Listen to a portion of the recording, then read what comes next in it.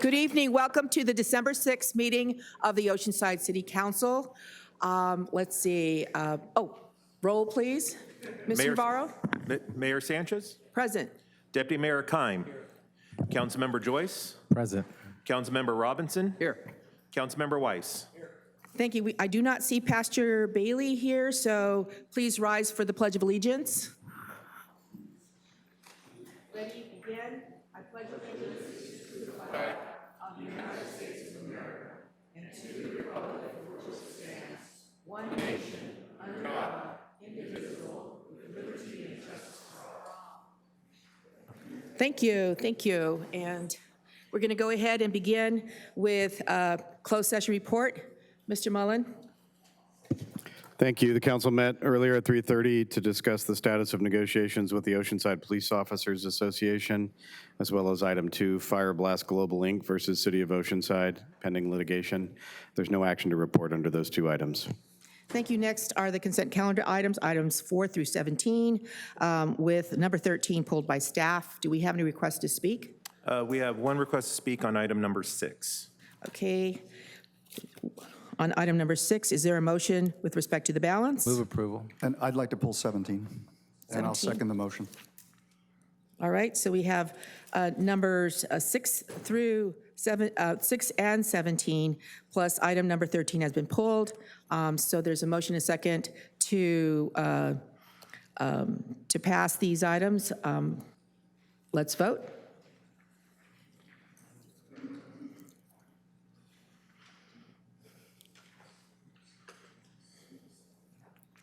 Motion approved, 5-0. Thank you. Item number 6 is City Council approval of a change order with South Coast Heating and Air Conditioning, LP, in the amount of $110,425 for additional HVAC installations at the John Landis Recreation Center and Oceanside Police Department. Approval of a change order with HCI Systems, Inc., in the amount of $31,605 for additional repair and fire suppression services at the Oceanside Police Department and various other city buildings. Approval of a change order with Pescon in the amount of $20,000 for additional fumigation and pest control services, and authorization for the Financial Services Director or designee to execute the purchase order upon receipt of all supporting documents. Who is the person speaking? Sandra Martinez? Ms. Martinez.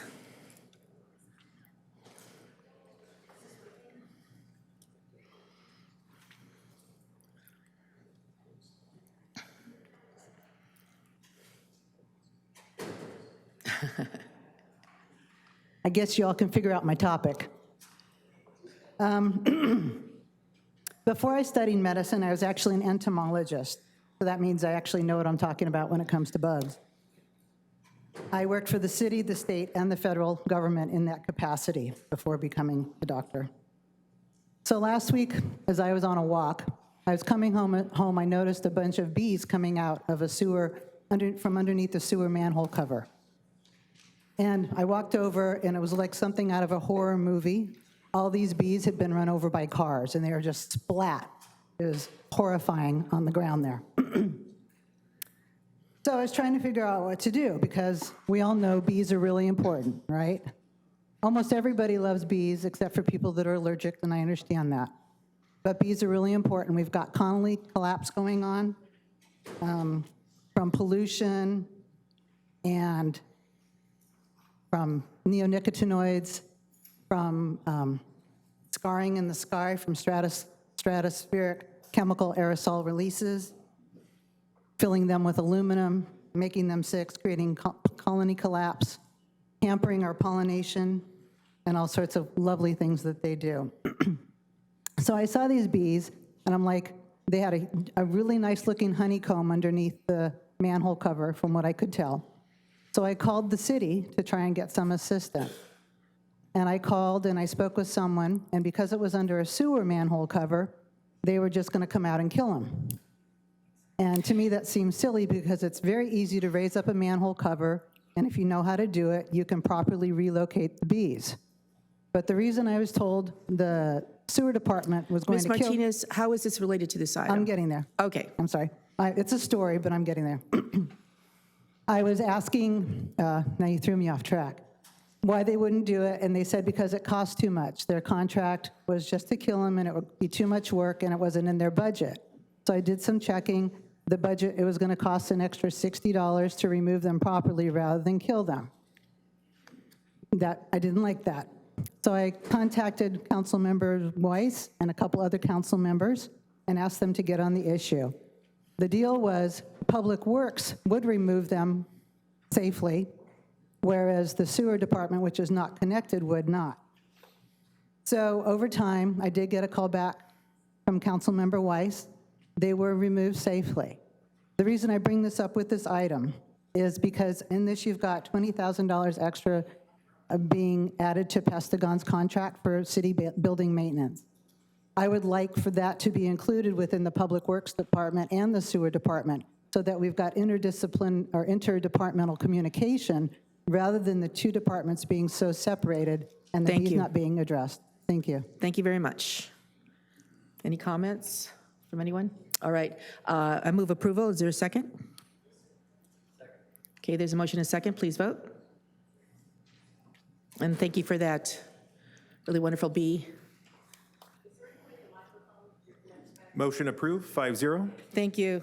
Item number 17 is approval of the revisions to the Community Relations Commission bylaws and the 2023-2025 Community Relations Commission work plan. Is that Councilmember Weiss? And I'm hearing that. Can we make it louder? It's the loudest that I have right now. Yeah. Loudest that we have. Thank you. I just have one comment, and I will move approval of it, and that is under Section 7. It has that the commission has the ability to establish both standing and ad hoc committees, and I thought there was prior direction to staff that only the council would approve standing committees, and we were doing some type of policy update to that. So I just want to make sure that at some point it comes back to us with that clarification, because the only standing committee I'm aware of that we formed, that the council formed, was with the EDC. So with that, I'll move approval. There's a motion to approve item number 17. There's a, I'll second it. Let's vote. Oh, Councilmember Robinson? Real quick, if we approve this then, sorry. If we approve this then as is, and we come up with a policy change, then all the standing committees can, they would not have the authority to have a standing committee without our approval, correct? Honorable Mayor and council members, yeah, as a point of clarification, so staff does intend to bring an item to the city council, most likely in January, to address the formation of standing and ad hoc committees. And as through that process, we will also have some language in there that speaks to the concurrence with existing committees that are in place already. Right, so right now, I think they do have standing committees, sometimes usually through the ad hoc, and then if it's important enough to go beyond the 1 year, they become standing committees, right? They have the ability right now, as it stands, to form standing committees on their own without any council authorization. So staff's going to be bringing something similar to that in January? In January, yes. Okay, thank you very much. There's a motion and a second. Please vote. Motion approved, 5-0. Thank you. General items. Item number 18, it's approval of Amendment 1 to the Progressive Design Build Agreement with joint venture of Orion Construction Corp. and TC Construction Company, Inc. in the amount of $3.9 million for a total contract amount not to exceed $11.4 million for the Oceanside Mesa Garrison Force Main, El Corazon Lift Station, Mission Avenue Force Main Replacement, and land outfall replacement projects. Approval of a change order contingency in the amount of $392,616, and authorization for the city manager or his designee to execute the amendment. We have a report by Mabel Uyeda, Principal Water Engineer. Mabel. Thank you, Honorable Mayor and council members. Mabel Uyeda, Principal Water Engineer. This is for the Amendment 1 to the Sewer Progressive Design Build Project. Staff recommends that City Council approve the following items for Amendment 1 to the Progressive Design Build Project. The project for the Progressive Design Build is shown here with the sewer lift station and the 3 pipelines, the red sewer lift station and everything north to the San Luis Rey water reclamation facility. The specific area that we're looking to expedite the construction of is through the Cypress Point. It's shown with the blue oval here in this exhibit. This is a closer up view of the Cypress Point residential development. The proposed pipeline runs along the east boundary line and also part of the extension of Paulo Road. Cypress Point is approximately 50 residential units. The players involved in here is the Progressive Design Build Project, the Orion and TC Construction, our owner consultant, NV5, and then the developer, KB Homes. The Progressive Design Build Project is a little bit unique in that it allows us to select both the designer and the contractor through an extensive selection process. The reason we are expediting the construction of this ahead of the developer is so that we can construct our pipelines underneath all of the developers' pipelines as well as their improvements. So this will result in a cost savings to the city if we were to come back at a later time and then work underneath all of those utilities or remove any of the existing pavement. We also have a US EPA WIFIA loan that restricts our construction so that we complete everything by March 15th outside of the bird nesting season. The amendment is for phase 2 construction. With this being progressive design build, any of the construction costs will come in as an amendment to the contract. The phase 1 that council approved in May of last year was just for the design portion. So this project is 1,500 feet of a utility corridor, and right now we are proposing on the guaranteed price for this project. The project will be funded through the US EPA. It's a WIFIA loan. And as you can see, we budgeted for the project, so we should have sufficient funds to fund this section of the project that's being expedited.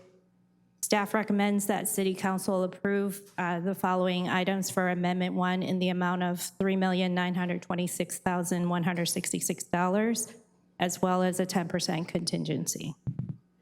Thank you. Thank you very much. Do we have any requests to speak from the public? We have no request on this item. Right to council. Is there a motion to approve? Councilmember Joyce? Just very briefly, because the language of this is that it's an amendment to the original contract that we had. Were we anticipating to have to make this amendment in order to get to the next phase of the project? Yes, that is true. That is correct. That's part of the progressive design build. We approved just the phase 1, which is for the design. And any construction costs after that, this one is being expedited. The progressive design build allows us to have that flexibility to expedite certain portions of it. So this will be the first of several other amendments. I'm anticipating the conveyance or the pipeline segment to also be another package. The lift station will also be a separate package. And then if there are any other development that might need to be expedited, for instance, it runs through Ocean Camp, then we may come to the City Council with another early work package. Okay, thank you. I just wanted to clarify because it looks like when we're getting an amendment for a large sum of money, for me, just looking at it, it looks like, oh no, we were really undercut by $4 million, but this is actually planned. So I think that's just good for people to know. I'll move approval. Okay, there's a motion and there's a second. I just want to make sure that the residents get plenty of notice during the construction phase or just prior to the construction phase so they are aware.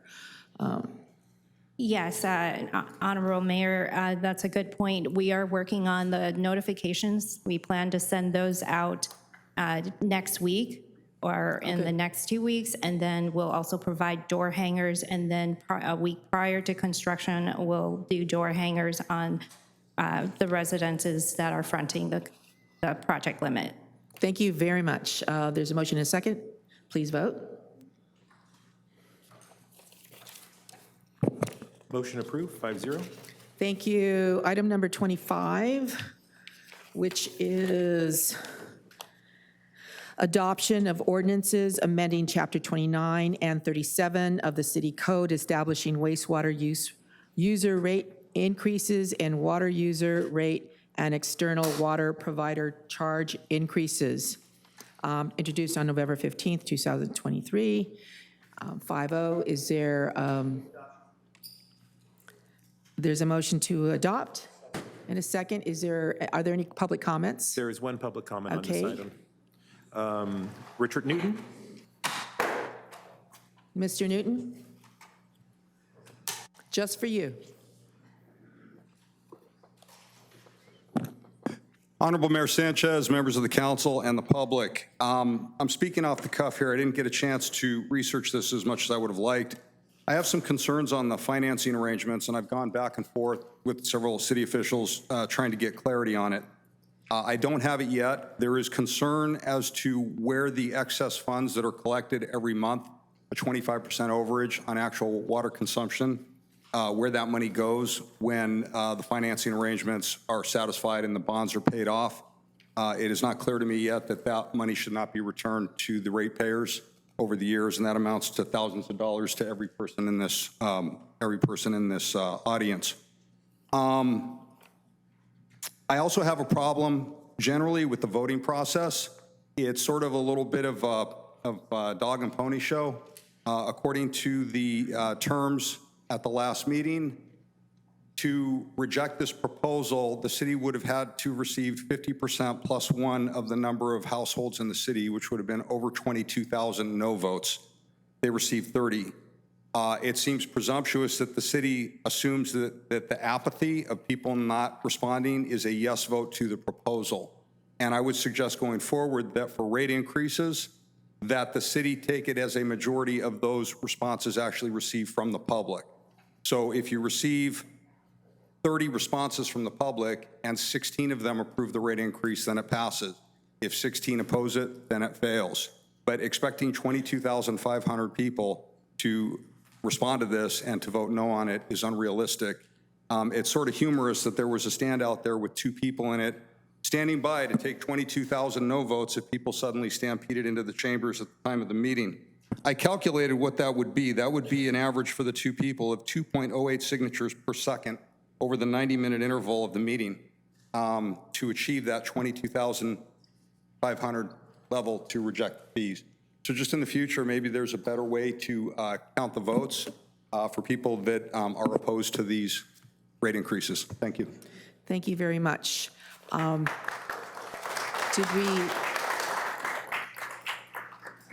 Okay, we've got staff that wanted to go ahead and address some of these concerns. Thank you, Honorable Mayor and City Council. I did want to just at least acknowledge that I did receive Mr. Newton's email and have responded to it as of this afternoon. As far as the 25% excess funds, the utility does not hold and receive excess funds. You can essentially look at it as when you go out to get a mortgage, a personal mortgage for your home, the bank would check before issuing that loan that you have a loan to or debt to income ratio that meets the debt obligation. So that is essentially what the utility has to do. As opposed to with a mortgage, you just do that once before the debt is issued. With the utility, we have to show that on a continual basis. You could also visualize that if we had that debt obligation in a fund that was restricted, the rates that we charge are just handling our day-to-day costs and expenses, including operation, capital funding, as well as that debt service that we have to repay. As far as the voting process is concerned, we are bound by Proposition 218 to follow that. With regards to the protest and receiving 50% protest, the council is obligated if the community, if we receive 50% protest from the ratepayers, the council cannot approve the rates that are proposed.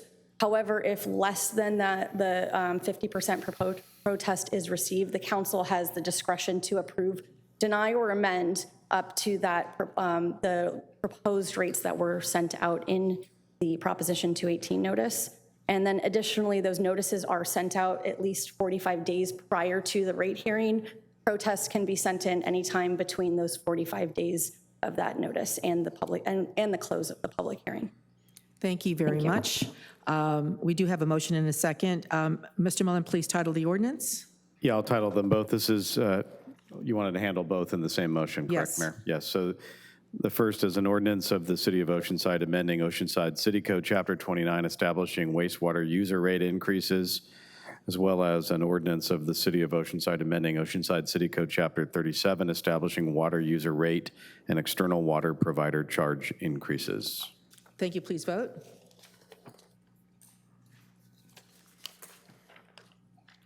Motion approved, 5-0. Thank you. Item number 22 is advance written request to reserve time to speak. Mr. Ken Layton, noting and appreciating council reps who make an important step in supporting citizens. I used to argue with two-term council member Melba Bishop about mobile home parks. I said it was an impossible housing model where you own a home that sits on someone else's property. If things go wrong, it is not feasible to just move your home. Melba reminded me that modular homes serve as valuable, affordable housing for veterans and seniors. Today, mobile home park owners openly intimidate their tenants with illegal demands and threats, and a city staff that just can't be bothered to enforce the city laws that protect 2,500 Oceanside mobile home residents. The city's current housing staff seems in step with ex-city councilman Rocky Chavez and his prediction that our mobile home parks will eventually be replaced by townhomes and condos for upscale young people. So far, 5 of our 17 parks have been purchased by equity firms who then gobble up homes in those parks, taking them out of rent control and making a flip to a new land use much easier. Sure enough, Rocky's prediction has legs. But imagine my surprise when Rick Robinson stepped up to help Trico Mobile Home Park residents when their park went up for sale. I knew him, the only way I knew him was the guy who would stand right here and while wearing his fire chief uniform, be a shameless cheerleader for North River Farms, the high-density development rejected by voters 2-1. The Firefighters Association, after receiving thousands of dollars from NRF developers, said, "We want NRF because we get a new fire station." That was a hoax. We get a trailer, not a real fire station. Chief Robinson and crew scammed us hard in the name of a 700-house development from hell. But Councilmember Robinson is, in my mind, a hero of sorts. You see, a nonprofit stepped up to agree to put up half the money needed for a loan so that residents of Trico can buy their own park and live free of fear that a developer will buy the park and evict them. Mr. Robinson has stepped up to ask the county to help Trico tenants with a loan to help with the other half of Trico's sale price, while Councilmember Joyce has asked our state senator for Trico help. These councilmen are helping these often ignored residents who usually don't have the money to pay for legal aid to fight back against exploitive park owners, let alone buy their own park. Yesterday, it became known that the nonprofit group can actually pony up all the $9 million of Trico's asking price. There has never been a case where locals bought their own park. While Trico residents and the nonprofit may end up getting outbid by an equity investor, it is good to know these two councilmen are doing something to help these people.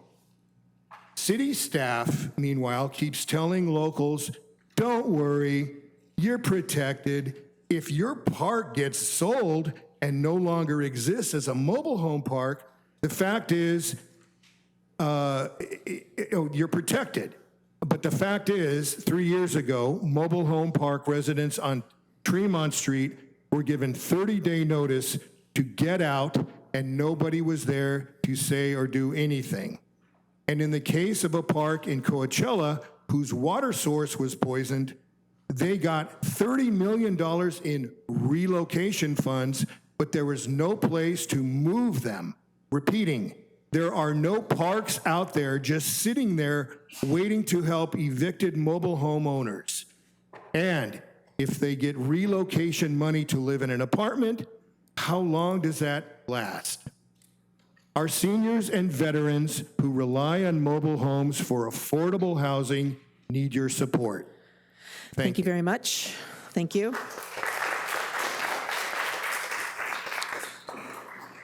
Okay, we have 35 minutes yet.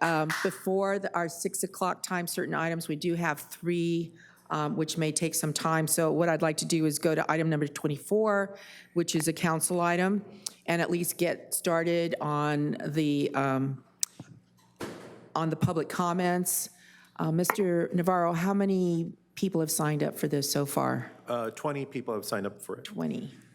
Okay, so that will mean 2 minutes each. 2 minutes each, all right? So 20 times 2, 40. Okay.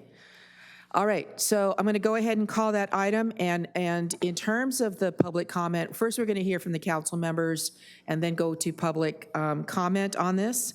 What I'd like to ask our city clerk to do is, and also with your help, is call up the youth first so that in case they have school tomorrow or something. So, you know, if you are a student or you have a, early day tomorrow and you can't wait another 2 hours or whatever, please, and you have already signed up, please line up, state your name, and Mr. Navarro will find your name on the list that he has. All right, so I'm going to go ahead and call item number 24, which is requests by Councilmember Robinson and Councilmember Weiss that staff develop a policy for the display of flags on city flagpoles and city buildings. The policy shall provide for the honorable display of the flag of the United States, the state of California, and the City of Oceanside. Additionally, the POW and MIA flag shall be permitted at the main flagpole at the City Hall complex. Flags dedicated for the purposes of mourning the loss of police officers, firefighters, and lifeguards shall also be permitted to be flown on public safety facilities at the direction of the city manager. So I'm calling this, and who would like to speak? Oh, I'm sorry. Councilmember Robinson. Mayor, thank you. And I think if you agree, so we can get as many people to speak as possible in the time allotted, I'll save my comments for afterwards. You read what I put forward quite well, so thank you. Okay, so you have no other comments at this time? You want to wait until the public speaks? Yes, ma'am. Okay. All right, and assuming since we do have 2 council members, there would be a motion and a second. So go ahead and, if you would, Mr. Navarro, with what I've asked you to do. Are there any youth or teens or students here that have signed up and wish to speak, so we don't keep you here all night? As a priority, but then everybody else will night. be able to speak. Yeah. Please come on down. And then when you come on down, please state your name so I could find it in the queue, and then I could take you out. And after we've gone through our students, we'll move to the normal list. Thank you. All right, so you do have 2 minutes each. You may have put together a 3-minute, and I apologize. So, but you two each have signed up separately, is that correct? Yeah. And if you can, Okay. please speak into the microphone, because we have individuals on Zoom as well. So, all right, we'll just, it's 2 minutes, 2 minutes each. So if you can fit it into the 2 minutes, or if you need a little more time, let me know. state your name so that he can go ahead and pull your name from the list. My name is Ethan Varco, and this is Jordan Lozano.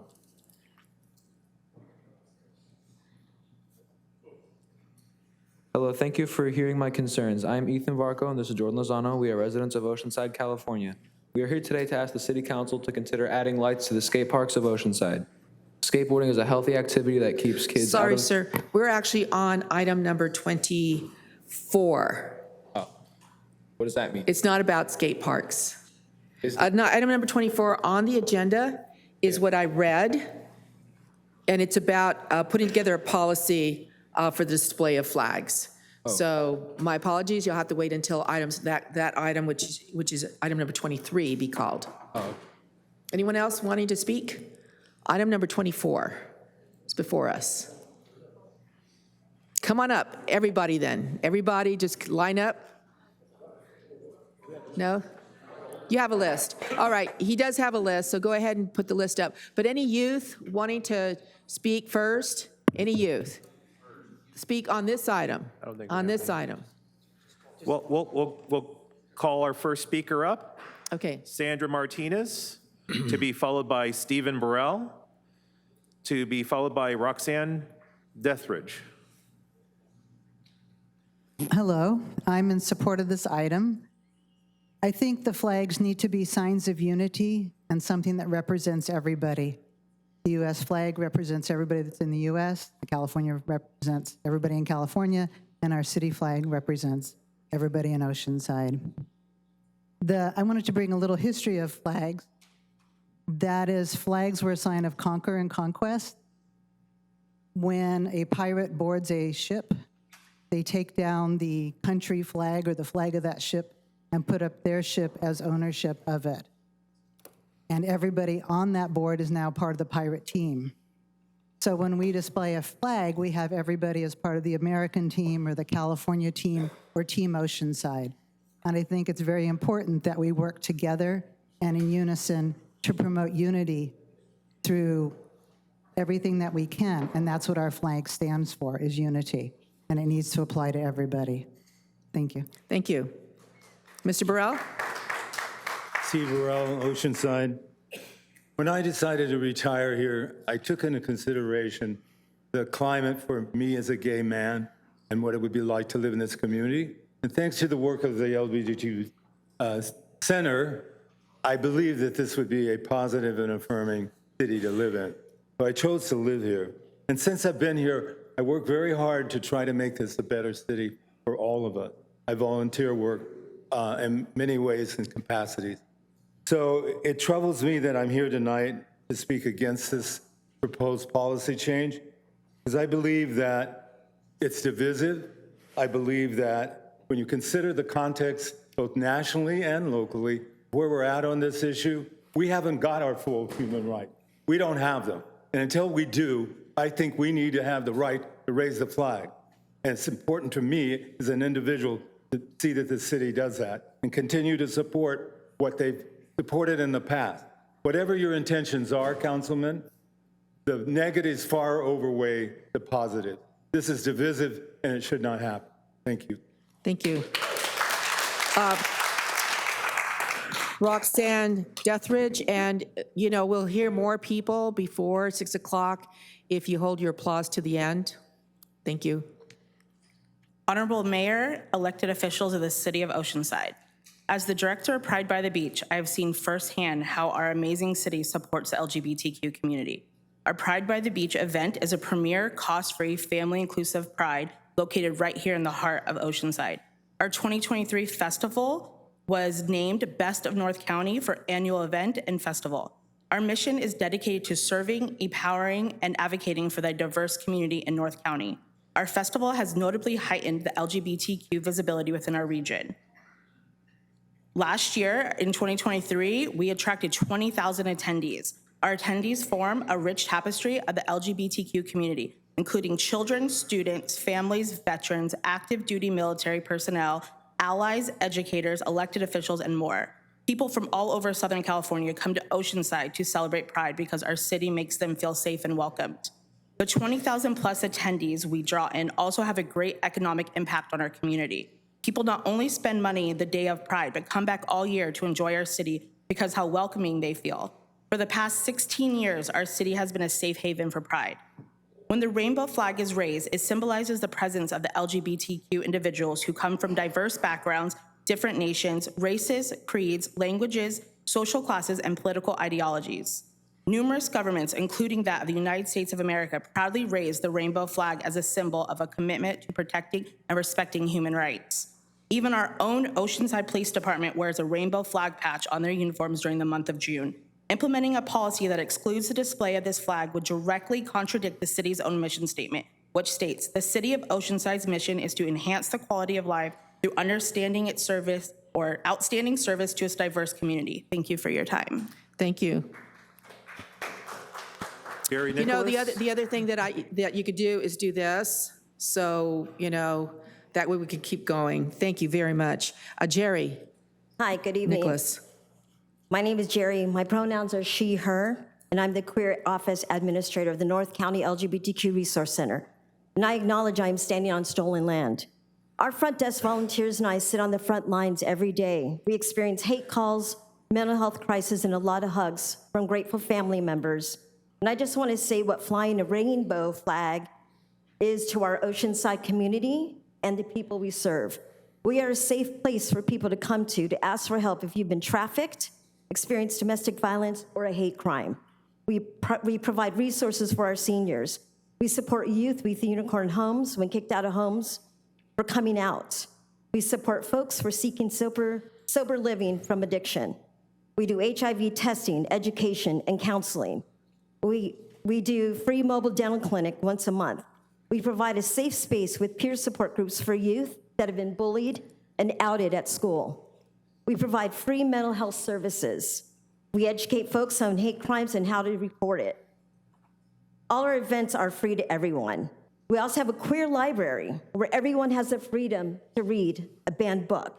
We have 7 case managers and counting to assist our underserved community.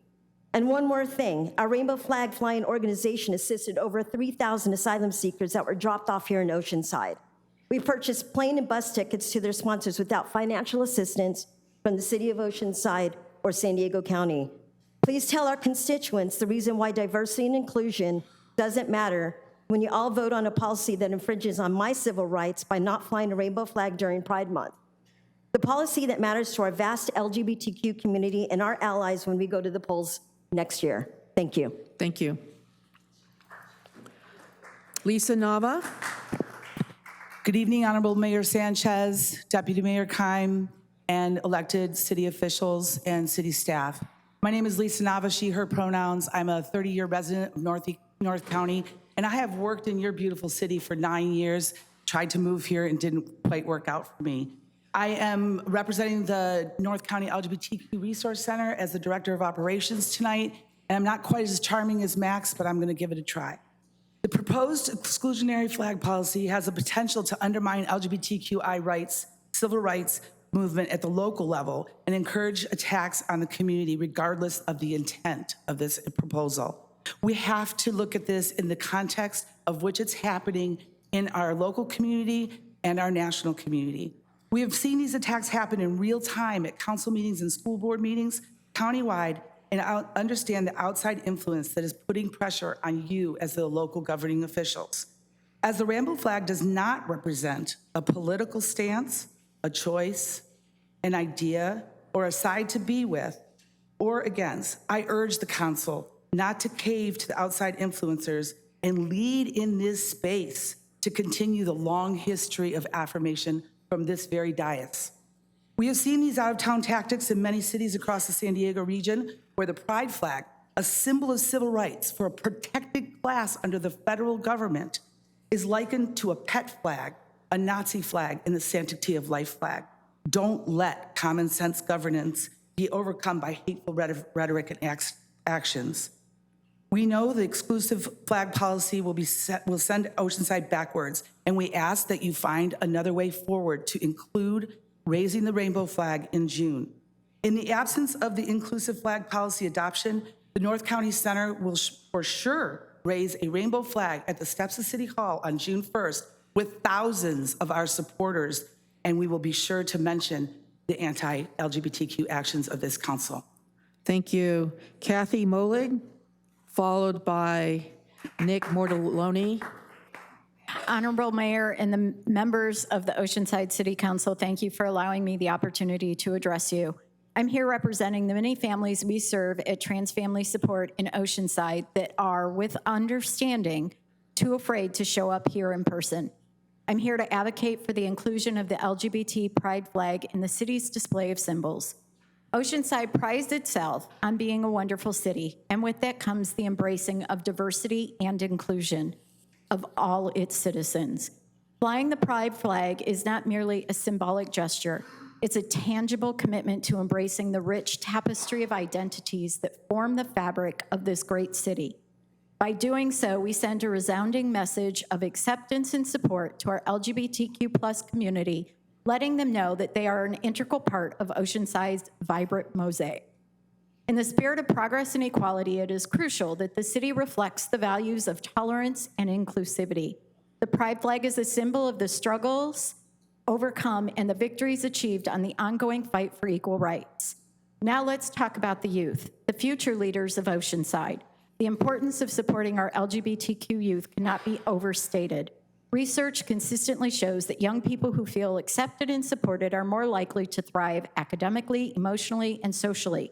When we fly the pride flag, we send a clear message to our youth that their identities are valued and they are supported in their journey of self-discovery. In conclusion, flying the LGBTQ pride flag is not just an act of symbolism. It's a statement of our values and a commitment to creating a city where everyone feels welcome and embraced. Let us stand united in supporting the inclusion of the pride flag in Oceanside, demonstrating the dedication to diversity, equality, and the well-being of our youth.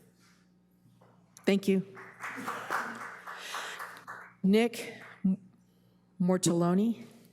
Hi, my name is Nick Mortallone. My pronouns are he, him. I'm a proud resident of Oceanside, where I live with my husband, Duncan, who is here with me tonight. Duncan and I have been together for over 20 years and plan to raise our children in Oceanside.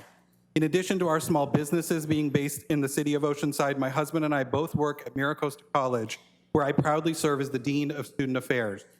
We are both also part of the leadership team for our Rainbow Collective, which is Miracosta's employee resource group for LGBTQIA+ employees. I'm speaking tonight both as an Oceanside resident and member of the Miracosta College Rainbow Collective to urge Mayor Sanchez and our city council members to develop a flag policy that is inclusive of the progressive pride flag in celebration of the diverse gender identities and sexual orientations of our local LGBTQI+ community. In summer 2023, Miracosta College proudly raised intersex inclusive progressive pride flags on all 3 of our campuses for the first time. I had the privilege of speaking at our flag raising ceremonies where we were able to fulfill our commitment to creating racially and socially just campus communities for our LGBTQI+ students and employees in support of LGBTQI+ rights, safety, and security. We did this because it was the right thing to do, and because over 20% of our student population identifies as LGBTQIA+. That's 20% of thousands of students that we're talking about that literally felt a sense of belonging and pride coming onto our campus by seeing the pride flag waving high and proud along with the federal and state flags. One student shared with me at our Oceanside campus flag raising ceremony with tears streaming down their face that they had never felt so included, so seen and heard than in that moment seeing their community represented in such an important way. You see, this is not just about a flag. This is about civil rights, safety, and the security of our LGBTQI+ community.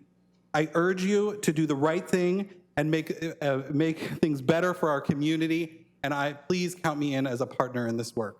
Thank you. Thank you very much. Richard Newton, followed by Beth and Laura Bassett.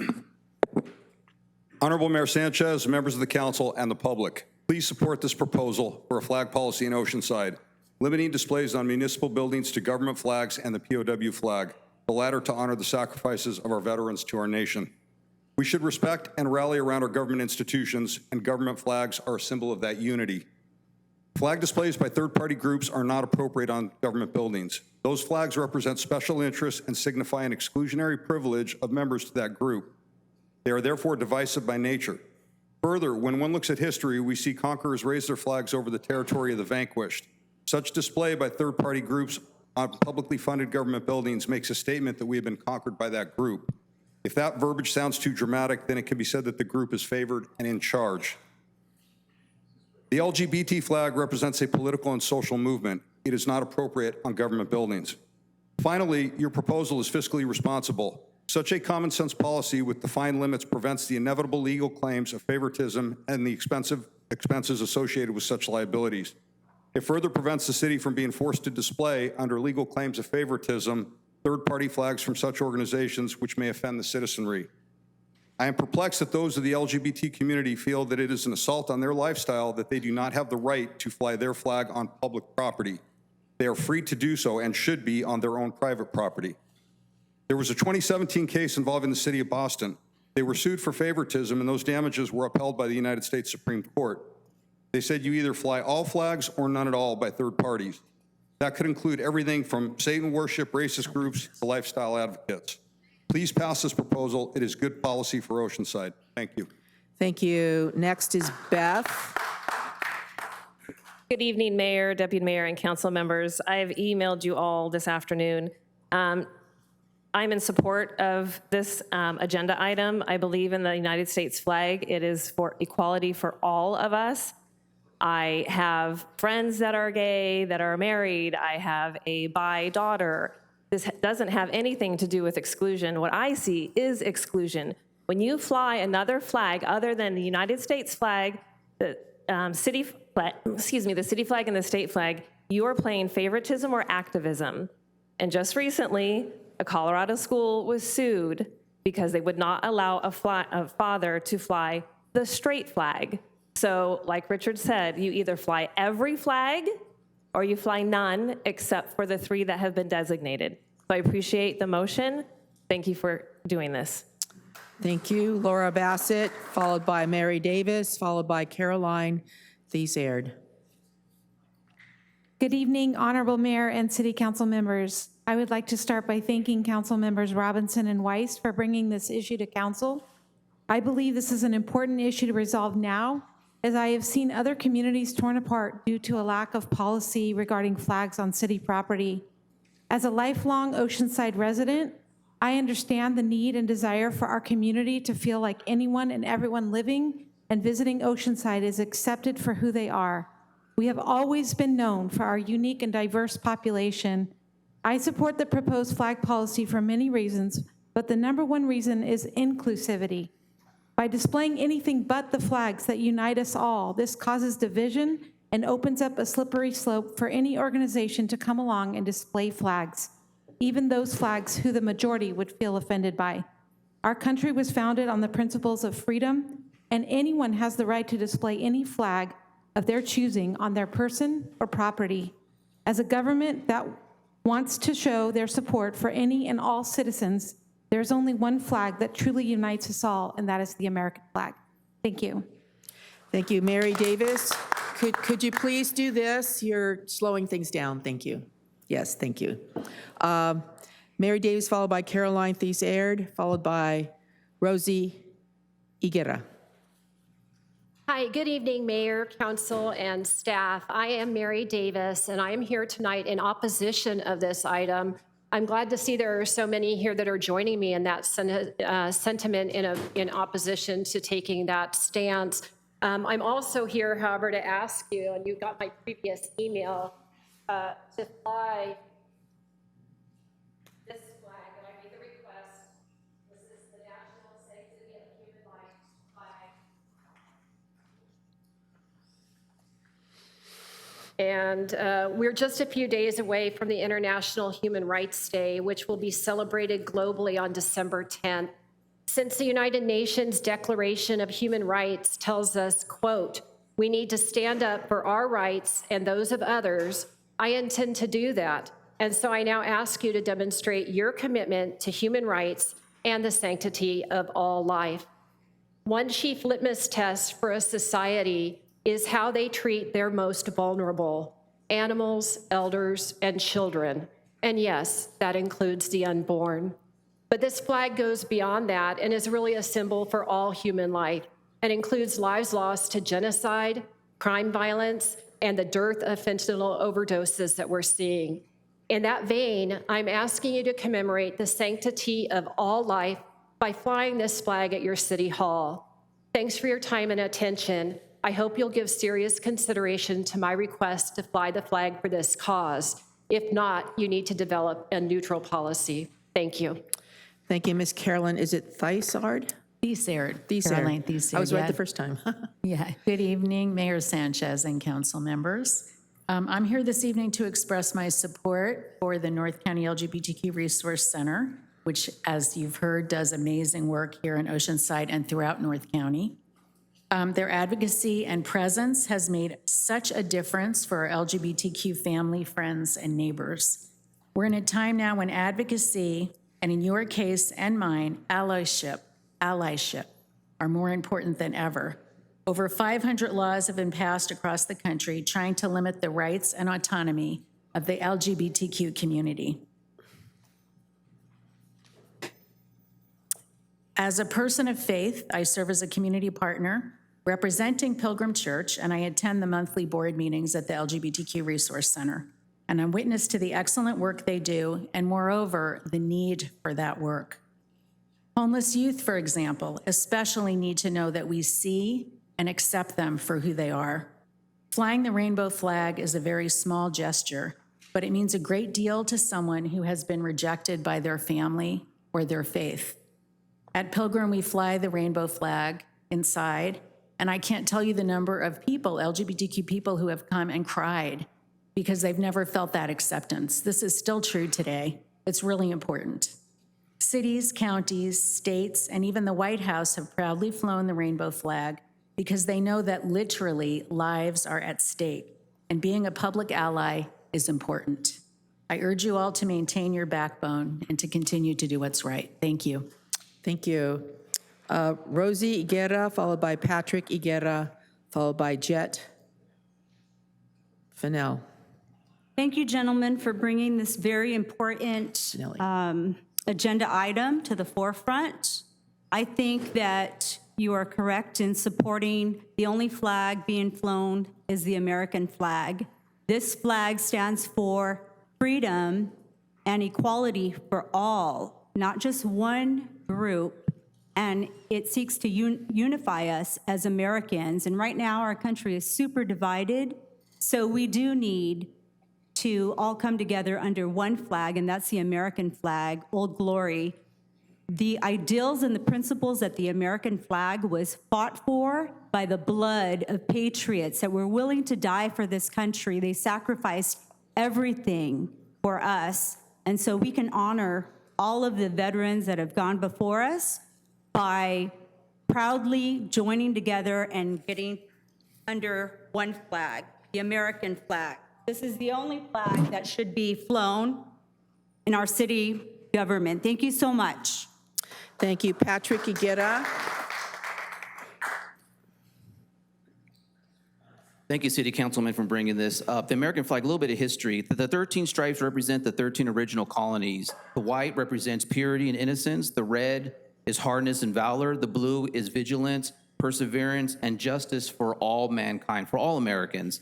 Of course, the 50 stars represent the 50 states of the Union. That's the people. That's everybody.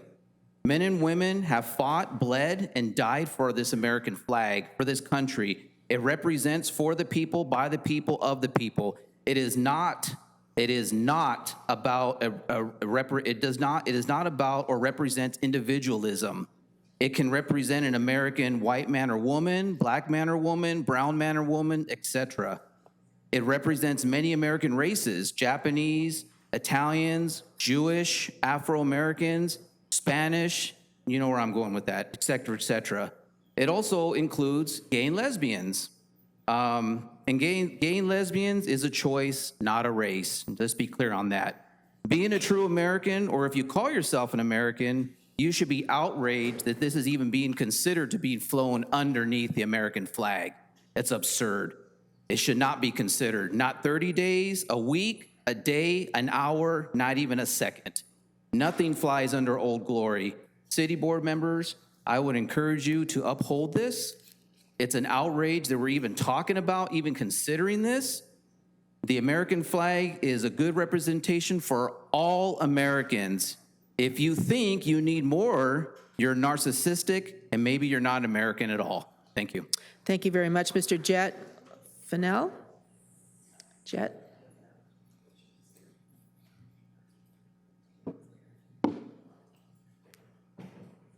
Honorable Mayor and council members, I wrote something up and I may end up reading it, but I wanted to make a particular comment on, for a multitude of reasons which we don't need to get into now, some people may see the American flag as having been co-opted by certain hate groups and certain rhetoric and certain views towards people that are like myself, including myself. And sometimes when you look at that American flag, there is not a feeling of home. There is not a feeling of safety. Sometimes there is a feeling of fear. And I believe that in the current climate where so much of the country and the world is being divided by rhetoric that seeks to eliminate the lives of people who live differently, who are in the LGBTQIA+ community, flying the rainbow flag alongside our government flags is a show that we are not at risk here. We are safe here. And I believe strongly that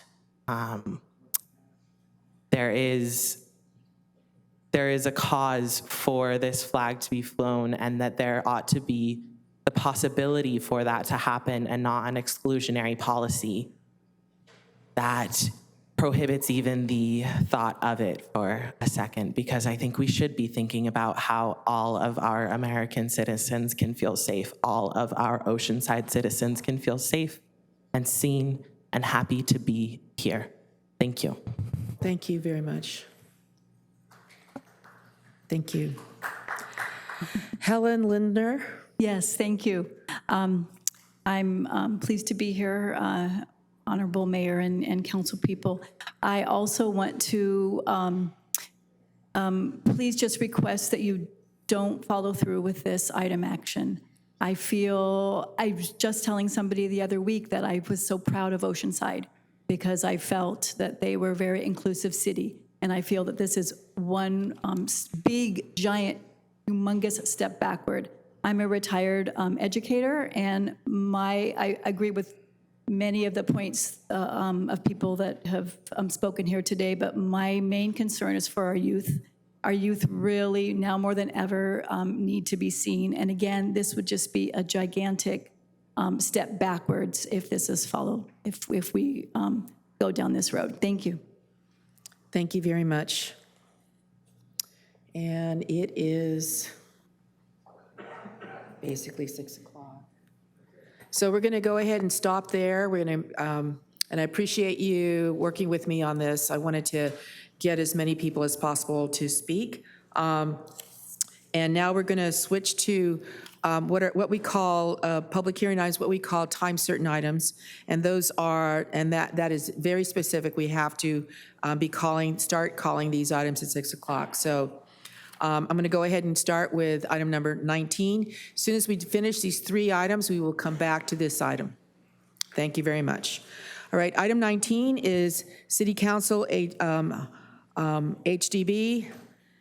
Adoption of a resolution setting new slip rental rate fees in the Oceanside Harbor, approval of the installation of utility meters for water and electricity at all slips, and approval of a temporary cap of the rent paid by the harbor to the city at $840,000 per year. This cap will be in place for 15 years or until $2.4 million has been collected, whichever occurs first. I want to go ahead and open up this public hearing and request disclosures from council members regarding constituent contacts and correspondence.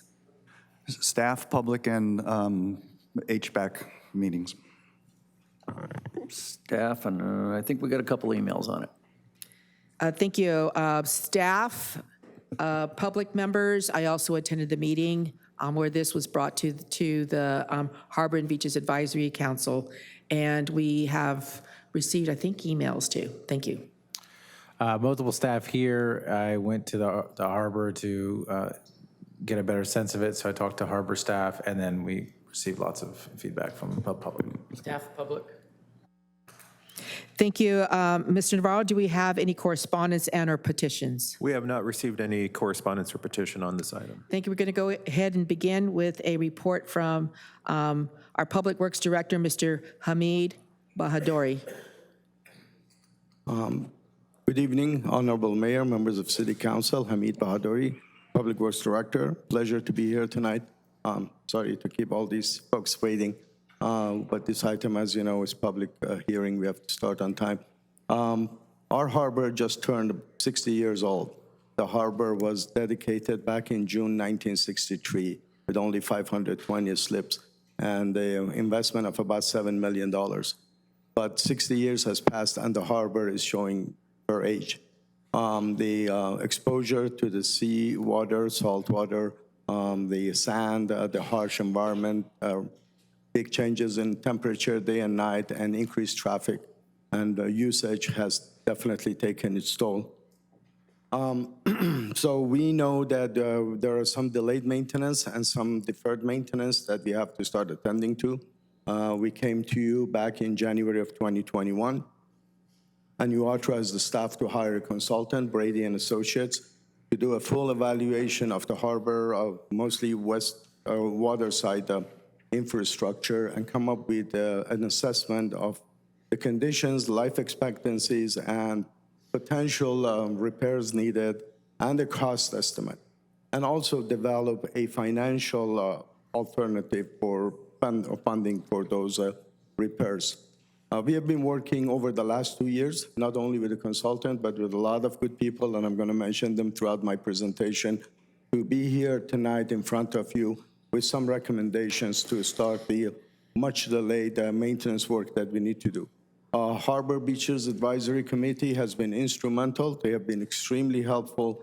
We have been discussing this project with them 4 times over the last 2 years.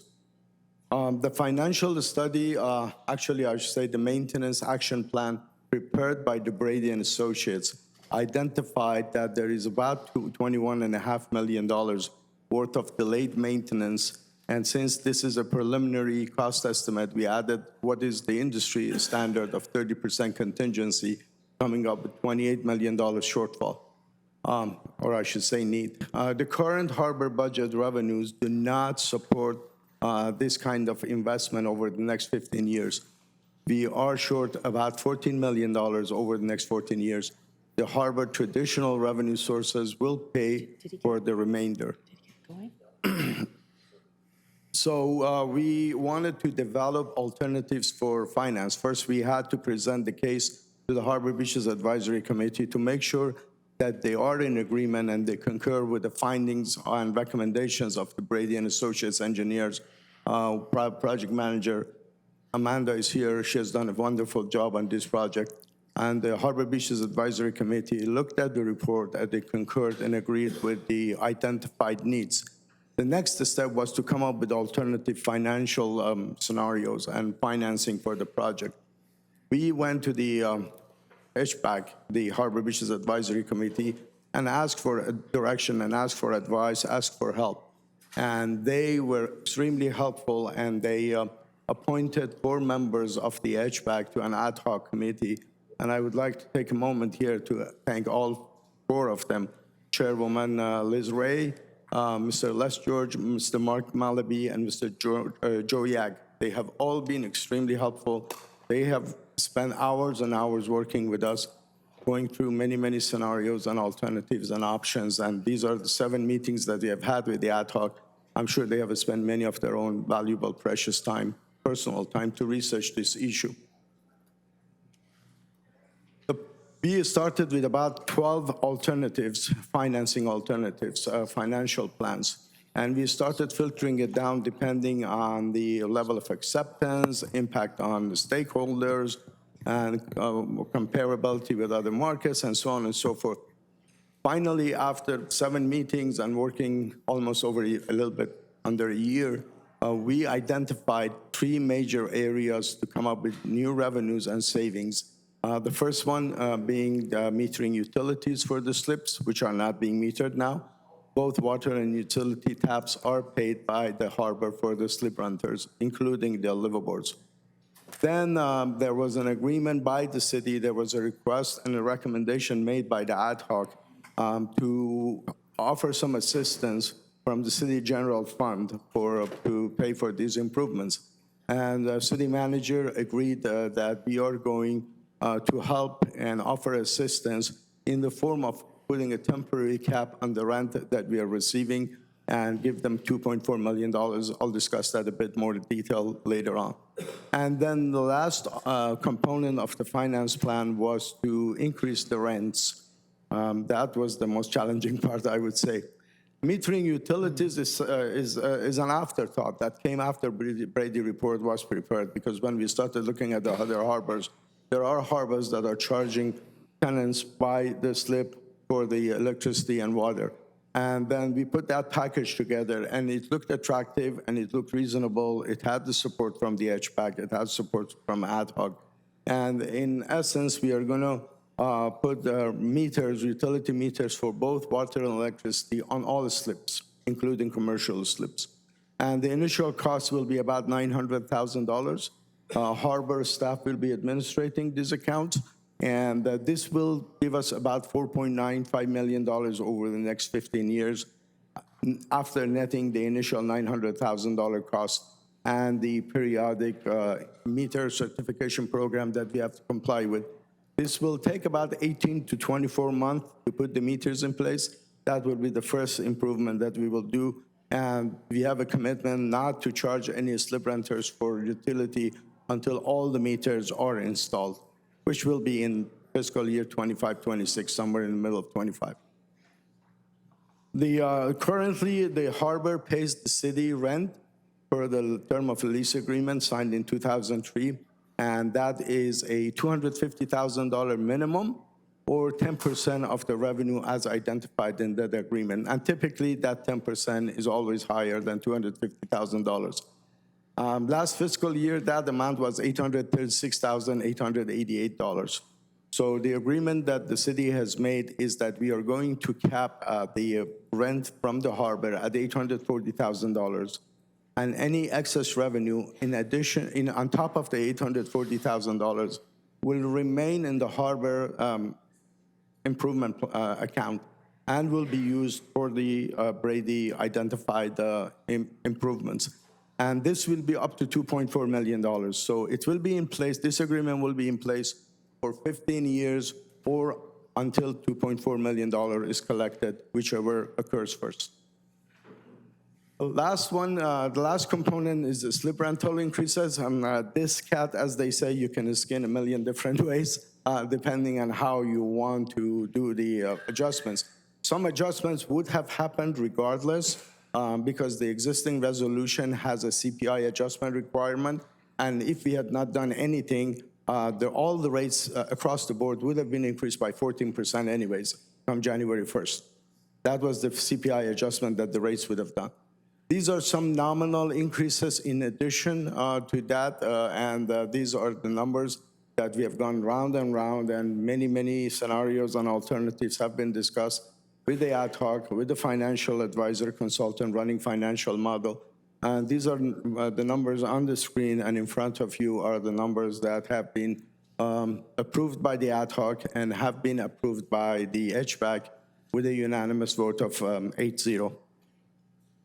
The CPI adjustments for the purpose of the financial modeling has been assumed at 2.5%, but we all know that the CPI adjustment, CPI value has been higher recently, and I have no expectation that they may change drastically in the near future. So for the CPI adjustments will remain as they are under the existing regime in the existing resolution. They will be adjusted, rent will be adjusted every other year, depending on the San Diego region CPI that the finance department and the city will measure, and the first adjustment will be done January 26. There will be also, as part of the agreement and the package in front of you, there will also be an additional $1 per foot increase effective January 27.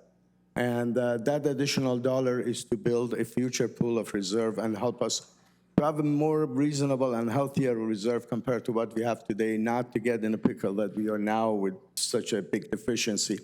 And this additional dollar will be added to the rates that will be in effect end of 2026. Obviously, any rate adjustments are always at your discretion as the Harbor Board of Directors. However, we have also have an agreement that the future rate increases after January 2027 will come back as needed. And by that time, we will have a better handle on the expenses, on how the projects, how much they're going to cost as we get market changes, and also the CPI is adjusted, and also how the revenues and savings from the utilities are going to materialize. There will be these funds, these extra funds will be used only for the purpose of the improvements and maintenance projects that are identified in the Brady report. I would like to take a moment to clarify an issue that has come up in the harbor and might have been shared with you about the fishing pier. The fishing pier is not part of this program at all. There's another discussion, another day that decision will be, that recommendation will be made by Harbor, and your board will make that decision. In short, when Brady started looking at the harbor conditions, they identified unsafe conditions at the fishing pier. The recommendation from the consultant was to shut down the pier, the fishing pier, to close it off to public. The HBAC and the harbor community were not that happy about that option. So our staff put some emergency package together. We paid about $18,000 for design and about $85,000, $90,000 for construction. And we did the repairs that are needed to make that fishing pier stable and so that we can keep it open to public. However, at that time, there was also a desire to look at a longer-term use of the fishing pier, and a grant application was submitted by the city, $400,000 grant that is almost finished, that we have designed expansion of the deck and also providing a handicap accessible kayak, a launching ramp. And the reason for inclusion of the ramp was that it makes the grant more competitive with the state agencies. However, that design and permitting project is almost toward the end. No decision has been made whether the city is going to pursue any expansion of the fishing pier. None of the money here that is in front of you, none of these revenues and savings will be used for fishing pier at all in any shape or form. So just wanted to make that clarification. We have made the commitment that all the funds generated and all the savings will be specifically used for the purpose of the deferred maintenance identified in the Brady report, and the prioritization of implementation of these projects will be in consultation with the HVAC to make sure that they're reflecting the community's desire as well as technical needs. As I mentioned, on October 25th, 2003, the Harbor Beaches Advisory Committee unanimously approved this proposal that I'm presenting to you and is in your staff report tonight. The vote was 8-0, and it was unanimous, and they recommended that the City Council, Harbor District Board of Directors also approve this package as well. So our recommendation is that you adopt the resolution establishing new fees for the harbor, allowing the installation of utility meters for both water and electricity, and also allow a temporary cap on rent in excess of $840,000 up to $2.4 million or for 15 years, whichever occurs first. That concludes my presentation, and I'll be happy to answer questions. Thank you, Mr. Bahadori. How many people have actually signed up for this? Didn't have to? 'Cause We we'll have be- 3 registered speakers on this item. Okay. If you wish to speak on this item, and this is the public input part of this public hearing, you do not have to have signed up to speak. You can, after we call the first 3, you can approach the podium. We'll have 3 minutes. State your name and then continue on with your comments. So could you please call the first 3? Our first speaker is Les George, to be followed by Liz Ray, to be followed by Brett Johnson. Thank you. Good evening, Honorable Mayor and Harbor Board. My name is Les George. I've been in Oceanside Harbor for coming on 44 years and a slip renter. I was privileged to be on the advisory committee. I would like to thank Hamid and especially Mr. Borrego for taking the time to spend with us. We worked for 6 months. Our time expired as an advisory committee, so we never really finished our job. But we did finish the 6 month and came to a conclusion that this is the best we're going to get. The City of Oceanside over the past many years has been a poor manager of or poor steward for the harbor. They've been taking money each and every year for payment to the city, and there's been not one penny saved for the infrastructure, and that's why we're here today. Today we're here because this is the best and final deal. There's going to be a lot of voters here that are not really happy with us. I'm not happy with us either because this is the best we could do, and I want the voters to understand that. We were told, and we had parameters that we had to keep within when we did this, and then this again is the best we could find out. Right in the middle of all of this transition, Mr. Hamid brought up the fact that there's a fishing pier on the agenda or not part of this. They're going to be coming back to the voters with $1.36 million, $1,367,000 that they're going to come back in addition to this at some point in time if this fishing pier comes to fruition. I personally am honored to be able to be here. I'd like to see something rather than an ad hoc committee. I'd like to see a subcommittee so that it can be looked at each and every year to review some of these expenditures that are expended at the harbor prior to it going ahead and passing through. The fishing pier is a prime example. We kind of got sort of the idea. Now the city has already spent $288,000 in just research on this fishing pier already. So I would please encourage you to allow us to continue to have some input. We do greatly appreciate, again, Mr. Borrego has been over the top, and Hamid working with us, trying to make sure we did the best we could for the boaters. Wish we could give them a better note. Just one thing, it says, you showed the $2 an increase. It goes anywhere from $2 to $7 that's per foot per month. You multiply those numbers times the length of the boat or the length of the slip, and that's actually what you're going to really be seeing as far as these people. And a lot of them are in smaller boats and on fixed incomes. So I guess we're where we are, but that's what I'd like to say. Thank you. Thank you. Liz Ray? Good evening, Honorable Mayor, City Council, and staff. I just wanted to thank everybody to letting us have this opportunity to form an ad hoc committee to go over this procedure. The harbor is getting older. We need a lot of things to be done to it. And the first 2 meetings were not very profitable. We didn't go very far. I take my hat off to Mr. Borrego for stepping in on his time to kind of keep everybody in line and listen to what we wanted to do. Through the workings of everybody on the ad hoc committee and staff, we now have a plan, as Mr. George has stated, not what we wanted, but we had a compromise. And so did the staff coming to us did a compromise. There's going to be a lot of hardships. There's a lot of work ahead of us, but we have to keep the lines of communication open. That means everything from the fishing pier to changing light bulbs to whatever. That's one of the main things that we wanted to be brought out. Please let the HBAC be involved because we are the people who are trying to represent the slip renters and the other lessees of the harbor. I just wanted to thank you again. It's not what we wanted, but it's something that we came up to, and we have to work with this. It's not going to be easy for all of us because we don't like raises in rent or going to the grocery store or even gas. But this is the time that we are living in. We hope that these compromises can be held by everybody in the harbor, and our main goal is to make sure that the lines of communication are there and that please listen to what we say. Thank you. Thank you. Brett Johnson?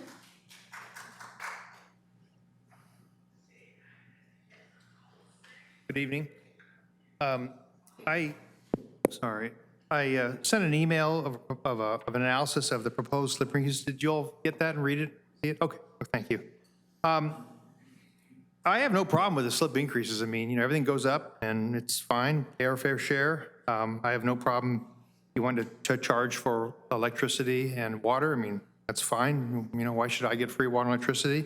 I just don't understand these proposed increases. They don't really seem to make any financial sense. You've taken the largest, there's 890 boat slips, 343 26-foot slips, a proposed 18% increase, 18.4. That seems fine, only $77 a month. But then you jump up to 34 feet and you drop it 8.2%. So you're taking a larger boat slip and only increasing an 8.2, but the smaller ones get an 18% increase. That's 10% less. That doesn't seem to make sense. And then you jump to 43 feet and they're back up to 17%. Again, why are they 1.4% lower than the smaller boats? 43 feet takes up a lot more than 26. And then 51-foot slips, out of 890 boat slips in the harbor, there's only 24 51-foot slips, and you're projecting a 40% increase. So you're going from a low of 8.2 to 40%, and I don't understand that. That just seems absurd. It's backwards. I mean, you're taking one of the largest groups, 289 slips for 34 feet, charging increase 8.2%, but the smallest group, 24 boats, slips 40%. That doesn't make any sense to me. So I have no idea where these numbers came from. Honestly, they should just all be the same, really, 18, because you get 18.4, 8.2, 17%, 20%. I'm not sure why they're not all 18%. And so, but I just recommend the slips be the same. If you really want to charge more, then charge 20%, but for 51-foot slips. But this proposal, based on the percentages, just doesn't even make any sense. So I encourage you not to approve this as is. Thank you very much. This is the time for the public to state their comments to the council on this specific item. If you wish to do that, please approach the podium, stand up, approach the podium, and state your name for the record, and go ahead and speak for the 3 minutes. Good evening, Honorable Mayor and City Council. My name is George Ray. I have a slip in the Oceanside Harbor for the last 22 years. One of the things that my wife came up and talked, they worked diligently to get this thing passed. One of the problems that we have, and I need you to use your math a little, is Mr. Hamid made the statement that $2.4 million or 15 years, whichever comes first.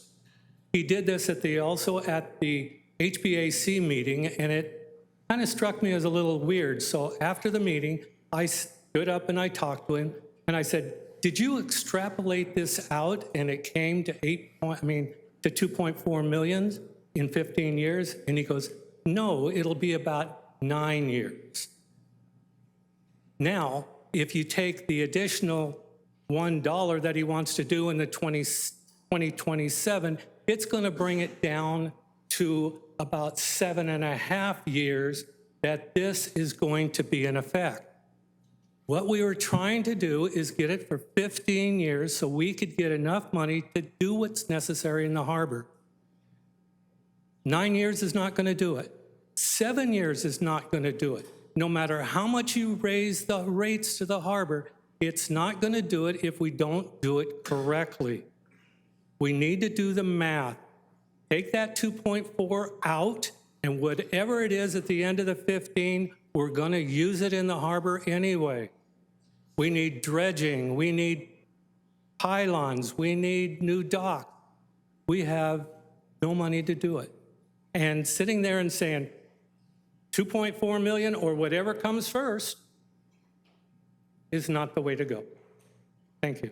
Thank you very much. Anyone else wishing to address the council on this specific item, please rise, approach the podium, and state your name and speak for up to 3 minutes. I don't see anybody rising, so I'm going to go ahead and close this part of the public hearing. And see, did staff want to respond in any way to comments?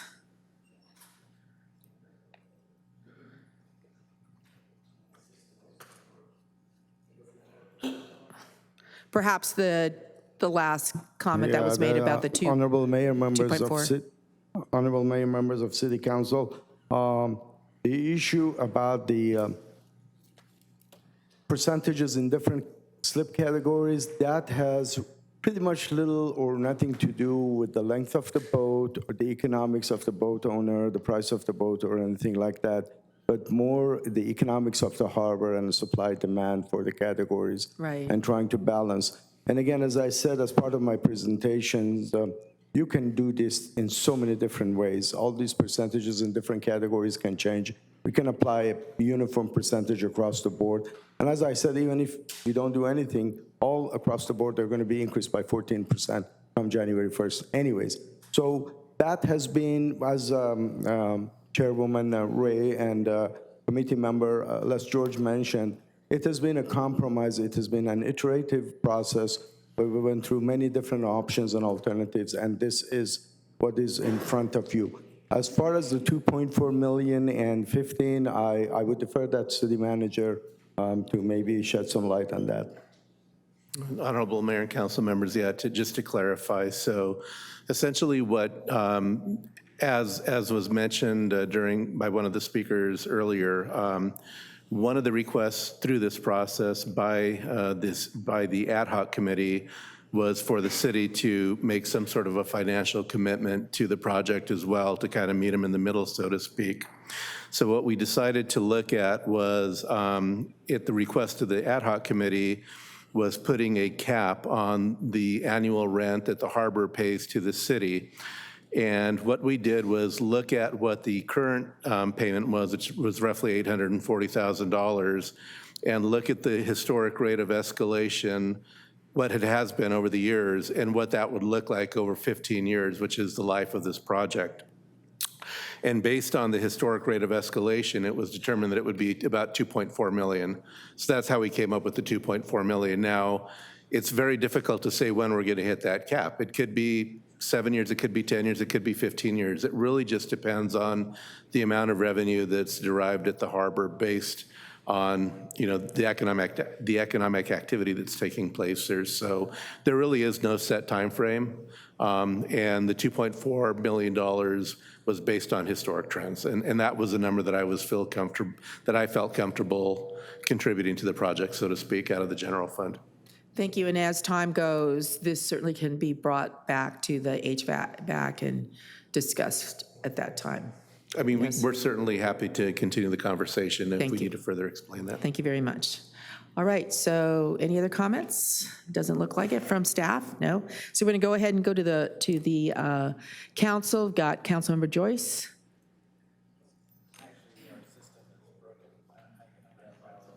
Oh, all right. So yeah, if you saw someone working around here, it's because our little monitors are, half of them are working, half of them are not. So pretty much, who wishes to raise their hand? No? Okay. I know that this was a very, very tough decision to make.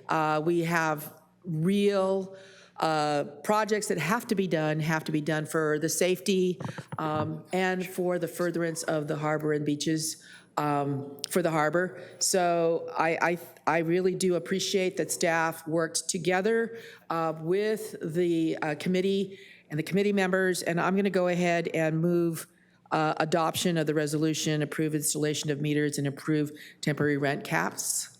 Mayor, Councilmember Weiss is. Oh, okay. I didn't know you didn't. Sorry, I was like looking around. So Councilmember Weiss. So I have just a couple questions for staff. So in looking at the Brady report, it's pretty much identified all the deferred maintenance needs in the harbor. Pretty much the maintenance needs mostly. Didn't notice in there was any dollar amounts for long-term capital needs. So in the harbor capital improvement plan, there are service building, design and build projects, there's a riprap replacement project, there are dock replacement projects. None of those are in this estimate for the Brady report. Honorable Mayor, Councilman Weiss, the Brady report on the riprap issue, it identifies a need for additional study. There is a $237,000 in year 6 or 7 for that study. That study will identify the additional repairs needed for riprap. In terms of the big capital improvements, such as dock replacement, there's only one dock replacement in the Brady report, which is the Cape Cod, or those so-called the Harbor Village dock. There is I believe it's $745,000 for that in the year 6 and 7. There are other CIPs that you mentioned in the harbor budget, such as replacement for docks S and R. I believe S is 700,000, R is 940,000, and those are in the outer years, but they are not part of the Brady study. They're part of the traditional harbor revenue for the CIP. You don't make any money out of in the CIP to put enough money into doing actual riprap repair. I'm just bringing it up because if the HVAC thinks this is the end of any future increases, it's not, because there are significant capital expenditures that are going to be coming up, and there's no money being set aside for it. And so that is true. You're absolutely true. And again, the purpose of this Brady report has been to do fill the gap, kind of come up with the remedy that we need for the maintenance. Longer terms, we are going to have challenges. We know that. But the harbor on its own will generate revenue as well. So this will generate only $13.6 million. That's net present value dollars. Over time will be more. But then the remainder of the money that we need for the other CIPs, the assumption is that they will come from the traditional harbor revenues, which would typically put in about $3.2 million a year into the maintenance and CIP for harbor. do you think that's enough? No. I mean, I'm supportive of this. I mean, I would prefer that we add a surcharge, that money gets set as like a 5% surcharge, and all that money gets set aside for future capital needs. So we're not going through this effort every 4 to 6 years to figure out how we're going to get more money. That is a great idea, but we had a hard time even getting to this point. That additional 5% is. Thank you, Mr. Bahadori. And Councilmember Joyce? When are these increases intended to go into effect? Pardon me? When are the slip increases intended to go into effect? January 1st, 2024. Okay. So Let me make one correction, please, if I may. There is a provision that requires advance notification of 30 days for rate increases. Now, this is December 6th, so probably if you approve these rates, they will not be in effect until tomorrow. But we always have a 15-day grace period, so the rents are not technically due until January 15th, and we will comply with the 30-day requirement. Sorry. It's okay. So there are a significant number of people who live on their boats, and I'm concerned about raising their slip fees all in one swoop. So I would ask that the motion be amended so that liveaboards could have a 6-month ramp, as this is, putting such a big burden on them right out the gate on the first of the year, and instead let them have the ramp so that they can adjust over time. So that would be my friendly amendment to the motion. And if I may make the clarification, we are not changing anything with the liveaboard fees. That's $4 per foot. We're not touching that. Their base rate will increase depending on the size of their boat. Right, which was going to happen anyway. You understand that? Okay, fair enough. All right, was there, Did you make a motion? Oh, you did. I'll second. the motion and a second, and does anybody else wish to speak? Because I don't see any lights. Okay, there's a motion and a second, please vote.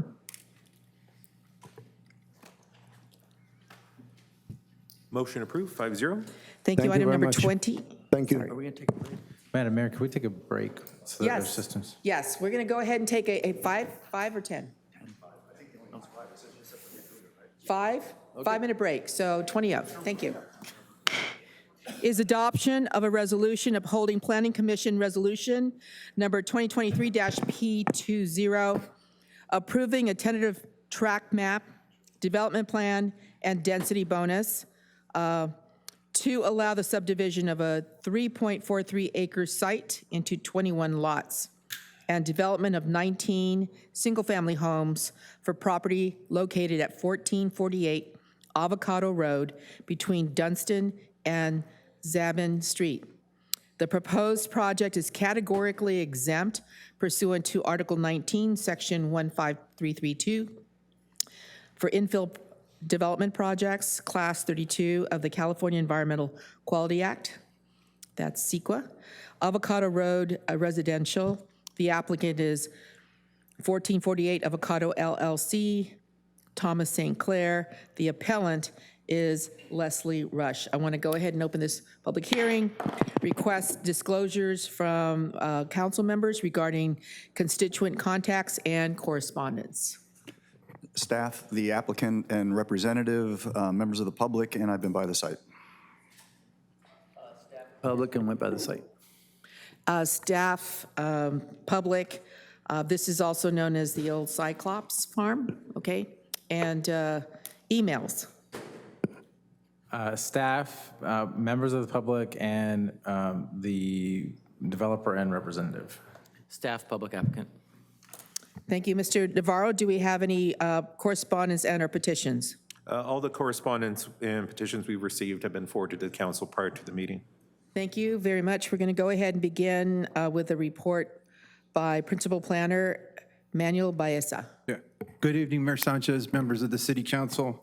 My name is Manuel Baeza, Principal Planner for the City of Oceanside and the Project Manager for the Avocado Road Residential Project. Tonight, you're being asked to consider an appeal of the Planning Commission's approval of entitlements for the Avocado Road project, which include a tentative map, development plan, and density bonus. Staff is recommending that the City Council uphold the Planning Commission's approval of the project by adopting a resolution that has been included as an attachment to the staff report prepared for this item. Here's an aerial of the project site. The project is located in the Fire Mountain neighborhood. It's located on the east side of Avocado Road, west of French Court and south of Dunstan Street. It has an area of 3.43 acres. It currently has an existing single-family residence and accessory structures that are proposed for demolition. It was previously used for agricultural purposes, and it's surrounded by single-family residential development to all sides.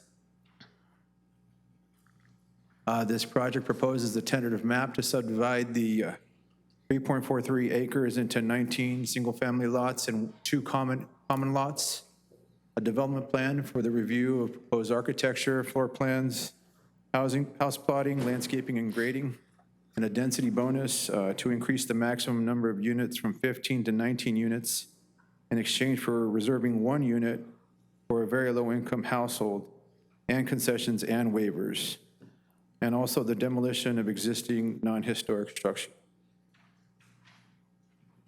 Here you have the site plan for the project. There's 19 single-family residential lots.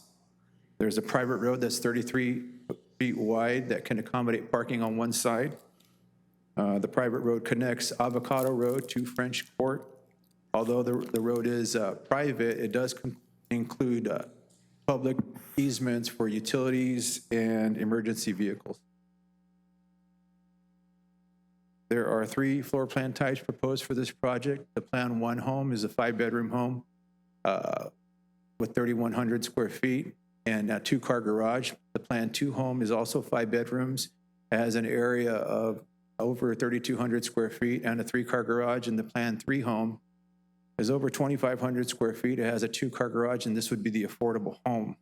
The project features coastal and coastal modern architecture. There's 6 different color and material schemes. For the project, there would be 9 Plan 1 homes, 9 Plan 2 homes, and 1 Plan 3 home. Under the density bonus, the applicant is requesting a number of waivers, including waivers for lot size, lot width, setbacks, lot coverage, and garage parking. This project was approved by the Planning Commission on September 11th this year with a vote of 4 votes in favor, 1 vote against, and 1 vote to abstain. On September 21st, the city received an appeal request from Leslie Rush.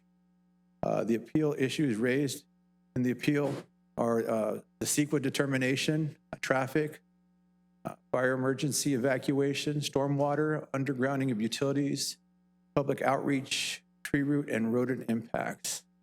On October 18th of this year, Lenny Ray Cook attempted to file a second appeal based on CEQA, but it was well past the 10-day time period. Ms.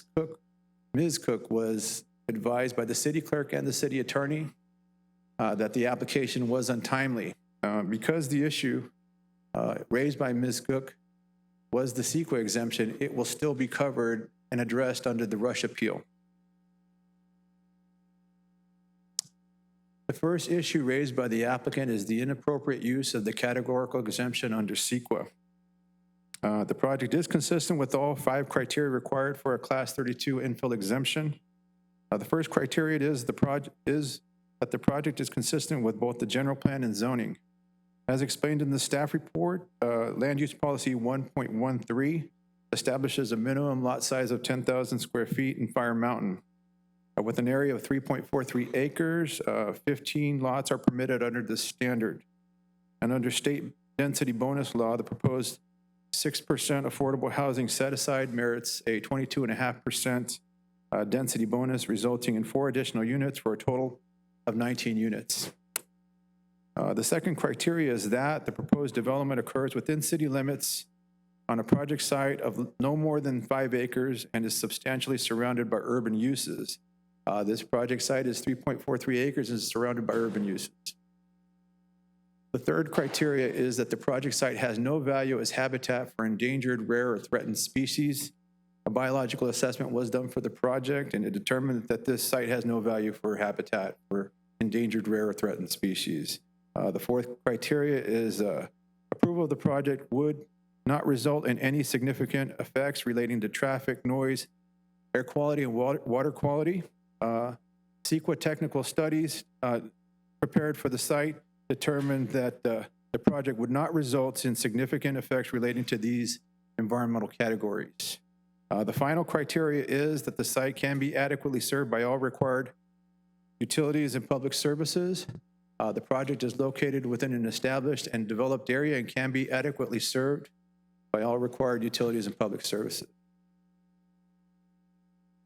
The second issue raised by the appellant is that impacts attributable to the additional traffic, parking, and noise the Avocado Road project will generate have not been adequately analyzed. The city has approved 8 other Fire Mountain projects that will result in 353 new homes to Fire Mountain without a cumulative study. As explained in the staff report, cumulative traffic impacts have already been analyzed for Fire Mountain. The proposed project would generate 190 average daily trips, and neither a local transportation assessment or a cumulative analysis is required. There are 7 new residential projects that resulted in a net increase of 353 dwelling units in Fire Mountain, but a local transportation study prepared for the Ocean Creek project included a cumulative impact analysis for both Ocean Creek, which is 295 units, and also the Grandview residential project, which had 26 units, totaling 321 dwelling units. This is 90.9% of the total units. The local transportation study identified no significant transportation impact. The third issue raised by the appellant is evacuation. Fire Mountain has no safe evacuation plan. This development establishes a problem for emergency egress in this area.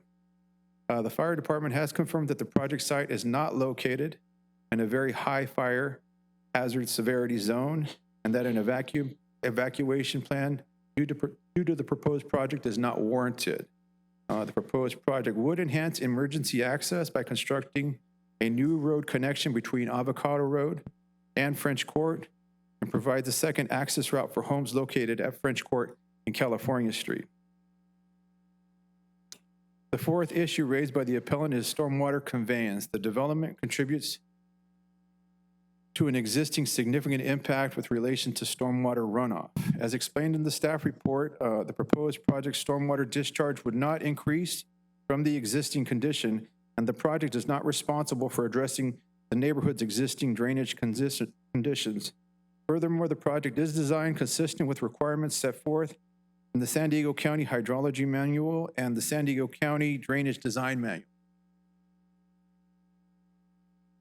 The fifth issue raised by the appellant is the undergrounding of utilities. The lack of requirements to underground the utilities on the perimeter of the projects is a contributing factor to a potential fire hazard and is a risk to public safety.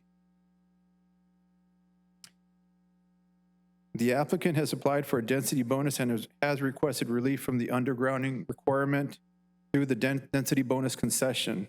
The applicant is entitled to a concession, and state law prohibits the city from denying any requested incentives concessions unless it finds, one, the concession incentive does not result in an identifiable actual cost reduction to provide affordable housing; two, the concession or incentive would have a specific adverse impact upon public health and safety or the physical environment; and three, the concession would be contrary to state or federal law. A specific adverse impact is defined as a significant, quantifiable, direct, and unavoidable impact based on objective, identified, written public health and safety standards, policies, or conditions as they existed on the date the application was deemed complete. Relief from undergrounding does not represent a quantifiable, direct, and unavoidable impact based on objective, identified, written public health or safety standards or policy.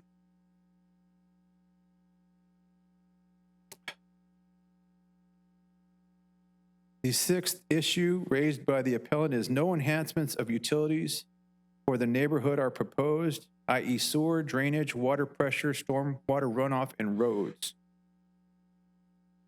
This is not the case. As explained in the staff report, the project connects to the existing S450 water line in Avocado Road.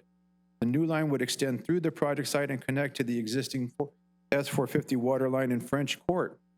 In addition, the private roadway contains public utility easements for sewer lines, general utilities, and city emergency vehicles. In addition to this, the project provides improvements at French Court consisting of the constructing of existing development of undeveloped right-of-way, the replacing of deteriorated paving, and the construction of drainage infrastructure. For Avocado Road, improvements include the constructing of new curb, gutter, and sidewalk along the frontage. The seventh issue raised by the appellant is that the builder's public outreach was non-compliant with the intentionally delayed scheduling until week prior to Christmas to ensure minimal attendance, resorted to intimidation of residents, did not incorporate any of the residents' concerns into the project. The applicant did hold public outreach meetings. The first meeting was held on December 13th at the Oceanside Library Community Rooms, and based on the sign-in sheet, at least 30 residents and property owners attended. A second meeting was held on April 25th near the project site, and based on the sign-in sheet, at least 50 people attended. The appellant provides no specific details regarding builder intimidation and no specific details regarding lack of incorporating residential concerns. The applicant has complied with all city enhanced notification program requirements.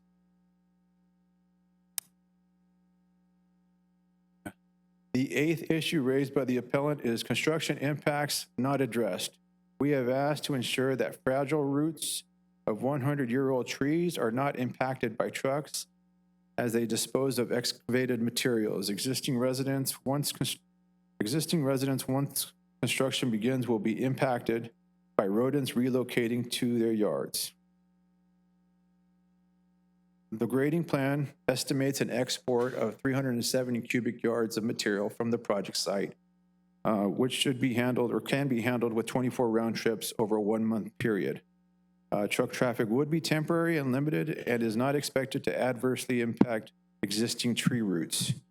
Rodent migration would also be temporary and not generally included among development project impacts requiring specific attention.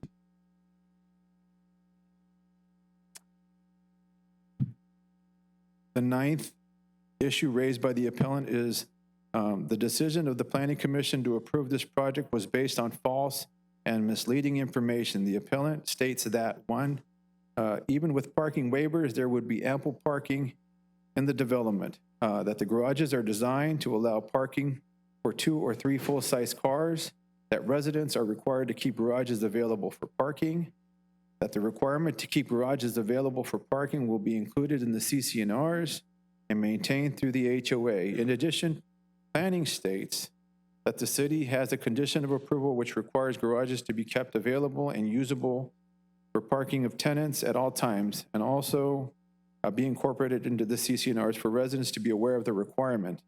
Non-compliance can be referred to code enforcement. City code enforcement states that they cannot enforce garage parking requirements. Planning also states that garages can be allowed to be converted to ADUs, but this will eliminate parking in garages, adding more vehicle travel and parking on avocado roads. Safety while walking will be compromised if development results in narrower streets due to the inevitable street parking. To accommodate the development at the proposed density, the applicant has requested concessions, including a waiver from parking standards. Homes with areas in excess of 2,500 square feet are required to provide parking for 3 cars, and the Plan 1 and Plan 3 homes do not provide this.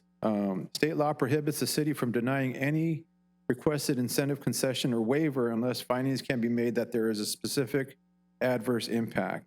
Reduced garage parking and reduced street parking on the private road do not constitute an adverse impact to public health or safety. Thus, the waiver for reduced parking must be granted. The proposed project includes conditions of approval that require the recordation of all project conditions through a covenant, or other document. For example, garages shall be kept available and usable for parking of tenant automobiles at all times. In addition, this project is required to form a homeowners association and recordation of CC&Rs with a comprehensive list of required provisions, including provisions for garages to be kept available and usable for tenant vehicle parking at all times. Homeowners association has the authority to enforce this vehicle parking in garages. State mandates allow garages to be converted to ADUs. That the potential for future conversions is speculative and cannot be used to deny the waiver request.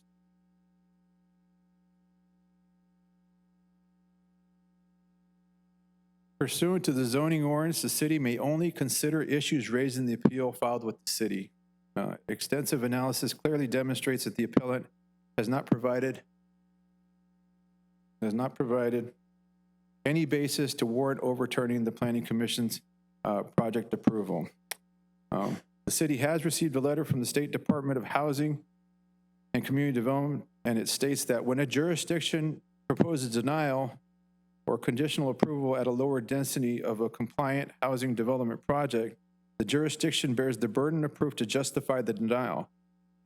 Potential violations incur a minimum fine of $10,000 per unit if found in noncompliance with an order or judgment within 60 days.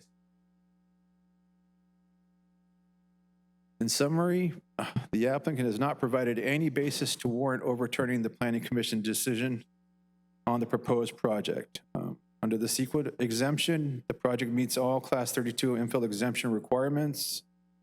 Under the cumulative traffic impacts, previous analysis through traffic studies were prepared for Fire Mountain, and additional analysis is not warranted.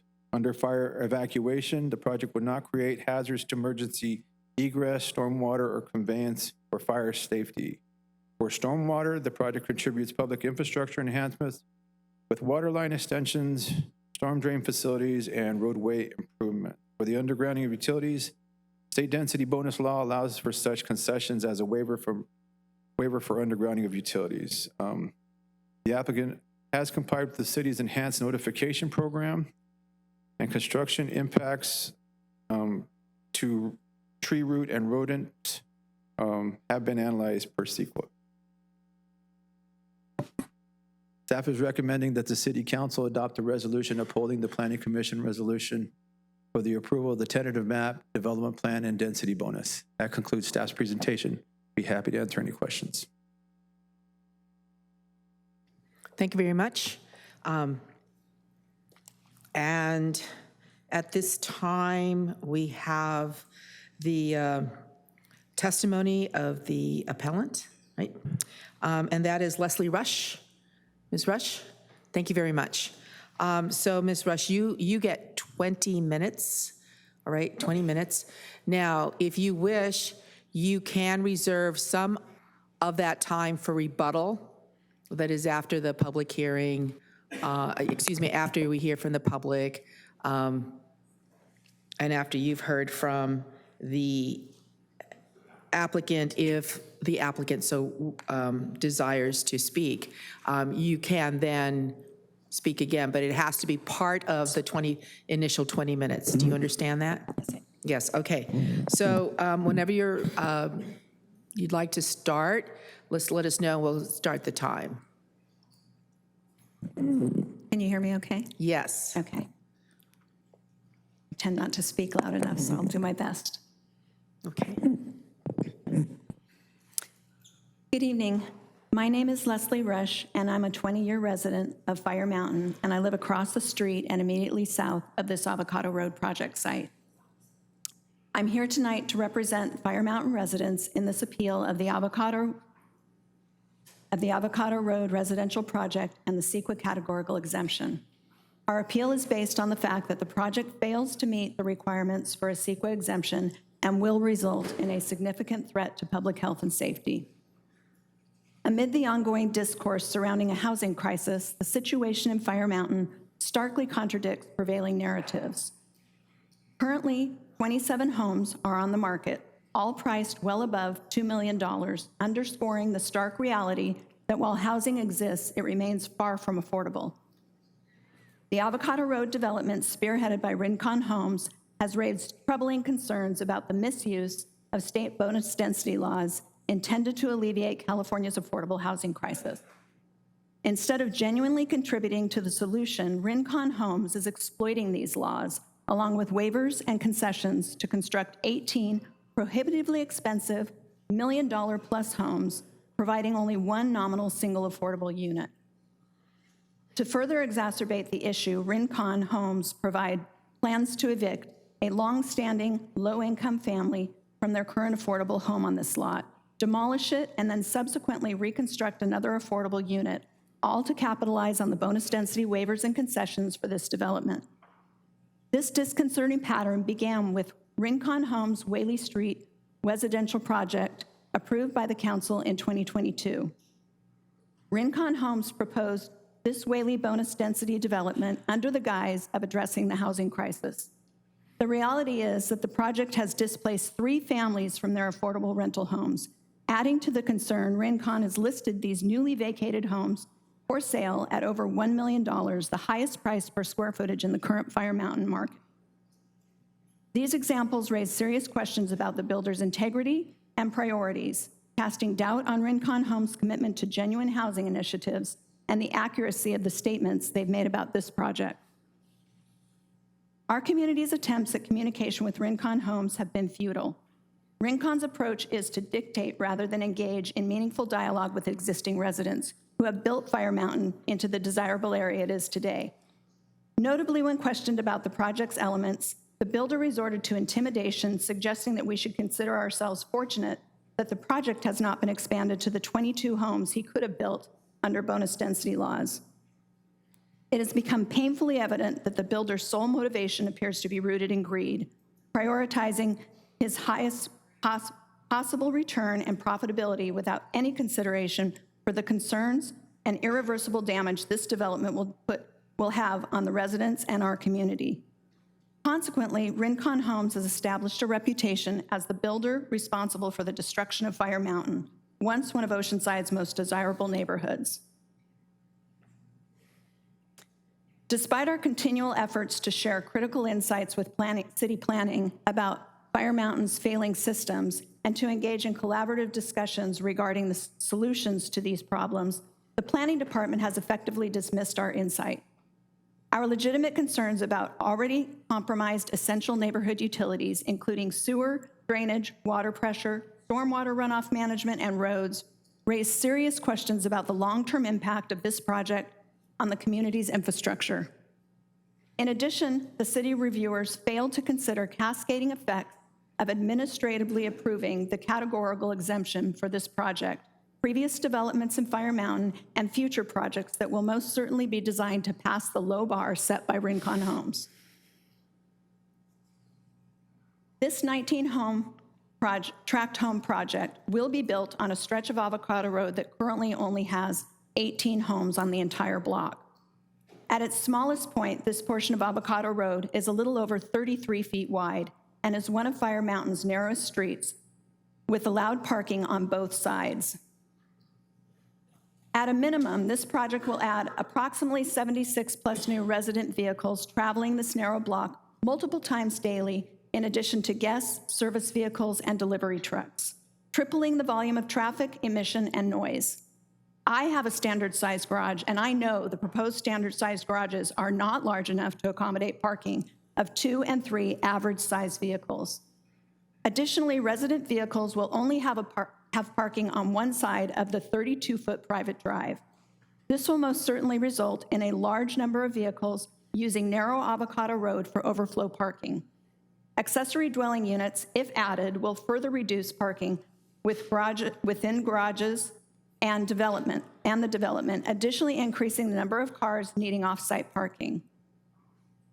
This inevitable increase in street parking will result in narrower streets, forcing pedestrians to walk around these parked cars and into oncoming traffic. This is particularly concerning given the proximity of this project to 4 neighborhood schools, with Avocado Road serving as a daily route for children walking and biking to school.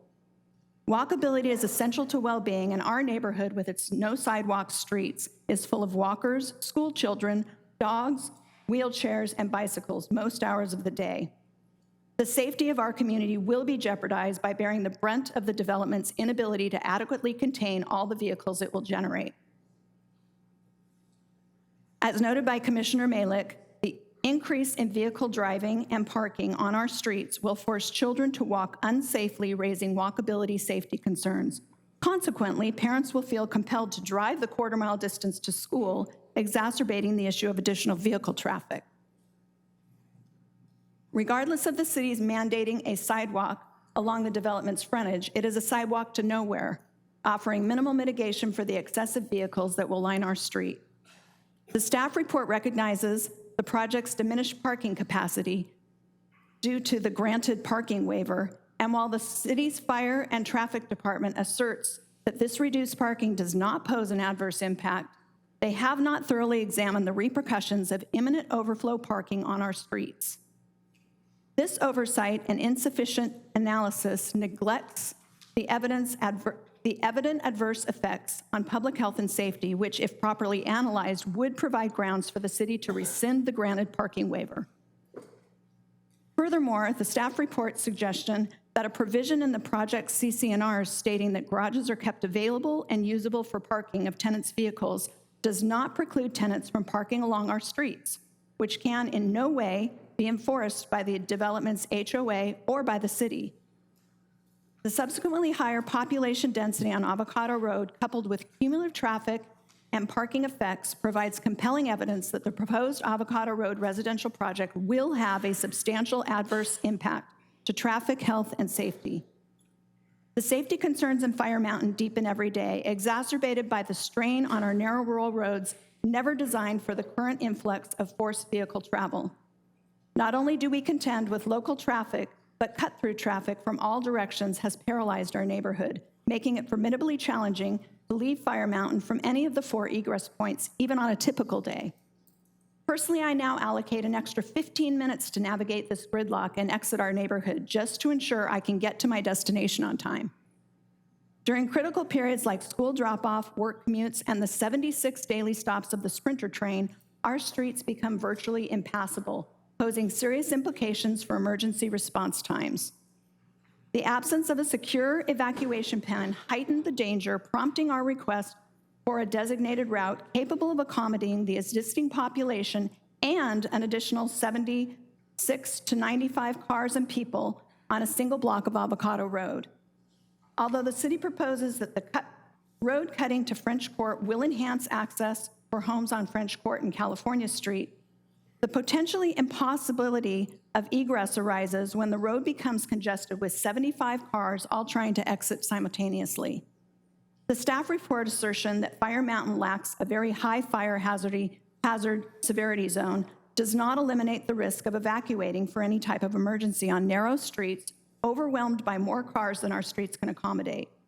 While it's noted that the fire department has expressed the ability to conduct an orderly evacuation if necessary, the existence of such a plan has not been shared with the community, and there is no documentation outlining the route residents of Fire Mountain should take based on their location to escape an emergency.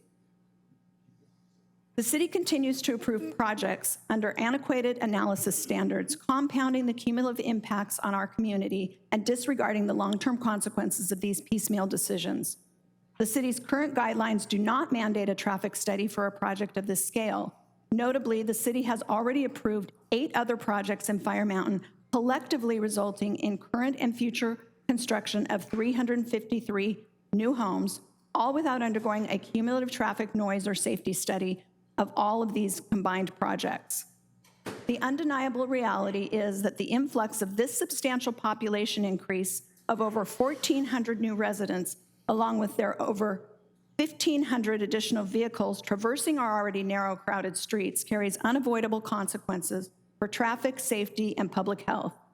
Therefore, it is imperative that the approvals for this and any other development project be withheld until comprehensive, real-time cumulative studies encompassing cut-through traffic have been conducted by the City of Oceanside, not by individual project applicants, and the resulting impacts for these studies are thoroughly analyzed and addressed. The city's staff report suggests this cumulative study has already been completed. This is simply untrue. The analysis of stormwater generated by this project emerges as a crucial yet overlooked impact. Our streets are currently bearing the brunt of inadequate stormwater management, leading to flooding and significant damages during heavy rains, a problem expected to worsen with the escalating intensity of annual downpours. Shockingly, the impact of climate change on stormwater runoff from the proposed development has not been properly evaluated. The consequences are real. This project will contribute to an existing significant impact and therefore cannot utilize an exemption under CEQA. The repercussions of errant stormwater flows are far-reaching, causing profound damage to homes in its path and impacting ocean water quality. Consider the Fire Mountain resident residing down the easement across from the northwest corner of the project site, who last year experienced a slope failure due to heavy rains and standing water pooling from uphill. The cost of repair, a staggering $30,000 that was not covered by insurance, highlighting the financial burden residents bear due to inadequate stormwater management. Another resident on the corner of Avocado and Zabin faced 3 incidents in the last 2 years during heavy rains where water flow in the Avocado Road street gutter overwhelmed curbs, directly accessing excessive water and mud across the driveway, impeding across access to their home. These incidents have been reported to the city during the discussions about this project. The basic requirements for stormwater management do not adequately address the specific circumstances of Fire Mountain. What must be recognized is an evolving nature of Fire Mountain and the requirements of additional infrastructure. It's not only the rate of discharge, but the volume that will impact our streets. Through collective decisions, the city has eradicated the rural essence of Fire Mountain. Despite this transformation, the city continues to use outdated rural requirements when making decisions such as this. The crux of our appeal is that under CEQA, an infill exemption or any exemption cannot be issued for a project if substantial changes have occurred. The passage of SB 330 and the significant increase in density allowed by SB 330 qualify as a substantial change. Indeed, the city acknowledges that the changes imposed by SB 330 on the local housing ordinance significantly restricts its decision-making powers. These substantial changes alone are sufficient to trigger additional environmental review. The cumulative impact to traffic, safety, and stormwater conveyance due to the implementation of SB 330 citywide are unknown, and therefore a CEQA exemption is not appropriate. Additionally, the project site is not an infill site and should not utilize a CEQA infill exemption.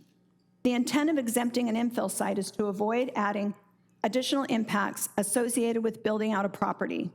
The use of the exemption is intended for sites that are walkable and close to public transit employers, grocery stores, et cetera, to reduce impact to air quality, traffic, water use, among others. This project puts that proposition on its head and increases all of the impacts an infill project is intended to reduce. For these reasons, we expect that the City Council reconsider the Planning Department's decision to approve a Class 32 infill categorical exemption for this proposed project. The staff report quotes the CEQA statute to reiterate that the site is surrounded by urban uses, despite insisting that Fire Mountain is rural when discussing stormwater upgrades, that no significant effects to traffic or noise will result, despite our clear evidence to the contrary, and that the site can be adequately served by all public services, even though a responder could not reach my home in an emergency if the area was evacuating. CEQA necessitates a thorough examination of all potentially significant impacts, along with the issuance of a statement of overriding consideration. If those impacts cannot be mitigated, by deviating from the core principles of CEQA, the city places the quality of our established residential neighborhood in jeopardy, creating a situation where the transparency and accountability integral to our community planning process. This is particularly evident given that each new Fire Mountain project, totaling 353 approved residents by the city, have all been granted CEQA exemptions. This Avocado Road residential project threatens to unravel our close-knit community. It will fundamentally and irreversibly impact the lives and homes of every resident, and the reason we chose to call Fire Mountain home. The substantial population increase combined with cumulative traffic and environmental impacts presents reasonable evidence of a significant, quantifiable, direct, and unavoidable impact to health and safety, which the city must acknowledge. You have a responsibility to the cities of our community to stand up to the state of California with an unanimous decision to deny this project. Thank you. Thank you. You have 354.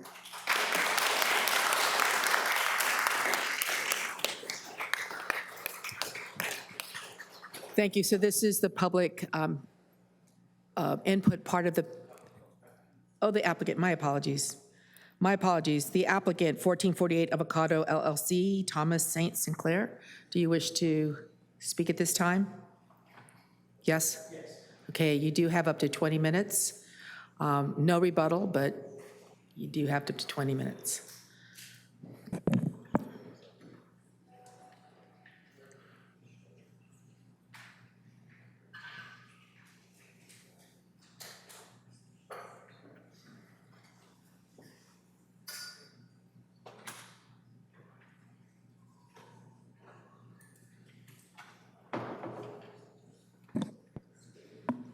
Thank you, Honorable Mayor, members of the City Council.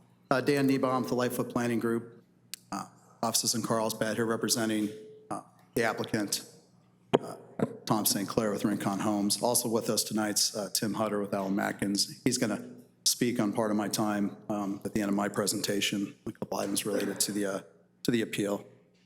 But, you know, as Manny, we really appreciate staff's work on this, their thorough staff report going through every appeal item and in detail, looking at, you know, the items that are warranted and that frankly aren't warranted, that we were in front of Planning Commission, approved with a supermajority at Planning Commission, presented this item in detail to them. You know, we are an infill project. Fire Mountain is an infill community. It's a unique, eclectic community. Of course, we realize that. You know, we tried to design a project that provides architecture that's complementary, you know, provides a better emergency access through the streets. That's been through working with staff, and emergency services staff, and respects the quality and character of the neighborhood. And, you know, there's competing interests here. We understand that, and a lot of these items are very subjective. The basic project description items that have been presented to you a couple of times are there on the screen tonight. We have 18 market rate homes, one affordable home. That's 19 units on site. That's 4 more units than we'd be allowed under base density, just 4 more units.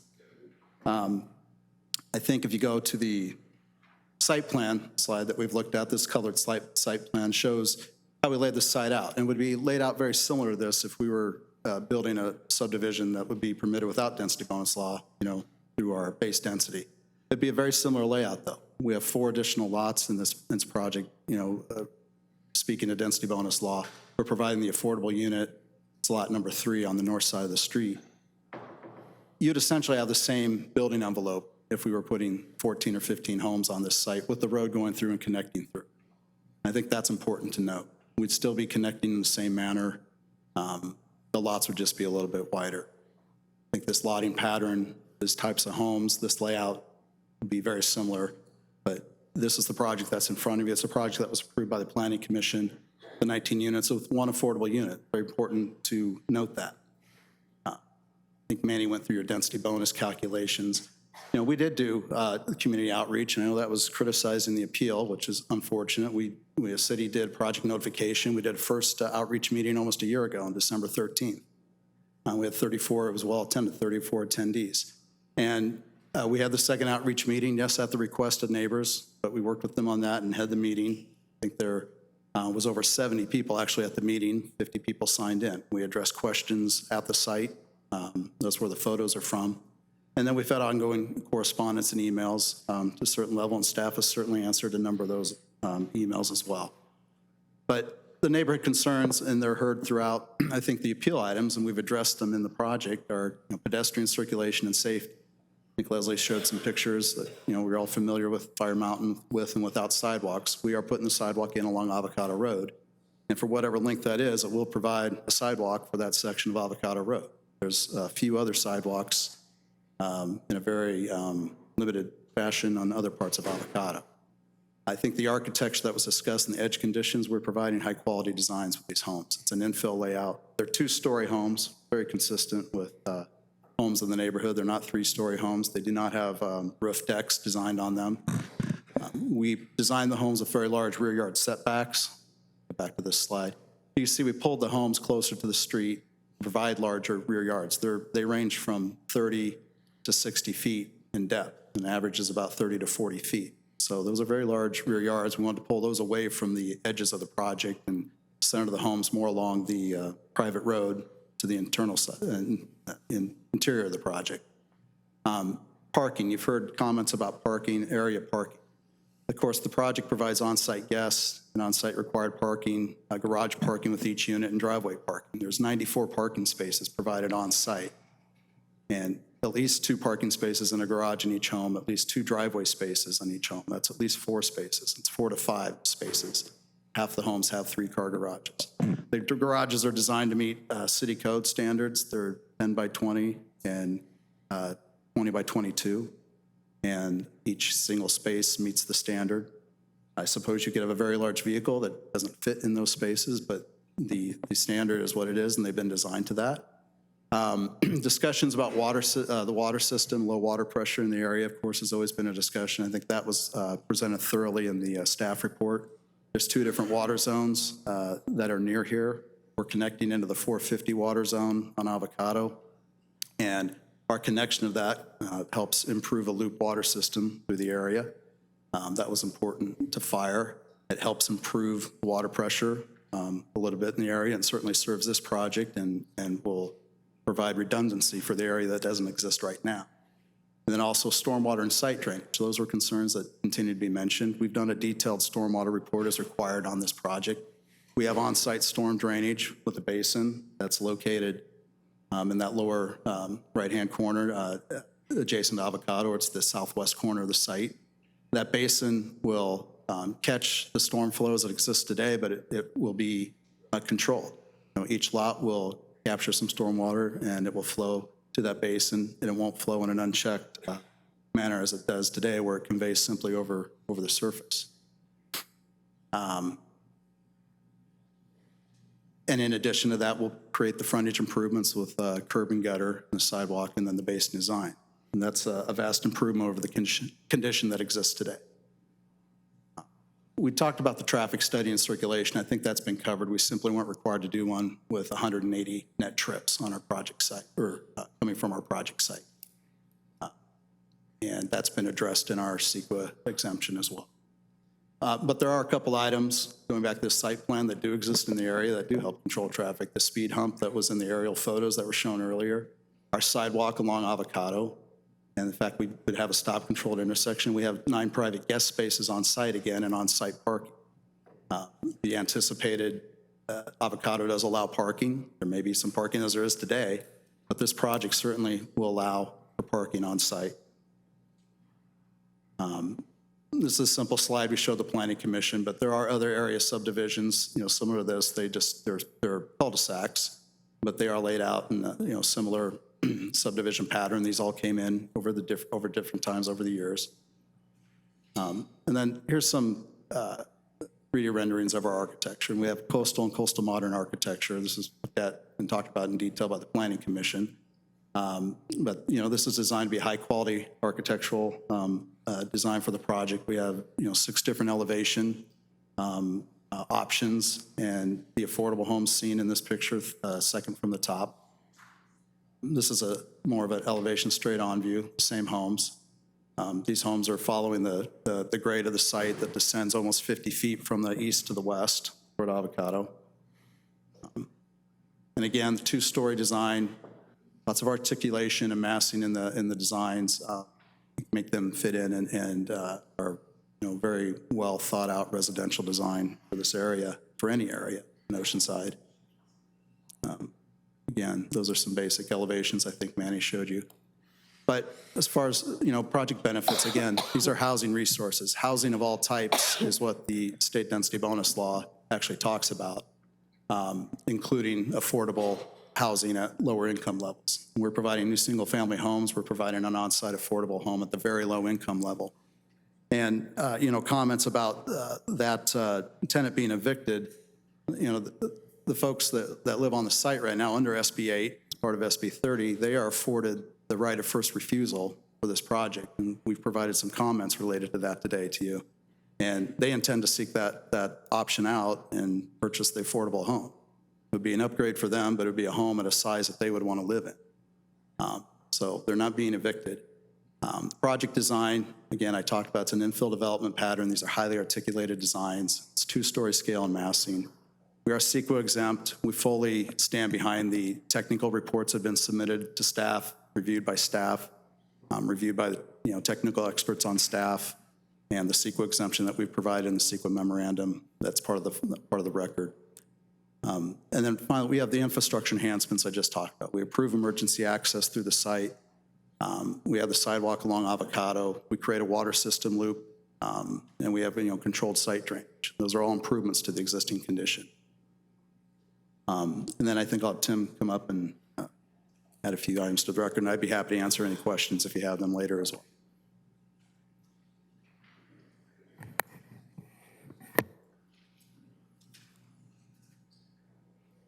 Thank you. Good evening, everyone. My name is Tim Hutter. I'm a partner at Allen Matkins. I've been before you guys before and sent you a letter on Monday just talking about the project. I want to appreciate the extensive analysis and all the work that's gone into this by staff.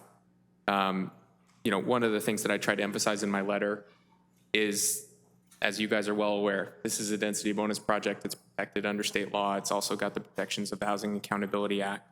And one of the things that we're here tonight to talk about is the appeal, obviously, and your discussion is appropriately limited to those issues that were raised on appeal. Nothing in staff's review of the appeal led to a conclusion that there was any basis on which you could find a specific adverse impact that would give you the basis to deny this project.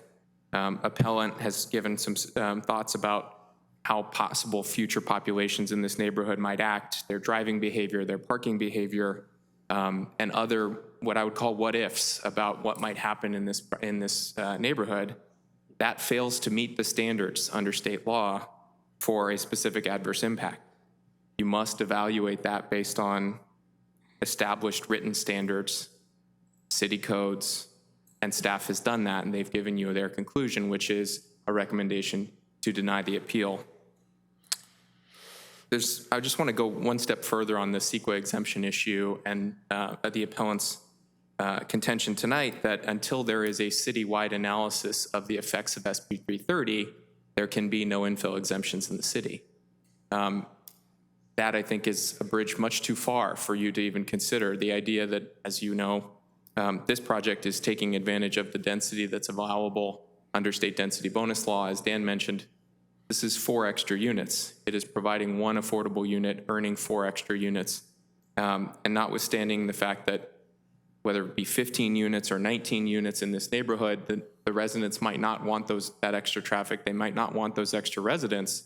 Part of your obligation and part of their obligation, frankly, is to accept the new development in the city and allow that for that growth, and particularly so when you do have the affordable unit that's being provided.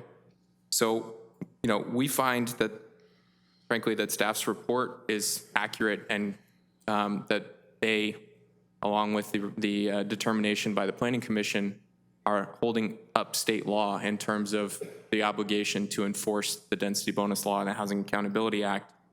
There is no basis to make the required findings here to deny the project, and we would encourage you to deny the appeal.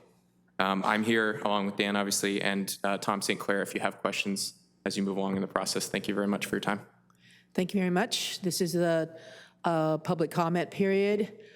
Do we have any folks that signed up to speak? Zeb? Yes, Okay. we have 6 members of the public that registered on this item. We're going to go ahead and call your name up. You have up to 3 minutes to speak on this very specific item. And after that, after the first 6, we will also ask if anyone else wishes to speak on this item. You do not have to have turned in a slip or signed up. You have a right to, in a public hearing, to rise, approach the podium, state your name, and then speak on this item. So we have Marvin Gluckstern? Marvin Gluckstern as the first person, and then after that, Candy Johnson, after that, Patricia Downs, and after that, Lenny Ray Cook. How many minutes did you say we have? 3. Hello, my name is Marvin Gluckstern. I reside in Fire Mountain and have been following this project for a while. I don't live directly across from it or around it.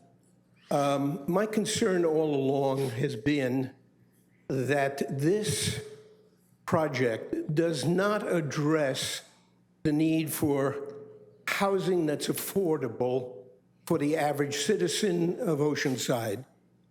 It's going to be a problem to convince anyone who is listening that this is for the people who make a living and want to raise their children here and don't have lots of money. There is no need to start putting in million-dollar houses to supply the people who need housing. Interestingly enough, this is because the state of California passed several rules that require the cities do more development for more people in terms of housing, and the cities, some of them, fought back. This city did not. They were afraid of the state of California, and I was even told in the one conversation I had with Councilman Keim that to be careful who you vote for is what he said. It was a partisan remark in a telephone conversation I had with him. And I take his suggestion very carefully. It's not the state of California. It's the weakness of this council not having the cojones to do something about it and fight like other cities have.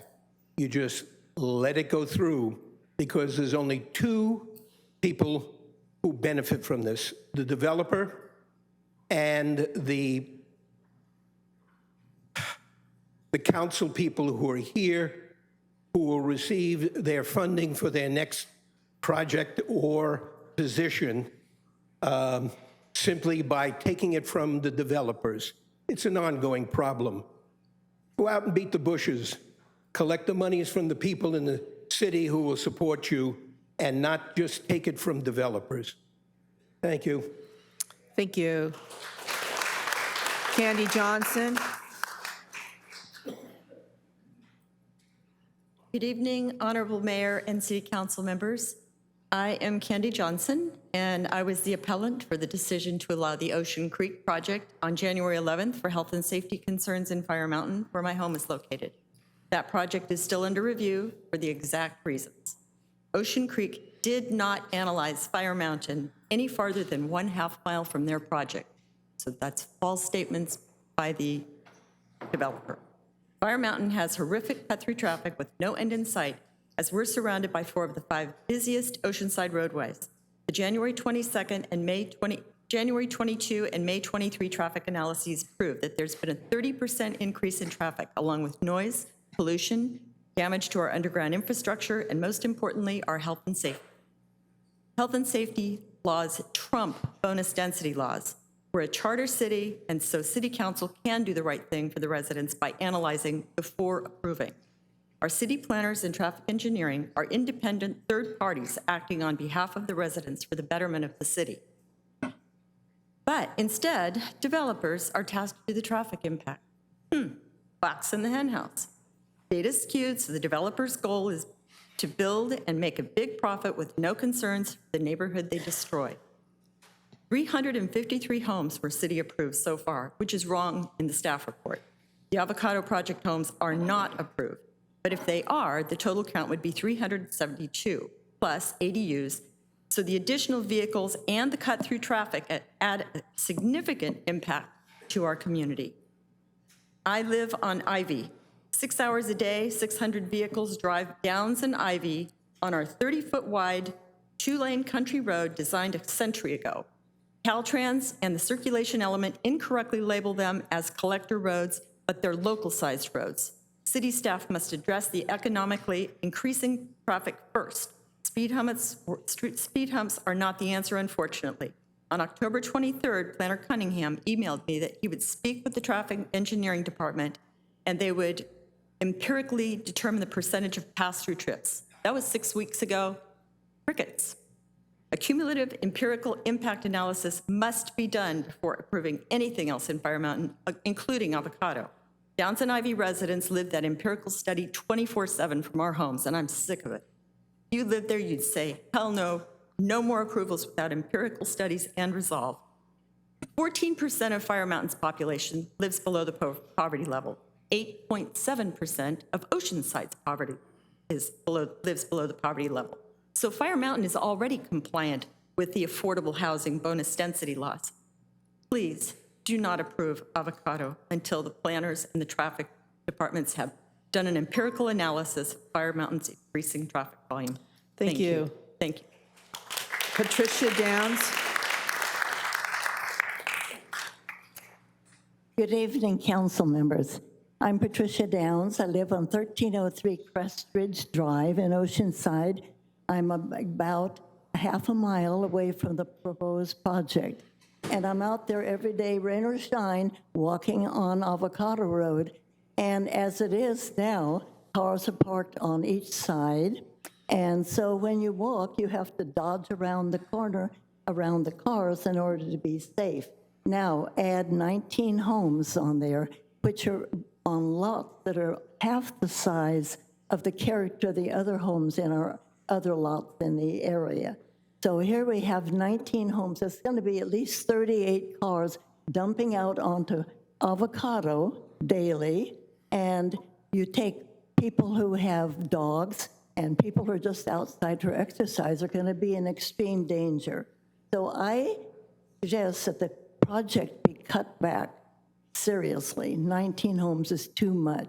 Already we have been okayed the project down at Ocean Creek on the corner of Crouch Street and, with 295 apartments, the Whaley project with 12 units and 12 ADUs.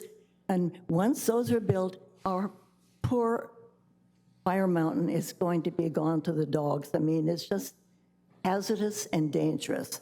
And so I suggest that the project be cut back. Thank you for your time. Thank you.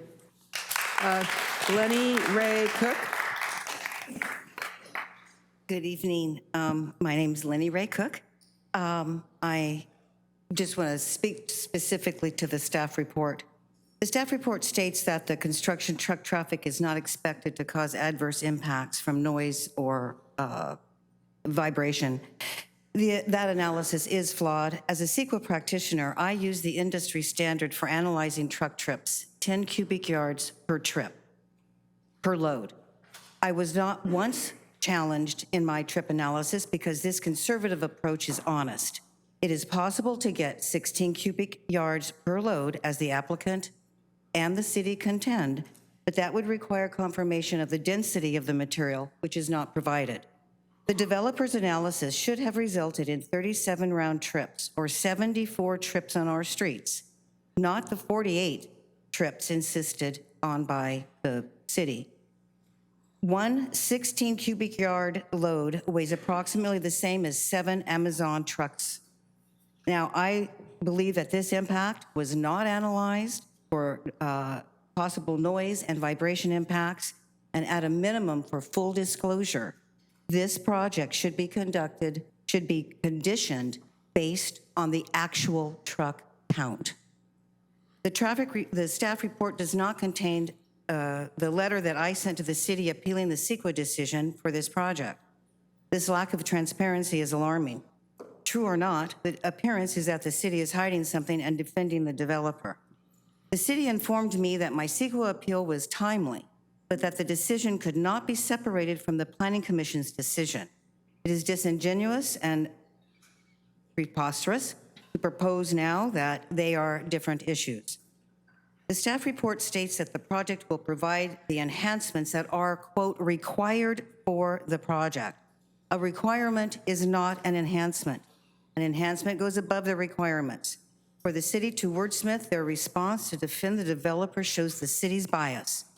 Nor will the project provide additional low-income housing to help the city meet its goals as it replaces an existing very low-income home. That is allowed, but the developer's characterization is dishonest and the city should have corrected it. The staff report states that the city cannot deny the parking waivers unless findings are made that a specific adverse impact is identified. But the city has rejected our well-reasoned logic as speculative. We contend that the development cannot and will not contain all the vehicles. Rather than working with us to address this very real scenario through conditions, the developer is defended and we are and I thank you. Thank you. Fred Murray, followed by Vicky Parker. Good evening. My name is Fred Murray. I live at the corner of Avocado and Dunstan. A categorical exemption allows a developer to avoid a thorough impact analysis. Given the opaque nature of an exemption, we depend on the city to undertake a rigorous review to ensure it is appropriate. We have produced reasonable evidence to require additional analysis before a conclusion that this project will not result in significant impact. Yet the staff report dismisses our legitimate issue that the passage of SB 330 has and will continue to result in a yet-to-be quantified significant impact. This project will contribute to existing significant impacts, which should by itself disqualify the use of a categorical exemption. The staff report merely describes the city's traffic analysis process and concludes that the project was adequately analyzed for traffic. That is not correct. A cumulative study to incorporate all past, present, and future projects that will be approved as a result of SB 330 has not been analyzed, nor did this project analyze potential cumulative impacts. The city is ignoring our legitimate concerns.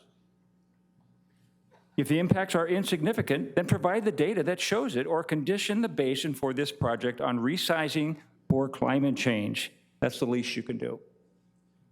We are concerned about our safety during an emergency. The egress from my house would be down Dunstan, where I would be halted by the traffic trapped on downs because Skylark is gridlocked at Crouch. If I live on French Court, I would go down California until I was blocked at Avocado by 76 cars leaving the development. The staff report responds to these concerns by showing a figure to prove we are not in very high fire hazard severity zone, as if that addresses our concern. For the staff report that the stormwater treatment facilities are adequate belies reality. We already have a significant impact on our homes, streets, and perhaps ocean water quality. The rate of discharge from the project will remain the same as required by law. However, the discharge will be a single point for a longer period of time, exacerbating downstream conditions. Our existing impact will be worsened by this project, and you are not listening to us. Thank you. Thank you very much. Vicki Parker.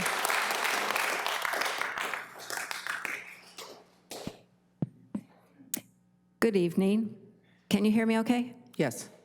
My name is Vicki Parker, and I'm a 24-year resident of Fire Mountain. First, I want to thank Leslie Rush and the others that have worked so hard to try and preserve our wonderful neighborhood.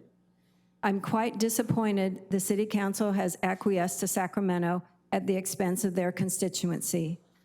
There has been no attempt to be consistent with the idea behind the original zoning regulations for Fire Mountain, which would have helped preserve our wonderful neighborhood.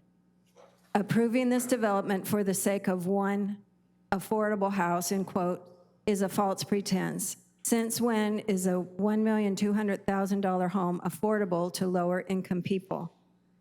Since Sacramento is social engineering our neighborhoods and the city is legally constrained to provide a specific number of affordable housing, the least you could do is mitigate the damage to the Fire Mountain neighborhood and minimize its problematic impact as much as possible by having the developer make specific concessions.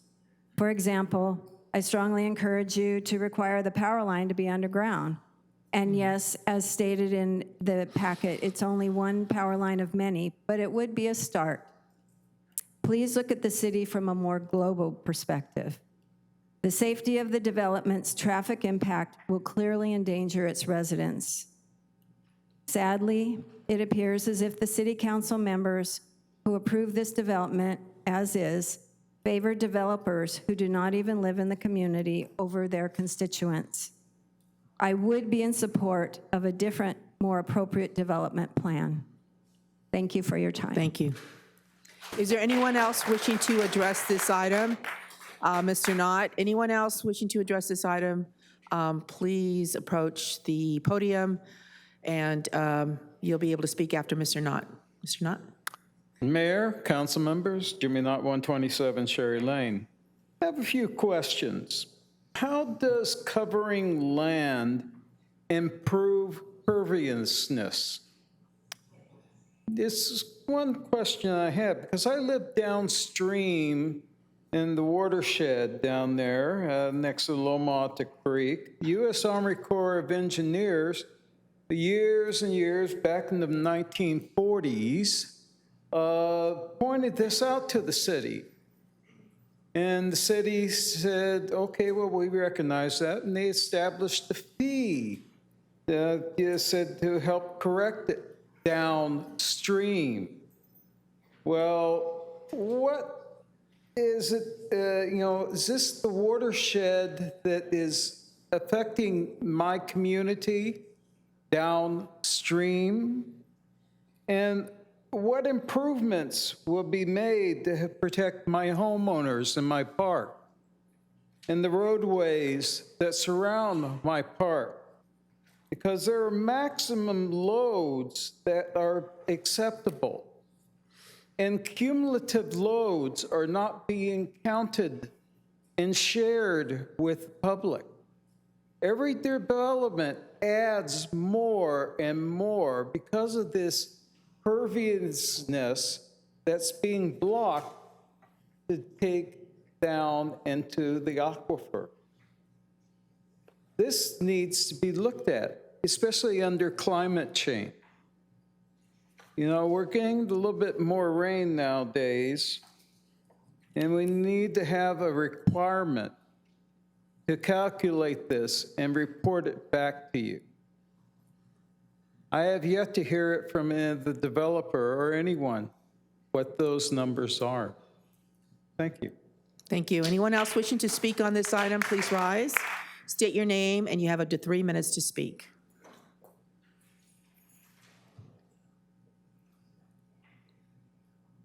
Good evening. Hi, my name is Lisa Davis, and here we go. Good afternoon. My name is Lisa, and my beloved guide dog's name is Ned. Hi, Ned.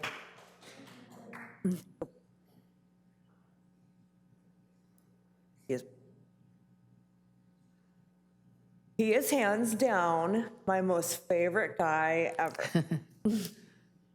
I am totally blind.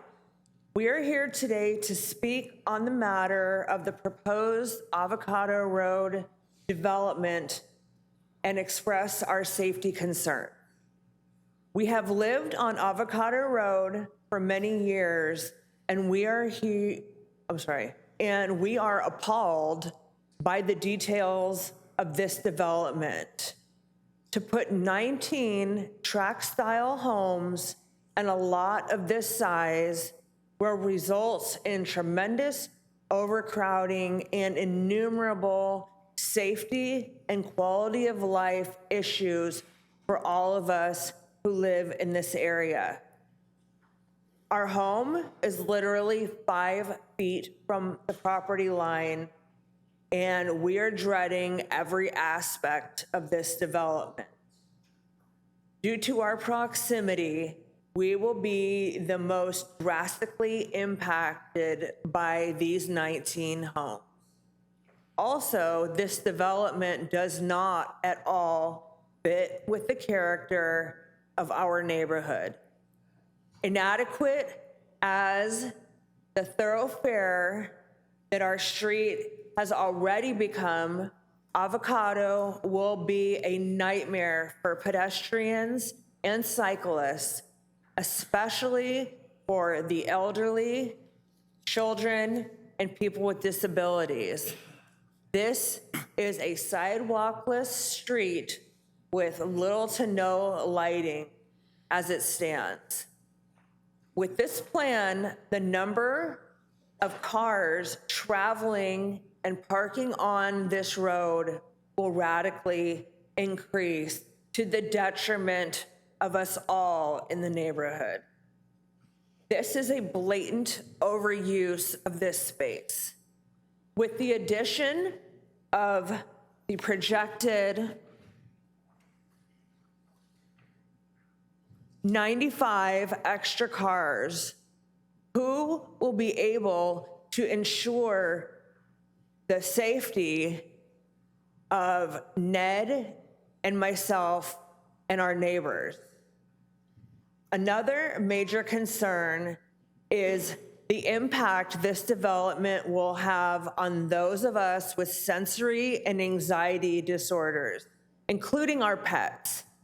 The noise impacts during and after construction and the multitude of disruptions brought about by this project will be beyond problematic for those of us who live in this neighborhood.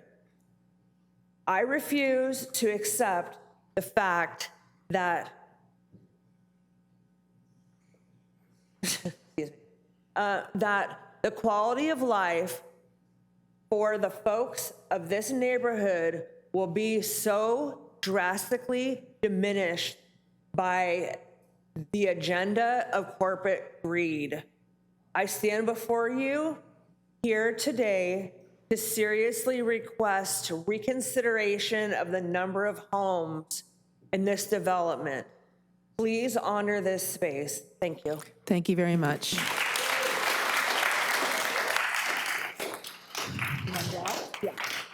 Sir, state your name, and then you have up to 3 minutes. State your name for the record.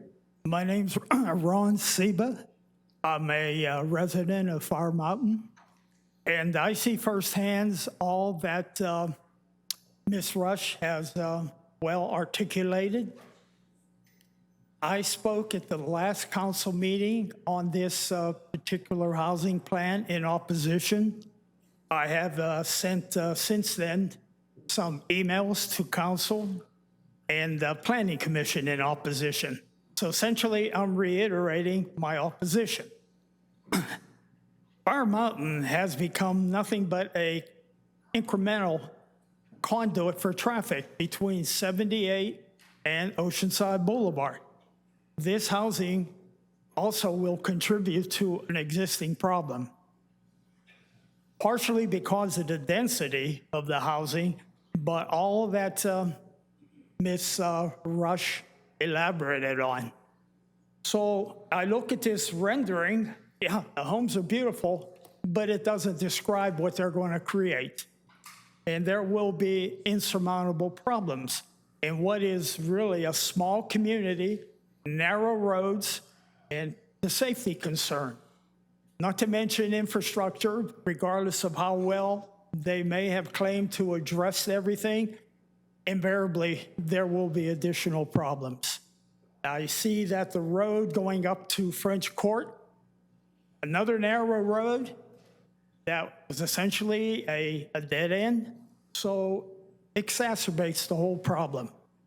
So at the very least, I believe something like this, of this magnitude, should be put on pause and have the Planning Commission reevaluate this, because I don't believe it's really a feasible housing plan. Thank you. Thank you very much. Anyone else wishing to speak? Please rise, approach the podium. I see no one else rising. I'm going to go ahead and close this part of the public hearing and go to the appellant, Leslie Rush. You have 3+ 3 minutes and 54 seconds.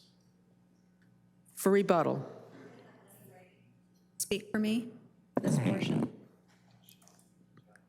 For Lenny Ray, yeah, is this part of your team? Yep. Person of contact on the application. But you did, bill. but you already spoke. That's the problem. Oh, well. You mean the same person has to use the 20 minutes? Well, unless it's someone that hasn't spoken and they're on their team. You spoke. Well, my name is on the appeal as the contact person. There is the team, there's no place on the appeal to put team members. See, the thing is that you already used up your 3 minutes. I'm using Leslie's minute. Okay, appellant. hold on. I will go to my council colleagues. Do you mind? They don't mind. Okay, so go ahead. Okay. But generally, that's the rule. All right. Well, thank you for that. It won't be long. I don't even think I have You have 4 3 minutes minutes worth and of 54 seconds seconds. to say. I just want to say that I'm curious whether any of the city planners actually asked the applicant how this project will maintain the rural atmosphere. I think had they asked that question, then there would have been a whole different outcome at the very, very beginning. And that's crucial. There was a mathematical error that they never corrected. It just amazes me that the critical thinking that is required for this kind of difficult project, contentious project, was not really given by our 3 city planners that we had over time. The statement that the unchecked stormwater will be improved by a single point of discharge is really, the sizing of the basin is incorrect. The fact that we are going to be walking down the street and looking at this well-thought-out design, seeing only 2 stories of the blank 2-story size of their houses, we will never see the inside of this development. We're not allowed to park there. Our 33-foot wide road has parking on 2 sides. Their private road has only parking on 1 side of the road. So I think that we just see that we're this, the stepchildren or whatever the expression is, that we feel like we're really not being given the same considerations that the applicant has been given. We're talking about noise generated by this. The noise generated by gas blowers will be doubled overnight. I already have it happening all the time. We all have gas-powered blowers that irritate us during the day. It would be great if the city would make that citywide be electric-powered mowers and blowers, but this project specifically should be conditioned on that. That's a condition that wasn't even thought of. But we will have noise impacts that are outrageous compared to what we have right now. This well-thought development is plopped down into the middle of our neighborhood. I wish that he would stop using those particular words because it actually is rather insulting to us. I understand, and I do not personally know this, but I understand that the Fire Mountain area is already compliant with the affordable housing bonus density laws, and that therefore we are already in compliant with the bonus densities, therefore we do not need this project to be approved on that basis. I have a minute, but have a good evening. All right, thank you. You have one more minute. Did you want to use it? Ms. Rush, did you want to use your last minute? No? Okay. So to staff to respond to the questions that were raised, if you are able to do that.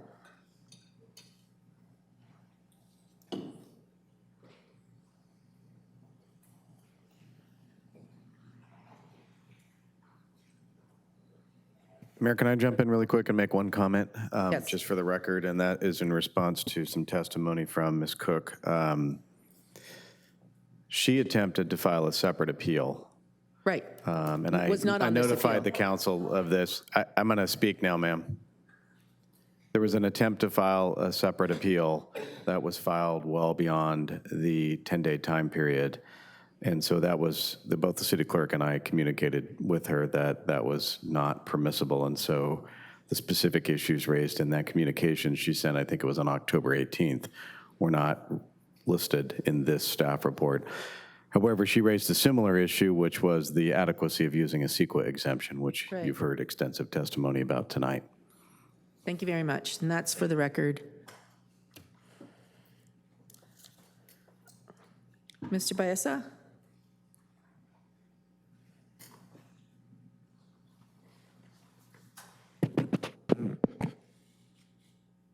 Okay, I'll just go through the speakers. I'll just go to the high points of what was covered. For Mr. Gluckstern, he raised the question of additional affordable housing. This project actually does provide one affordable unit. This is a market rate project, and there are other ways of providing affordable housing. This project is electing to provide one affordable house, and they're entitled to use the density bonus provisions of state law. So, I mean, this project isn't intended to provide affordable housing for, just for the overall need of the community. We understand that there is need, but this is a market rate project, and at a minimum, we're getting at least the replacement of affordable housing unit. And that like the applicant stated, that unit is going to go to the people that are there. They have the first right to have that, to elect to buy that unit, and they intend to buy that unit. So that's a good thing, I would think. No one's being displaced, and we have one additional unit that will be affordable. Moving on to Candy Johnson's comment. She is correct that the Avocado Road project should probably not have been included in our overall tally of 353 units. However, that would just decrease the number of units. And okay, so there was a cumulative study done for the Ocean Creek project, right? And they did analyze both Ocean Creek and the other project. If you reduce the amount by 19 units, that would mean that, well, the units that were analyzed were actually a higher percentage than under it's no longer 353, it's like 330. So actually more like almost 95% of the trips in Fire Mountain have been analyzed through a cumulative analysis for the Ocean Creek project. Moving on to Patricia Davis. Downs. I understand that, there is a need. I mean, I know that she walks through the neighborhood. These are existing conditions, there is no sidewalk. The Fire Mountain community has indicated they wanted to keep the rural nature of the project. There is no sidewalk. And that's where they've chosen to live here, and that's the situation. But this project didn't create it. It just exists, and the people have, they deal with it. they walk and people are careful when they drive through the street. You can't really speculate on how the new residents will behave. I think that they'll want to be part of the community as well, and they'll respect, like the neighborhood, and it's their neighborhood too. So they have sidewalks for the Avocado Road frontage, and they have, they'll be in the same situation. So that's how I would address that. Lenny Ray Cook's point is about the same. The traffic, I covered the traffic. She's talking about the you also raised the point of exporting the cubic yards. dirt. Yeah. The cubic yards, right? So she's stating that a cubic yard should be 10 cubic yards per truck trip. I mean, again, that only, even if you were to use her number, if we split the difference, you're only talking about 34 trips, right? I mean, it's still a temporary impact that wouldn't last more than, okay, say we were saying it So would it's going to last be a a little month. more than a month. It wouldn't be that much more, So it's still a temporary impact.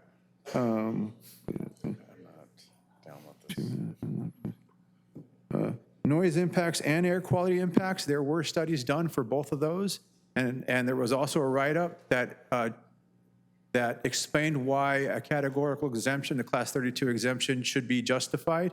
And there are no impacts. Under noise, there are no impacts. Under air quality, this is a small project. It's only 19 units. As for traffic, it screens out of requiring a local transportation analysis. And it screens out of VMT. It's only 19 units. Other larger projects, yes, they have to do them, but the city has thresholds for when these studies are required. So under Fred Murray's comment on analysis, traffic impacts again were analyzed. Realized basin. There is a basin now. Currently, under the existing condition, runoff runs off of the site unchecked. With the development of the project, you're going to get an engineered site with improvements, curb, gutter, sidewalk, retention on-site on the individual lots, plus a detention basin. All of this is engineered to meet the County of San Diego standards and engineering standards, just recognized engineering standards. So this is going to manage drainage in an acceptable way, in an adequate way. I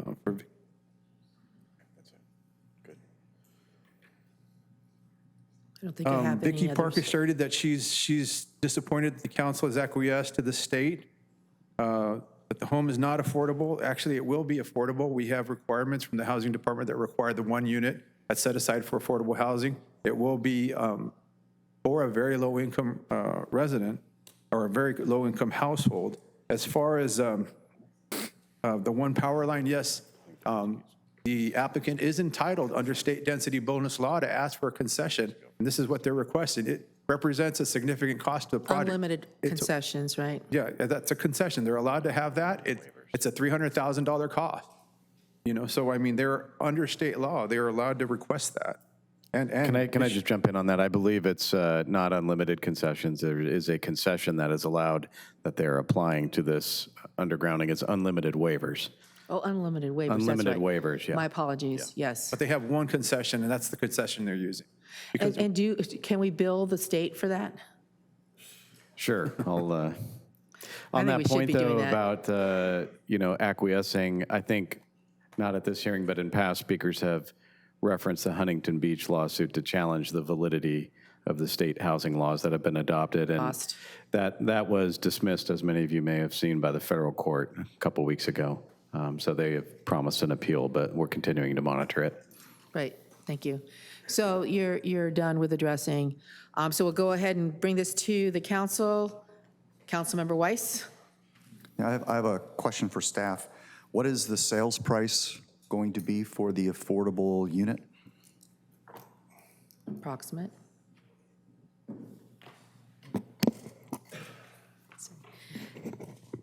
Good evening, Mayor, council members. State law does dictate what constitutes an affordable rental price and an affordable sales price. In this case, we imagine that at a very low income rate, when you're taking that income minusing property taxes, insurance, utility allowance schedules, and the interest rate, and it's really the interest rate at, right now it's over 7%. Utilities have been increasing.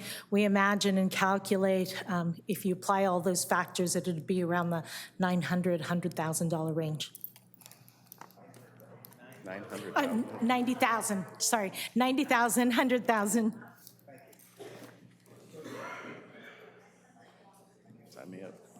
Sign me up. And that's the purchase price. That's the purchase price.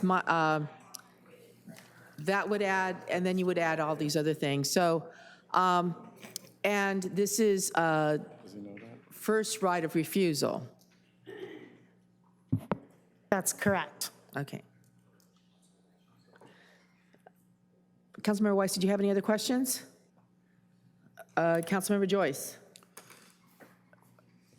So I had a question about this because I'm sorry I hadn't thought about this prior to the meeting, but it was, we have two laws kind of intersecting here. We have a law that requires when an affordable unit is being demolished that the developer needs to replace that unit. Is that correct? That's one of the laws at play in this project? Councilmember Joyce, that's embedded within density bonus law, that if there's an existing on-site unit that's affordable, de facto affordable, because there's no restricted covenant on this property, then that unit needs to be replaced on site in kind, at least in general, in proportionality to the size and bedroom count. Okay, and so the unit that is going to be sold as the affordable unit will have a covenant for how long? Councilmember Joyce, the covenant is 55 years. Okay, so if it's resold within 55 years, it would have to remain a very low-income unit, or very low-income. That is correct. However, there is a caveat. If it's sold after, well, we'll let the housing director. So the covenant is typically 55 years, but density bonus law also allows for what we call equity share. So for example, say you're a military family, you get orders to transfer. It doesn't want to preclude you from being able to transfer in that time period of trying to sell to another qualified buyer. So the unit can convert to a market rate unit under the equity share provisions. And then we would be reimbursed for our amount of the density or the benefit, and then the home buyer would walk away with their share of the equity. We would be reimbursed as a city. Yes. So So, and then we lose would that take unit. that equity share and then put it into another home buyer program. So it allows for either, again, the equity share scenario, or you can sell it to another qualified buyer, either or. And the equity share program is available no matter what, or it's available only if they're in the need of moving immediately because they're in the military or some other? The law gives the two options. Thank you. On a less serious note, I saw palm trees in the in the thing. Are they actually part of the actual plan right now? Question for the developer. Has the landscaping been put forward? Those are non-native invasives. No? No palm trees? Okay. Sorry. I see palm trees and that was just for fun. You were just making sure I was paying attention. He said no palm trees. Cool. Yeah, real trees. Light up like a match. Okay, and then I actually don't have any other questions. I am concerned about the walking safety. I think that's a concerning space. At one point I had children that were going to daycare in the neighborhood, and it's tricky when there's kids coming out of the middle school and that area. I don't think that's something that we can require of beyond what they're providing already for this project. But I hear those concerns. They are real, and walkability safety is something that we need to be considering at all times. With that, I'm done. I don't have any more comments. Councilmember Robinson. Thank you. I was just curious, and I probably should have asked this some time back, but I know Cyclops Farms was there. Is there any studies, or do we know anything what the daily mileage trips that the farm created when it was in operation? Or Councilmember Robinson, there's no way for us to assess what the trips associated with this farming operation was. That went in by a use by right, and it just operated for a couple years there. Yeah, I just didn't know if it was highly visited and it created a lot of trips or not. It was more pedestrian. Yeah, pedestrian. Okay. Yeah. I hadn't been there. Thanks. Just curious. It was a great farm, yeah. No other lights.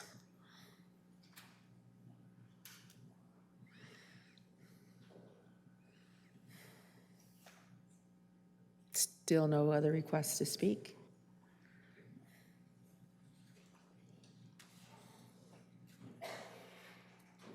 Councilmember Weiss? I'll move approval of staff recommendation. Right, there's a motion. Deputy Mayor Keim? I know we've had a lot of discussions over these density bonus projects and what we can and can't do. I'd actually like to hear your thoughts on it, Mayor, and if it's something you think, was there any adverse impacts you could find? I'd just like to hear what you think we should do here. Yes, Mr. Keim, you always want to hear what I have to say, right, before you say anything. It's interesting. But first of all, I want to say I very much appreciate our Fire Mountain community coming out tonight to fight this project. I know that, well, I know a little bit of history of Fire Mountain. I got a chance to spend time with Harriet Bledsoe, who is a legend at Fire Mountain. She and her husband were friends of Fire Mountain. They started that back in the day. This was all farmland, and they actually petitioned to be annexed by Oceanside based on certain conditions and requirements. And that is why we have this character of Fire Mountain as being rural, rustic, and that's why we don't have sidewalks. And because it was farmland, that's why you have kind of the hodgepodge of different ideas and visions of what Fire Mountain is. I'll tell you, I wish that I had known that Luke was going to close down Cyclop Farms, because certainly that was before all this, all these laws. And if you talk about or think about good planning ideas, having a community gardens or a farm like this is a wonderful thing. And I would have wanted to try to preserve that. Unfortunately, apparently the owner decided to raise the rent, and so Luke had to go somewhere else. I know he was, during the time that he had this farm, it was wonderful to be able to walk to his farm and get some of his veggies, and it was just, and then to come to his dinners. I did. I don't know how many of you were able to do that, but it was certainly a wonderful family-run farm. He's moved to Fallbrook, and he's still having a lot of his events of offering these kind of real chefy kind of events. As to this, however, who would have thought that these laws would have come down from the state, and who would have thought that the Attorney General would be fighting them, just fighting cities so hard and making cities do what the majority has decided to do. I am not a fan of these laws, the density bonus laws. We ought to be billing the state of California, and especially sending out these bills to each of those people who voted for these laws, because they're basically destroying our communities with this. They're not, as you said, they're not really making housing affordable at all. I think it's actually becoming much more drastic. You've got, what you're really trying to do is build a small number of affordable houses and a large number of homes that people can't pay for, that are from the local community. So we do have that horrible situation that's happening here, and we need to fight this. As to this project, I don't know I mean, this is something that I don't see how we could change the outcome. We can talk about some of the things having to do with the impacts and see how we can, our city can try to address the impacts that the developer got is, all these things are being waived. And it's really, really disgusting that this is how it is. I've been thinking about this and thinking about this. I know that we have, for example, we do have a, what is it?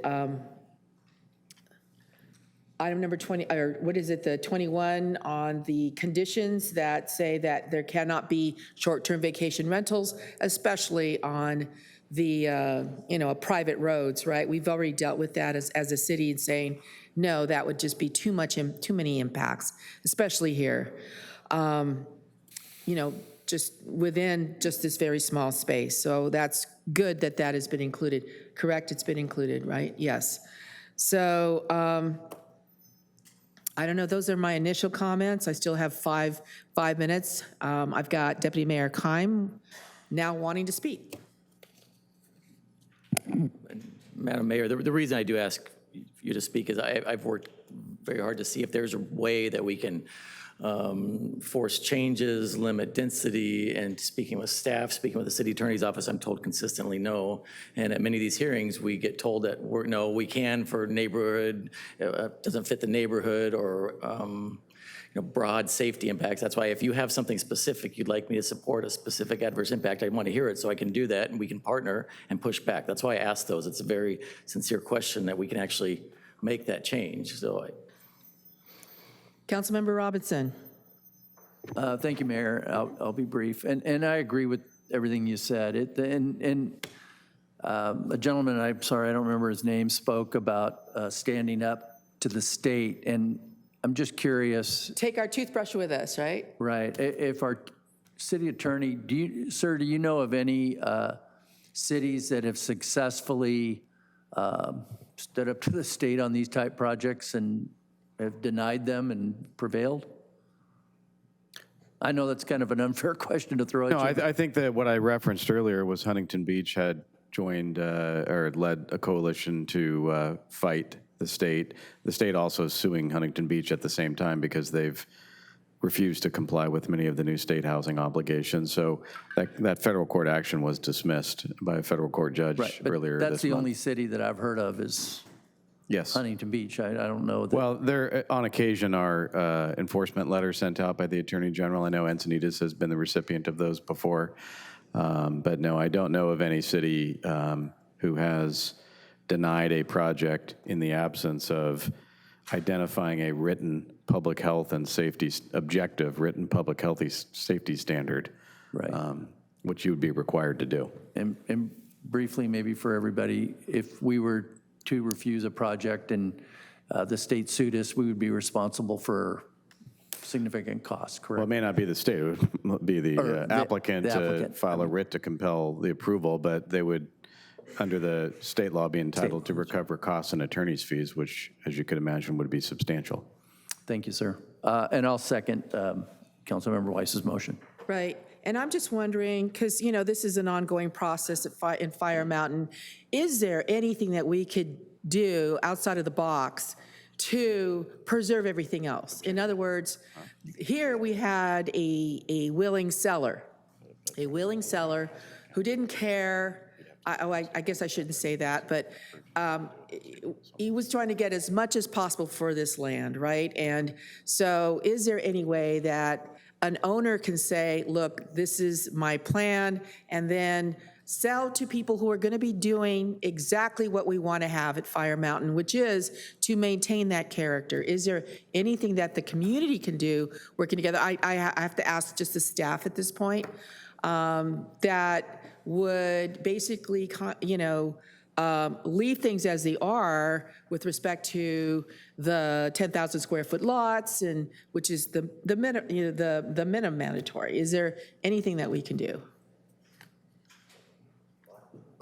Mayor Sanchez, so one Like if this was a cooperative kind of effort with homeowners in Fire Mountain who would like to, like say someone wants to sell, but they want to make sure that the character remains because this is such a wonderful community.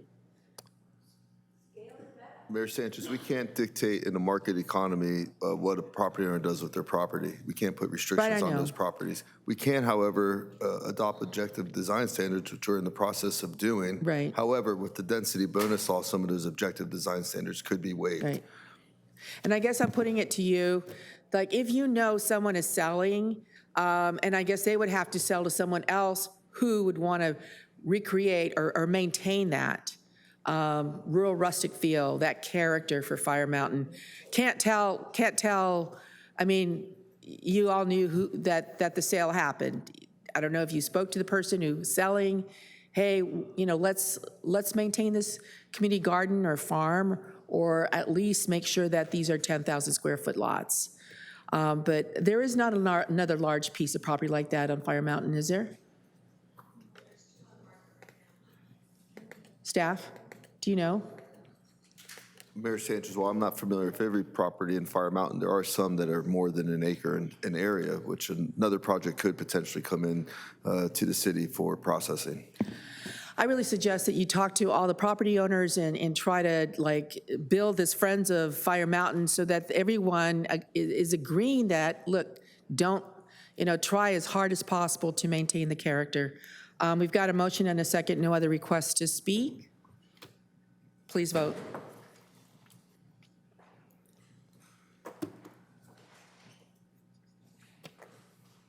Motion approved, 5-0. Thank you very much, and I hope you continue your fight. And I hope that there's something that we can do as well. Next item is item number 21, which is introduction of an ordinance to amend Chapter 14C of the Oceanside City Code to number 1, increase the requirement to reserve housing for low and or moderate income households from 10% to 15%. With the exception of new residential projects developed within the residential single-family or residential estate districts. Number 2, require that reserved units within a multifamily residential project provide for a proportionate unit mix based on bedroom count as market rate units, be dispersed throughout the residential project. We're still having a meeting. Right, let me just finish reading this. And have access to the same amenities as market units. And number 3, clarify the use of accessory dwelling units as an alternative housing type that may be incorporated into a residential project in satisfaction of the inclusionary housing requirement. Okay, seems like we don't really need a break. Do we need a break? Anybody need a break? No? Okay. I'm going to go ahead and open this public hearing, request disclosures from council members regarding constituent contacts and correspondence. Staff, public. Staff, public. Staff, public, especially the hearing that we had on the housing crisis. Same, staff and public and our housing workshop. And a few emails as well, yes. All right, Mr. Navarro, do we have any correspondence and or petitions? All correspondence has been forwarded to the council prior to the meeting. Thank you. We're going to go ahead then begin with a report from our Housing and Neighborhood Services Director, Ms. Leilani Hines. Thank you, Mayor. As background, one of the more premier affordable housing production tools here in California is the inclusionary housing policy. More than 170 jurisdictions in California currently include an inclusionary housing program as a component of their overall affordable housing production strategy. Our policy was originally adopted in 1983, the purpose of which is to meet the housing needs of our lower income and moderate income households here in Oceanside. Chapter 14C establishes affordable housing obligations for any new residential project containing 3 or more units.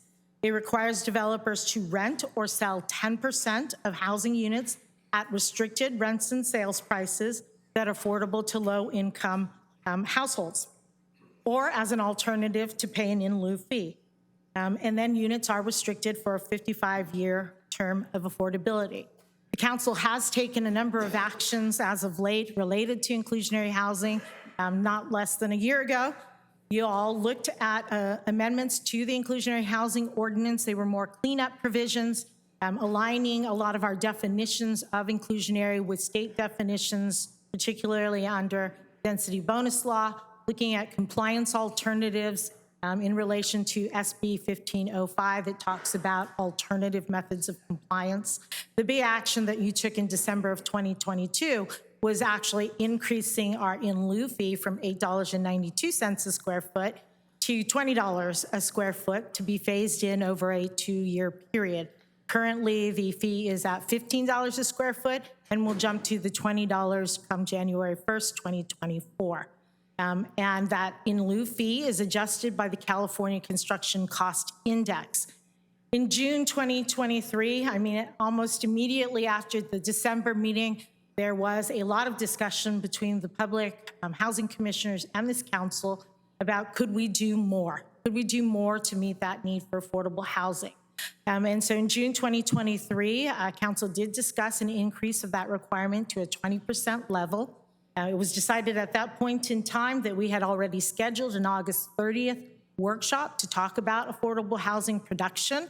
And so that discussion was continued to that August 30th workshop. At that time in August, you all directed staff to prepare those amendments to Chapter 14C, and that's what we're here tonight to discuss. The key amendments for tonight is really about increasing that set-aside requirement to 15%. We've heard a lot about and we continue to hear about how San Diego is facing an affordable housing crisis. We have a need for it. We are recommending that the 15% not be increased in single-family residential neighborhoods.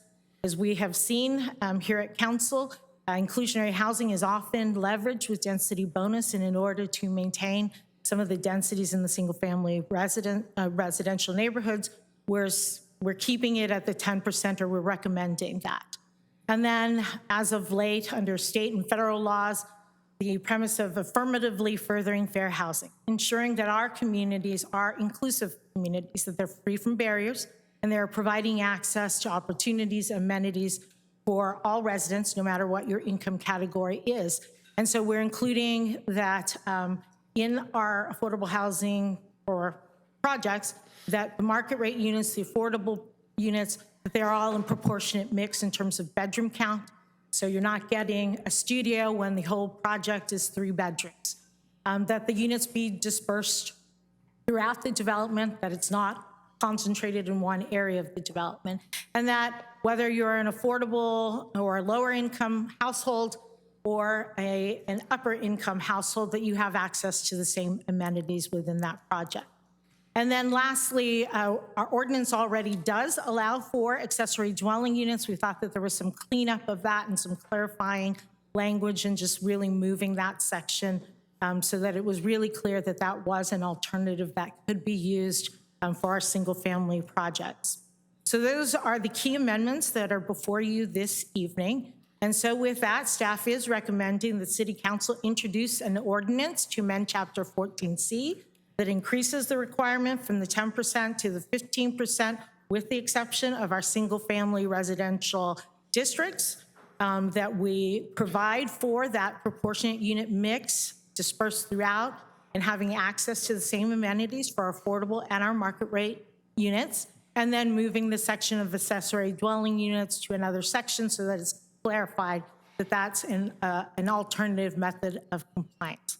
And with that, staff is available to answer any questions you might have. Thank you, Ms. Hines. Do we have any requests to speak from the public? We have 14 registered speakers. 14, okay, and perhaps some of them have left. But this is the time for the public to state their comments to the City Council. You do not have to have signed up to speak. So after we go through the list of 14, we will ask to see if anybody else wishes to rise, approach the podium, give their name, and then speak for, let's see, are there any other people who haven't signed up and are considering speaking on this item? If you can, raise your hand. Okay, so, well, then it's 3 minutes, 14. Okay. Our first speaker is Sandra Martinez, to be followed by Stephen Burrell. Good evening, everybody. Well, we just saw a really good example of things coming down from Sacramento that aren't to the benefit of our special community. And I think this is another example of that, not that this is from Sacramento. But I don't support this item because so many of the things we do that we're trying to do here really don't make the changes at the bottom level to really make the change and really make housing affordable here. This is just another stopgap measure. I'd really prefer seeing something that's actually going to make a real difference. The way I see it, I'm into creating solutions, not just little fixes here and there. There are 3 root factors affecting our affordable housing here, or our lack of affordable housing. One is the high cost of complying with regulations. About 47% of our housing cost is actually complying with state regulations. Another part of that is Oceanside's very high permit fees. I believe we're the highest in the county. I don't know how we are statewide. We're not. I've heard that, so thank you. But we do have very high fees for a lot of different things. Another factor is the passage of Prop 19, which was when someone passed away, the people that inherited the property would have to pay property taxes based on the reassessed value, so unless you moved into it. And the way it was, if someone had their parents' house was a rental, if their parents passed away and they were going to rent it because they're going to rent it out because they were living somewhere else, if they were to keep that property, the property taxes became so high with the passage of Prop 19 that people were forced to sell their houses.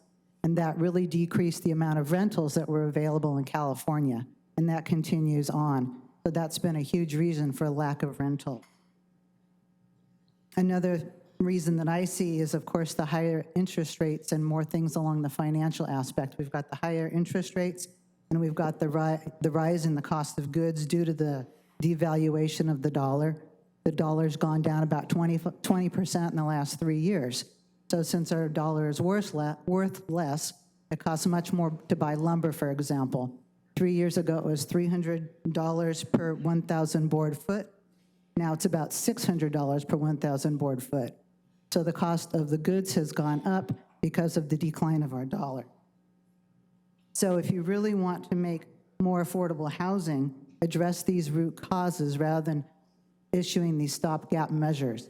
And I think if the cities here band together, you'd have a lot more political power to make a difference and change some of the things that are going on in Sacramento. Thank you. Thank you. Mr. Burrell? Steve Burrell, Oceanside. I just want to speak in favor of the proposal to up the ante from 10% to 15%. But I'd also like to say, for me personally, it makes no sense at all to exclude residential homes. We need more affordable housing. This issue, particularly for seniors and people on fixed incomes, is at a critical state. It's also related, as we should know, to the issue of homelessness. If we don't provide more housing, affordable housing, and housing to low income, we're going to end up with more people who are homeless. We're already seeing, I think if you check with the school district, you can back this up. We're already seeing a significant decline in enrollment, I understand. Why? Because people can't afford to live there. They have to go on to support their families and go someplace else to do it.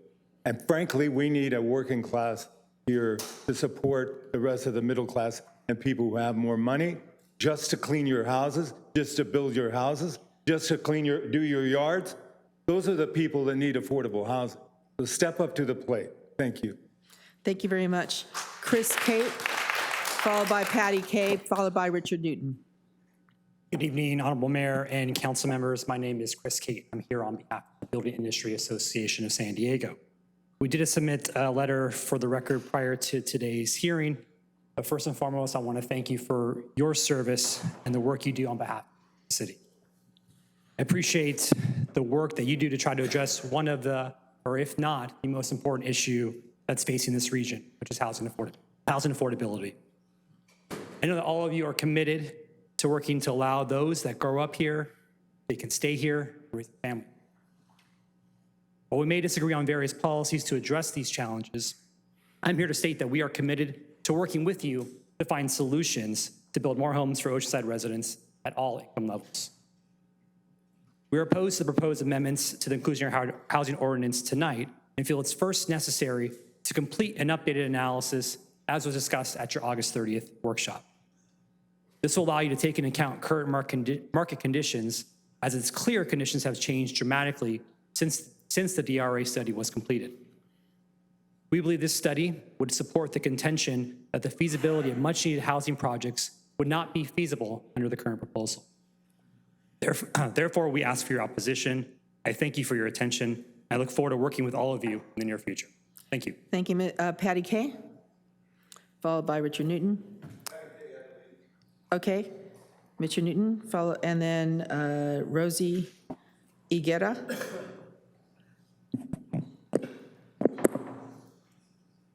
Honorable Mayor Sanchez, members of the council, and the public, please oppose this item. Concerns are as follows. Section 1, increasing affordable housing from 10 to 15%. The premise that government should provide housing is fundamentally flawed. The role of government is to maintain law and order, provide emergency services for the common good, provide common infrastructure, and a few other functions.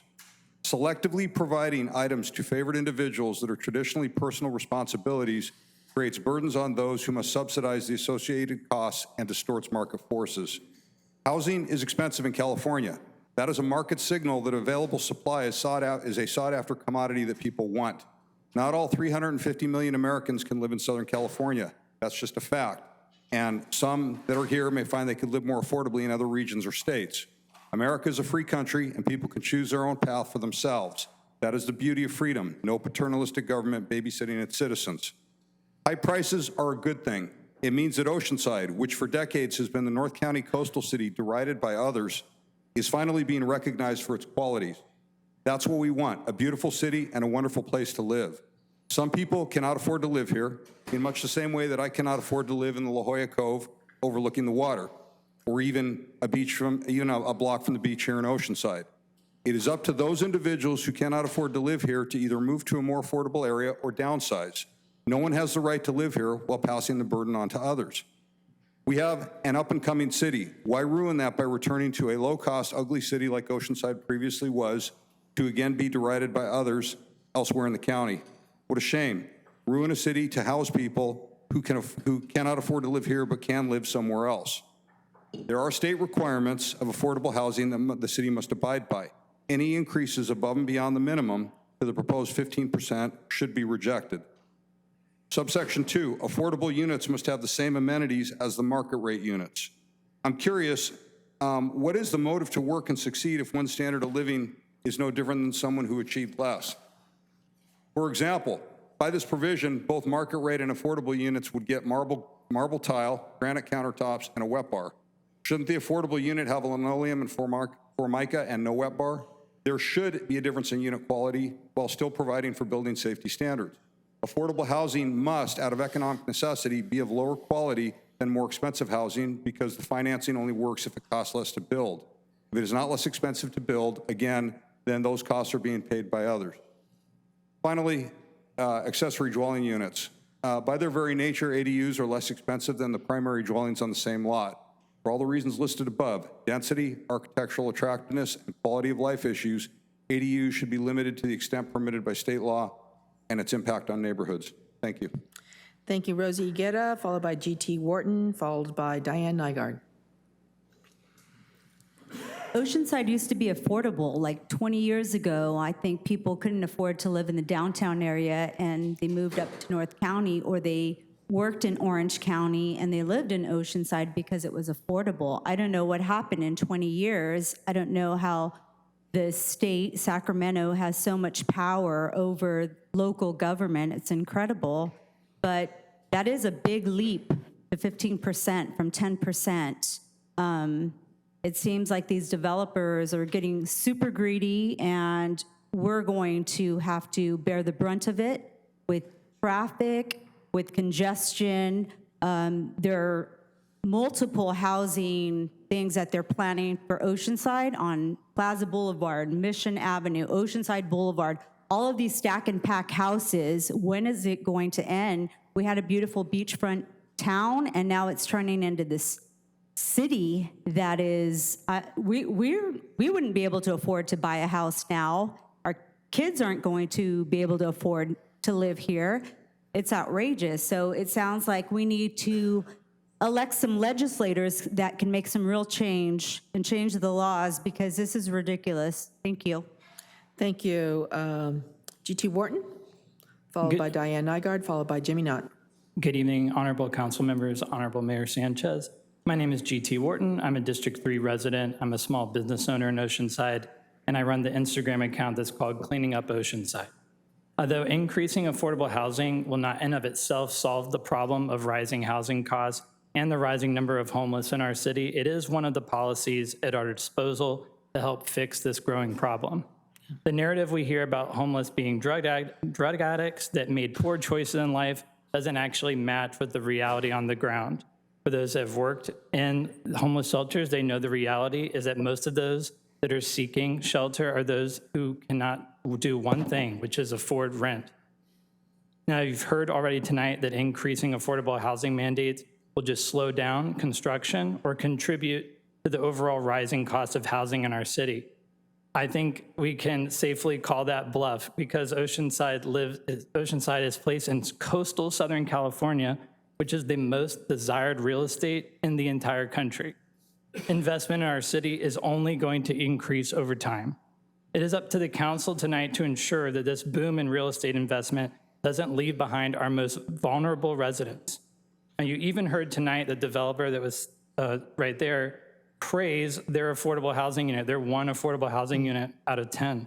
Well, that was actually a requirement for that project. They did not do that out of the goodness of their heart. So I'm asking you tonight to please consider this modest increase in the affordable housing reserve requirement.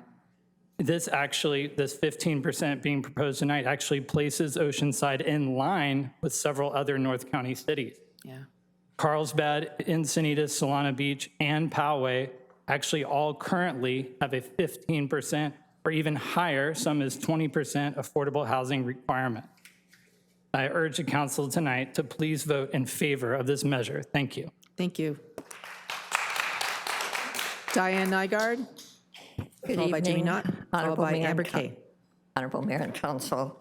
I don't know what the temperature is up there where you're sitting, but in the audience, I swear it was 42 degrees until they finally turned the heat on, and now I think it's going to go up to 100, but eventually they'll get moderated. Anyhow, I call your attention to the staff report discussion of our progress in meeting our RENA numbers. We are 2 years into an 8-year housing cycle, so proportionately we should be at 25%. Hallelujah.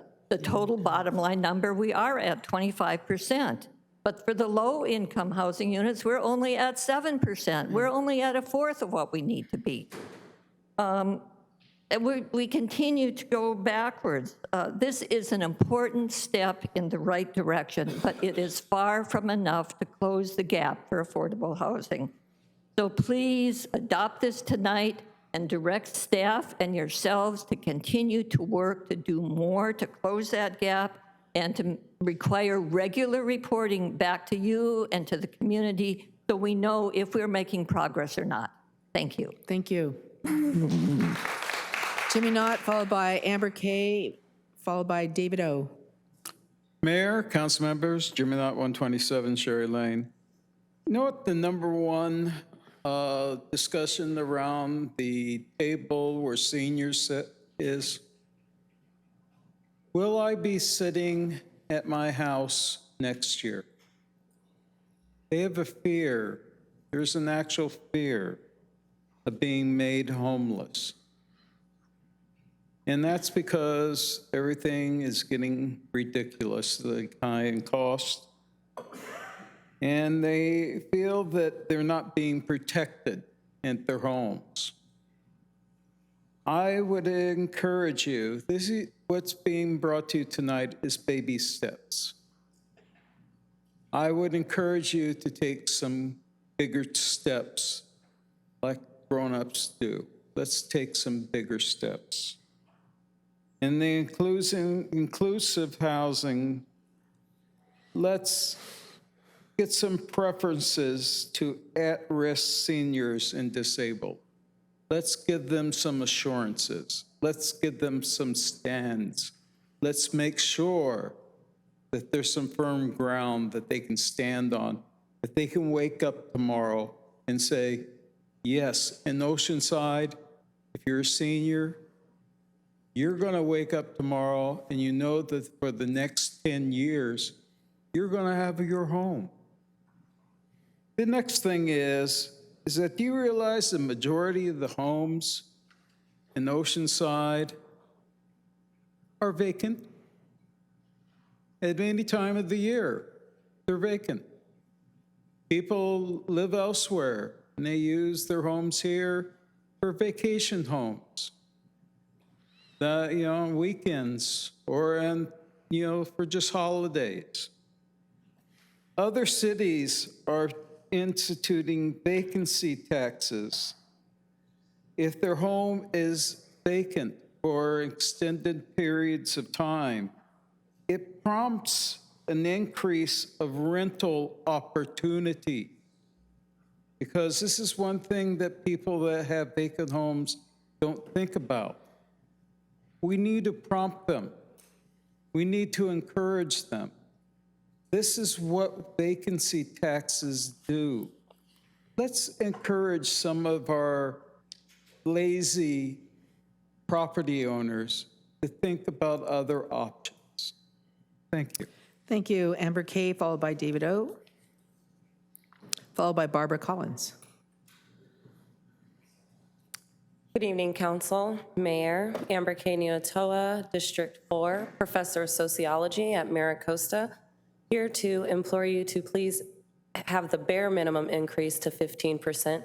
As one of our citizens just let us know earlier, that is not necessarily even the highest in the region. And Oceanside is the third largest city in San Diego County, has the potential to really set standards in a lot of ways that other cities cannot. So I encourage you to take a look at how we have been ignoring some of our middle and low income earners and their ability to thrive and not just survive within our city's lines. Oceanside is home to me. I am still here as a professor, as a homegrown girl, graduated from El Camino and MiraCosta because of low-income housing. I made it into low-income housing in my college years and up until I started my family.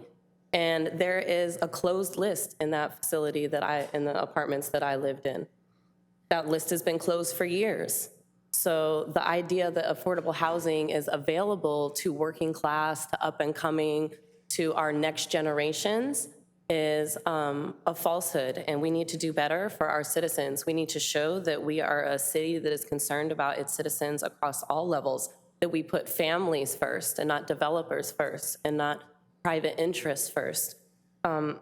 My students are unhoused right now. I have several students who are unhoused that are dealing with housing insecurity and not being able to find a place to live. So these measures are highly important for our seniors, to our young adults who are trying to make it and stay in this city. If it wasn't for that position and for my ability to stay in that place for 12 years, then I wouldn't be able to stand here in front of you tonight. I would probably be living somewhere else. So I ask you to do at least 15%. Push yourselves. I'm a trainer in my other job. Do better. Push harder. Increase that line. You can take it to 20 if you really wanted to. So show us that you really care, that you're putting our future generations, our seniors, and our citizens across all class income levels first. Thank you so much for your time tonight. Thank you. David O. Hello, my name is David. I am a resident of Oceanside, born and raised. I am coming tonight to support the little baby step that we are doing for 15%. I also feel called to respond to the beauty of Oceanside as well.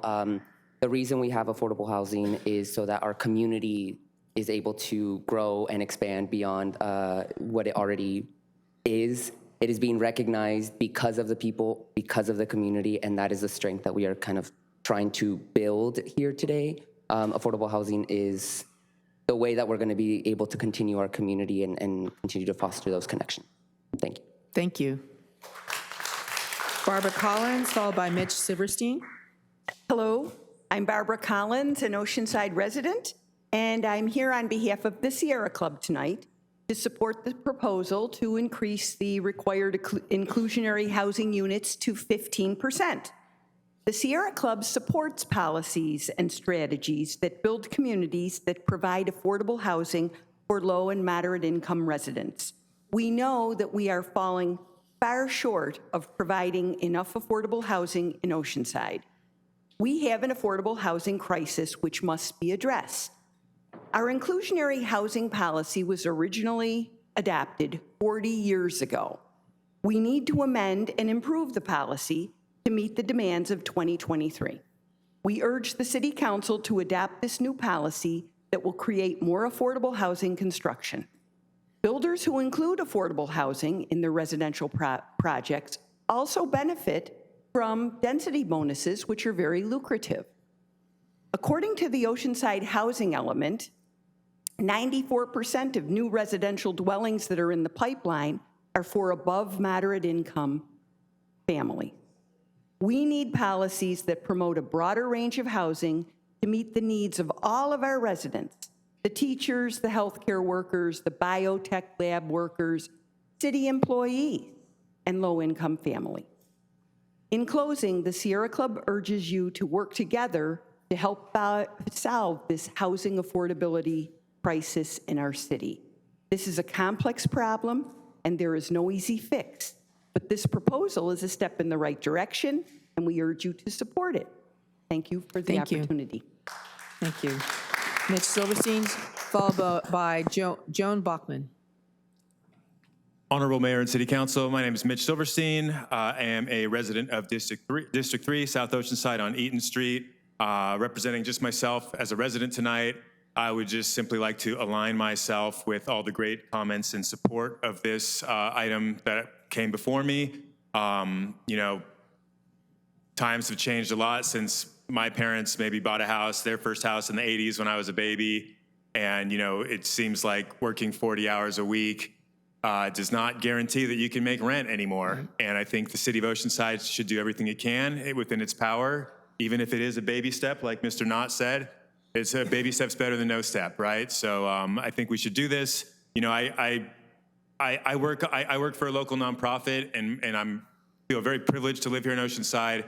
My rent is half my salary, and I think that I'm in a much more better position than many other people in Oceanside. So I just want to see, you know, people will be able to stay in this community and live here and enjoy this great city. So please support this item. Thank you. Thank you. Joan, you're our last person.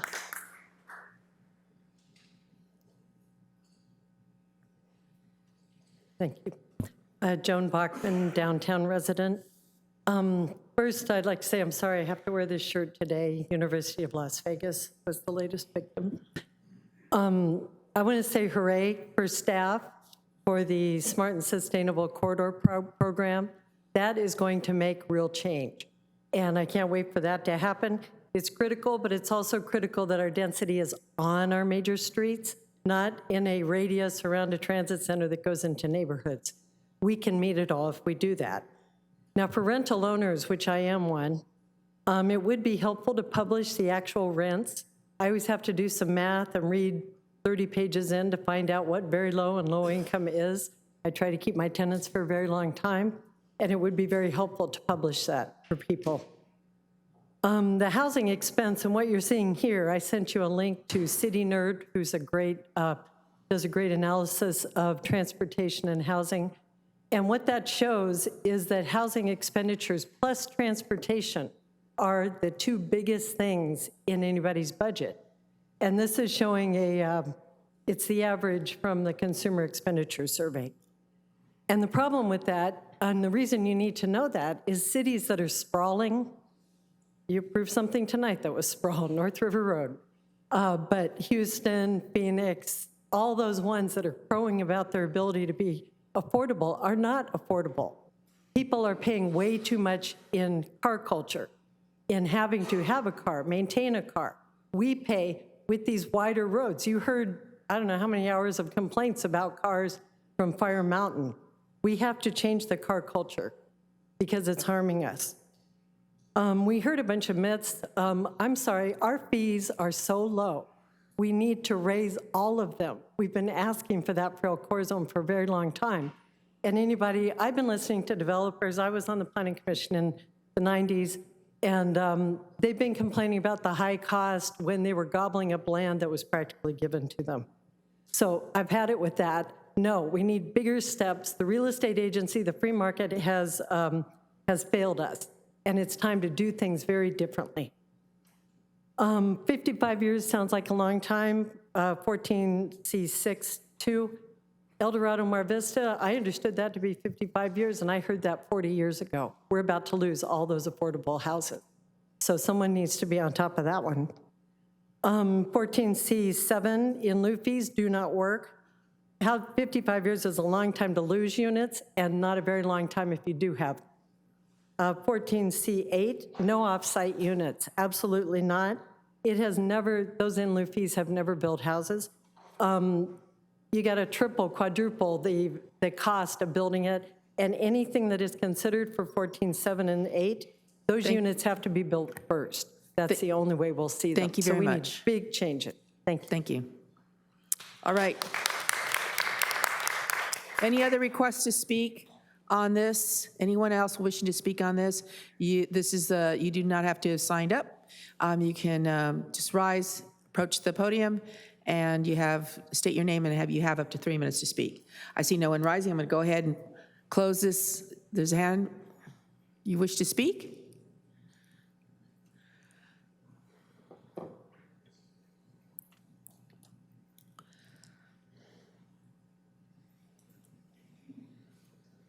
Hi, my name is Jeannie Clark, and I've been an Oceanside resident for 32 years.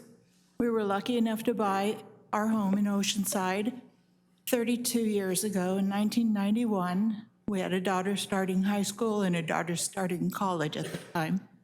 I thought I'd never own a home, but we were able to buy a home in Oceanside, and we have loved living here. My husband surfs. He's 73 years old, and he still surfs every day almost, and we love it.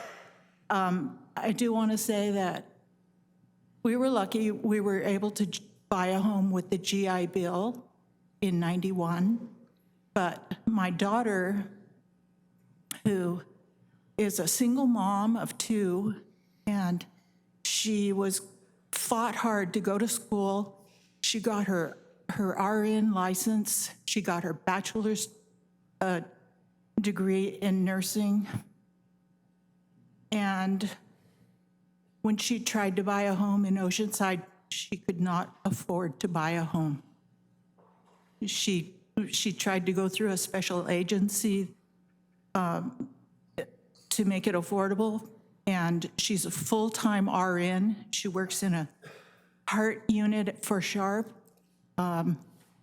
which became a full COVID unit she was a COVID nurse. She is a first responder, and she tried so hard to qualify as a single mom to buy a home in Oceanside. And the only thing she could qualify was for a $450,000 loan as a single mother, which wouldn't even get her a 1-bedroom, 1-bath condominium in this city. So we're all living together in the same house. She's saving her money, and we're building an ADU in our garage for my husband and I to move into so she can move into our home. And I just wanted to tell you that story. Thank you very much. Thank you. All right, I see no one else rising to speak. So I want to go ahead and close this part of the public hearing. And let's see, I don't know if there were any questions that were asked. So go to the council. Councilmember Joyce. Thank you. Thank you all for hanging in. I know it's been a long one. I just want to go over a couple of things that stand out to me, especially about how we got here.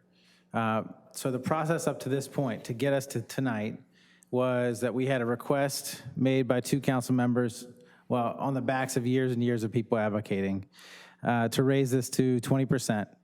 That night, it was delayed because there was an upcoming workshop. And so that request was denied, and we waited for the workshop. Well, we also had, in the meantime, requests from our Housing Commission to raise it to 20% as an inclusionary housing ordinance. Again, they were told that we have a housing workshop coming up.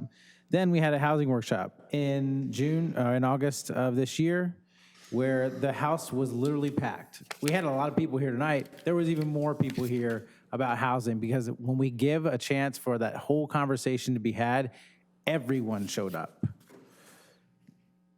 After a very long discussion, and after many, many, many dozens of people speaking in favor of it, we came to a compromise that included things that I don't think everybody wanted, frankly. It was asked that we exclude single-family neighborhoods from the proposal that was going forward. I didn't like that. I think it weakens the overall impact of what we're doing, but in the interest of compromise, in the interest of understanding that we need to come together and we cannot sit on our hands in this crisis anymore, I agreed to move forward with that. We also included ADUs, which if had happened tonight with the project that we had tonight, they could have built an ADU instead of a brand new affordable unit. Because of that specifics of that project, they wouldn't be able to do that because they're replacing the unit, but other projects going forward can do that. I don't love that idea either, but again, this is a compromise that we came to after a very long discussion with the fullness of conversation.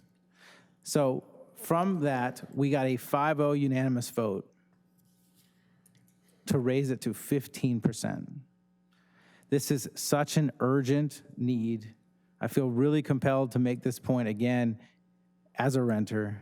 Families and seniors are getting desperate. My children's friends are being run out of town. They're having to move schools because they can't afford to live here. It breaks up communities when people cannot live where they are from. Affordable these days is for working class folks. We're talking about incomes that are much higher than you would typically think. These are for people that are teachers. These are for people that are entering our workforce. These are for seniors on fixed incomes. This is for our community. Alone, it's not going to fix it. But in this desperate situation, it is vital. It's a vital component. And as our Director Hines said, it is one of the premier tools of housing production for affordability. I want to urge my colleagues to support this as written, and I'd like to make a motion to approve the item before us as it is written. Thank you, and introduce the ordinance. Councilmember Weiss? I'll go ahead and second that. I just want to highlight a couple things on that last project. The sales price for that new home is going to be $100,000. Our fees alone for that home are going to be around $60,000. And I suspect the cost to build it is going to be fairly significant. So someone, which is the density bonus game that everyone's playing, has to subsidize it. So for those of you interested in an affordable home at a low income level, KB Homes is building, I don't know how many, down off of Old Grove and Frazee Road. 11 of those are going to be affordable. The maximum sales price is going to be around $280,000. And that's with the 10% set aside. So they got to add, well, I think they actually were more because it was our land.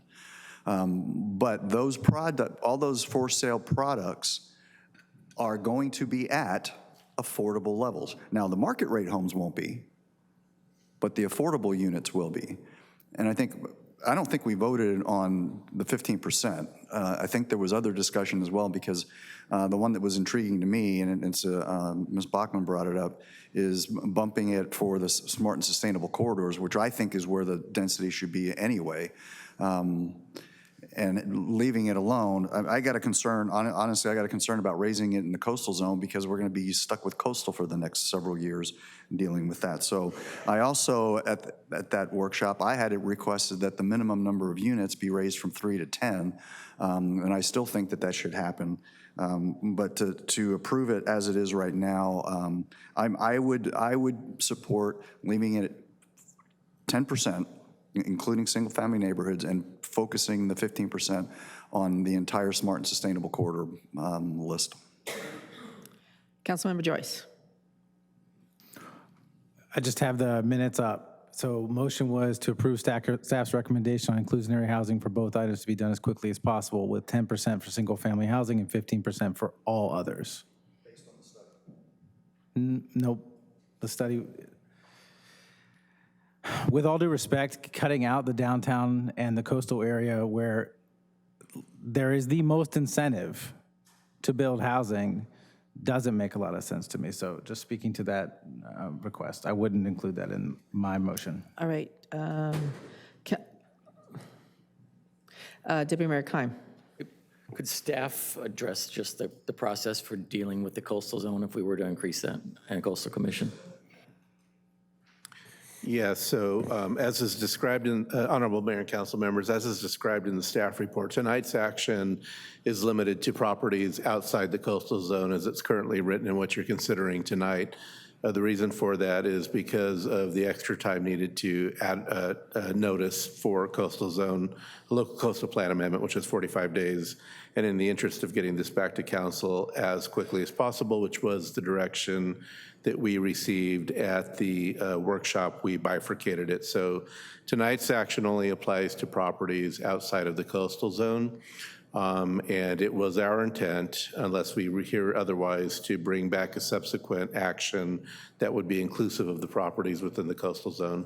And that's with respect to raising it from 10 to 15%. Right. I just had some extra comments on top with a question. Right. Did you want to speak further?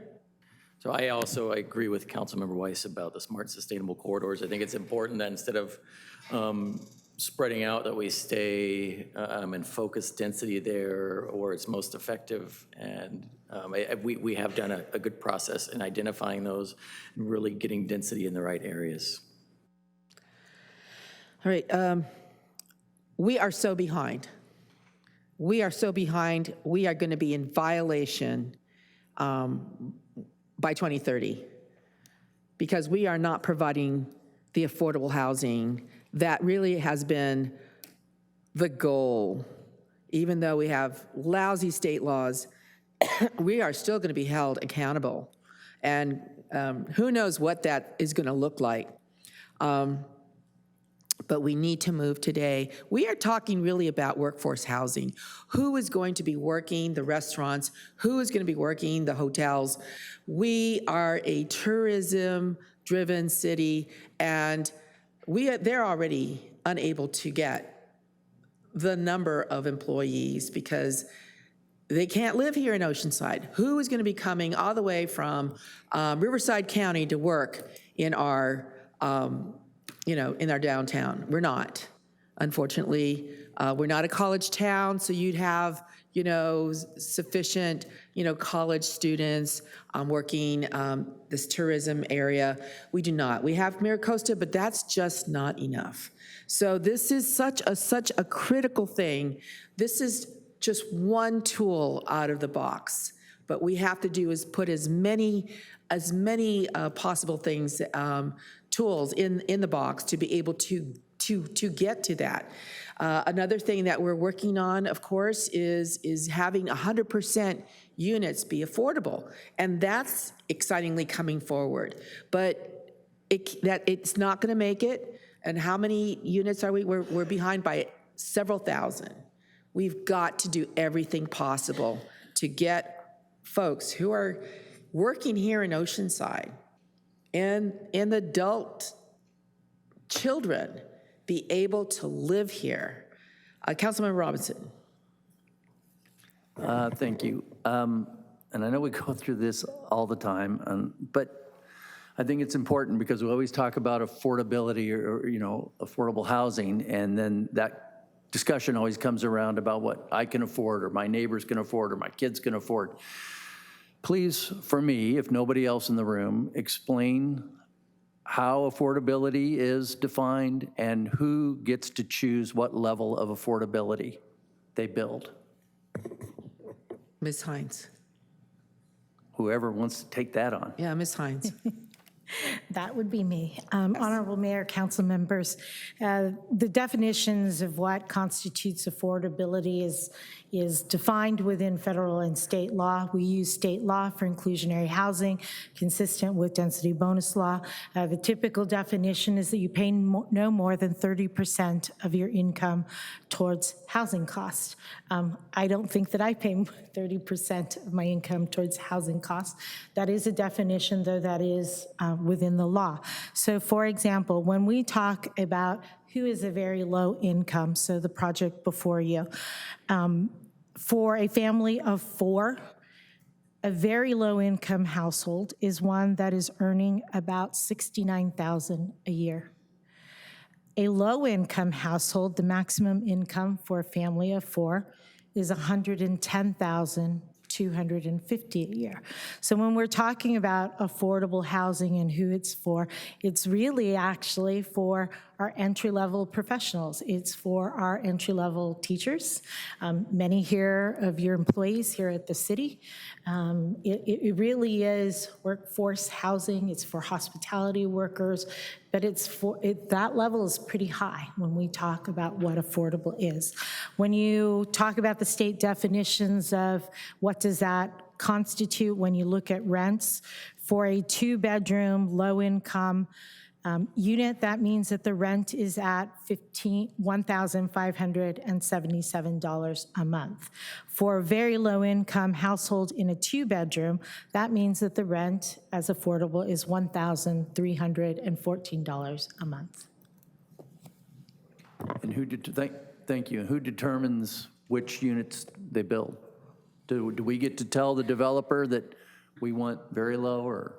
No, that's all. The law allows a developer the discretion of choosing whether they do very low income, low, or moderate income. I'll tell you the sweet spot is always very low income. That sweet spot is because the law defines affordability at 30% of 50% for a very low income. And for a low income, it's 30% at 60%. So that difference between 50 and 60 is minimal compared to what the benefits they get to do very low income. So that's why you're seeing a lot more projects that are opting for very low income versus low. And there are less units, right, that are Yes. required to be built? What do you mean less units? I'm sorry. So if you choose under to do very density low- bonus, it would be 5% very low. okay. Yeah, 5% versus 15. Councilmember Joyce? I just want to express a feeling of frustration in the sense that we had these conversations already. And we came to an agreement. And staff worked on it and did it and put it all together. I agree with you. We should work on, I think we should be super aggressive when we get to looking at the corridors. I think there are things that we can do to incentivize, and I'm more than happy to work on them. But that doesn't preclude what we have here in front of us, because that's not going to solve it either. It takes all the things together. How many units have been built as included in our housing, I mean, in the last 2 years during our cycle? You mean low or very low? I mean, anything that's considered low income that meets those RHNA designations. We have the numbers, I believe. We do. So in our pipeline, in the last couple of years, because of the boom in density bonus, we have about 3,400 units in the pipeline. Out of those 3,400, we have 430 units in the pipeline designated as affordable to either low or very low. When you do that breakdown between very low and low, they're about evenly split. 400 produced because they were included in projects that are building now. This can work. This is something that will have a difference. It will really make a difference. It's not going to solve the whole thing, but it makes a real difference, and it makes a real difference now. It's not like landlords, landlords can still charge reasonable rates for these. I don't see who benefits by not pushing this forward. It's really frustrating to be at this point tonight. So again, I urge my colleagues to stick to what we agreed on and move forward with the language that we had before us. We have a motion and a second, no other lights. Please vote. I need to title, sorry. Yes, title the ordinance. This is the introduction of an ordinance of the City Council of the City of Oceanside, amending Chapter 14C of the Oceanside City Code to establish revised inclusionary housing regulations.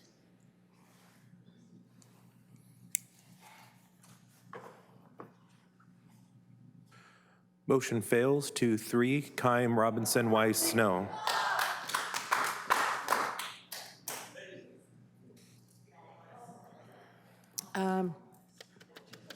I'd like to take a 5-minute break. It's come back.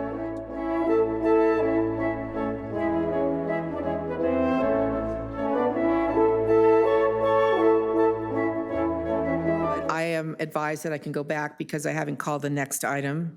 So I'll go ahead and see if there is any other motion for, again, this is item number 21. Councilmember Weiss. Yes, my motion would be to, 1, raise the threshold from 3 to 10, where the inclusionary is required. The requirement to reserve housing for low and moderate income households would stay at 10% citywide, with the exception of the smart and sustainable corridors, which would be raised to 15%. And the other 2 that are staff recommendations.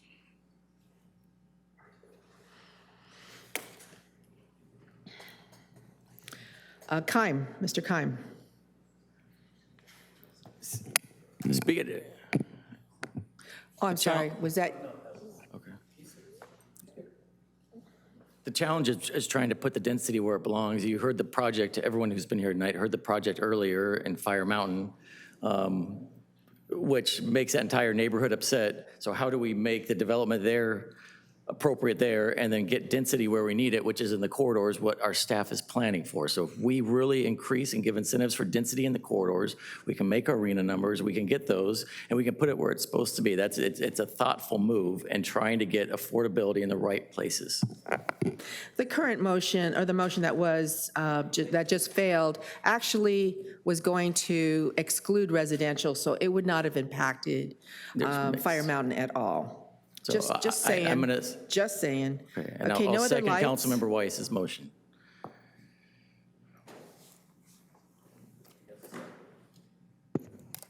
I'm sorry, what did you say? So I'll second Councilmember Weiss's motion. Okay, there is a motion and a second. Any other requests to speak? Councilmember Joyce. And this is, we're resetting the time here because we didn't have the time from before. Does staff want to speak to this left field proposal? I just have a question, if I could, without getting into the merits of it. Is the direction to have staff redraft this ordinance and bring it back? No. As I understand it, it can be done within the sustainable because we already have it outlined. Is that right, Mr. Borrego? Well, yeah, then that was one point of clarification that I would want before we decide to move forward on this. So obviously the Smart and Sustainable Corridors Plan isn't scheduled to come back before this body until probably sometime in the spring as part of the general plan update. However, we do know, we have defined the boundaries of the Smart and Sustainable Corridor Plan, so we know what those boundaries are. So my question was, if we were given direction along the lines of the motion that's currently on the table, would we come back in the very near future, knowing what those boundaries are, and apply that 15% to the boundaries that we know? Or is the intent to wait until the Smart and Sustainable Corridors Plan is actually adopted and bring it forward as part of that action? So and that the question, that's a question of clarification. My intent would be to apply it as soon as possible. Okay. And so Mr. Mullen, then your question is responded. It will have to come back with a new direction. I think we need to rewrite this ordinance. Yeah. And so we could interlineate it in right now and then introduce it or. At the next council And then meeting? bring it back for adoption, or we could just redraft it and bring it at the next meeting, whatever your pleasure is, but we need to write it correctly. So I think you, Councilmember Weiss, you said you're going to raise the threshold from 3 to 10. Is that citywide, or is that just within the Smart and Sustainable Corridors plan, or did I misunderstand you? So citywide, they would change from 3 to 10. So we'd be changing sections we haven't even addressed yet. I would recommend we just redraft it based on your discussion and bring it back at the next meeting. Gwen, can you bring this back? 14C2.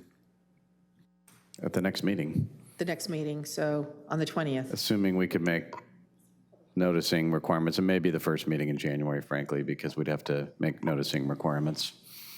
Right, because this is a public hearing, so it would require another public hearing. Unless all we over want to again. just go in and interlineate right now. Yeah. Is that a yes? Yes. Yeah, So his we yeah would means yes. change, can I just then, maybe if you could indulge me? Yeah, I actually have a question for Peter, if you want to take a second. Go ahead. Why 3 to 10? Why raise the minimum? Since we haven't discussed it, can we talk about it at least? Sure. Can you let me know what I brought it up what before. you're thinking? Yeah, so if I own an acre piece of property and I want to split it into quarter acres to give to each one of my kids, then, you know, it's setting aside a quarter unit, which then gets rounded up to 1. Now I'm looking at density bonus again, and I'm going to, instead of doing 4 lots, now I'm going to be doing whatever the number is going to be, 10 lots in order to set one aside. To me, just like the project earlier, if they didn't have to do it, they wouldn't be building 19, they might be building 12. So it takes those smaller projects out of the realm of having to go into the density bonus game and add density in areas where they otherwise may not need to do it.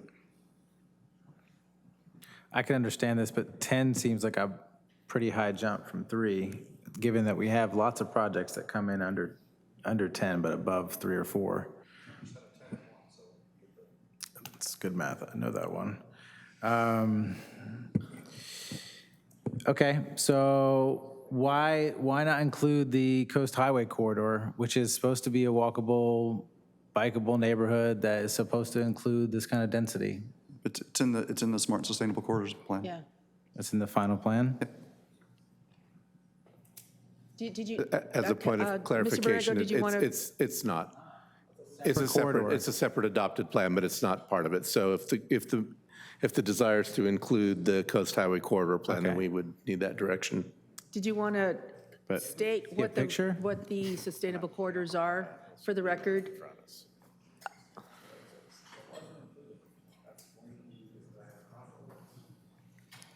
No, he's asking for a minute.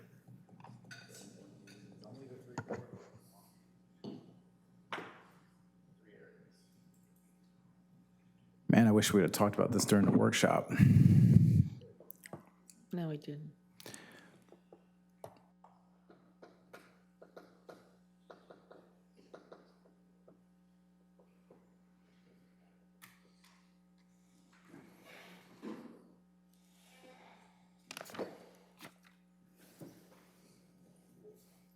Okay, so we're adding Coast Highway into the motion. We're not adding it into the corridors, It's a though. separate plan, right? Is that what I heard? We don't have an LCPA in front of us, so you could give us that direction to draft that as part of a future LCPA, but it can't be effective until it's adopted with the coastal plan amendment.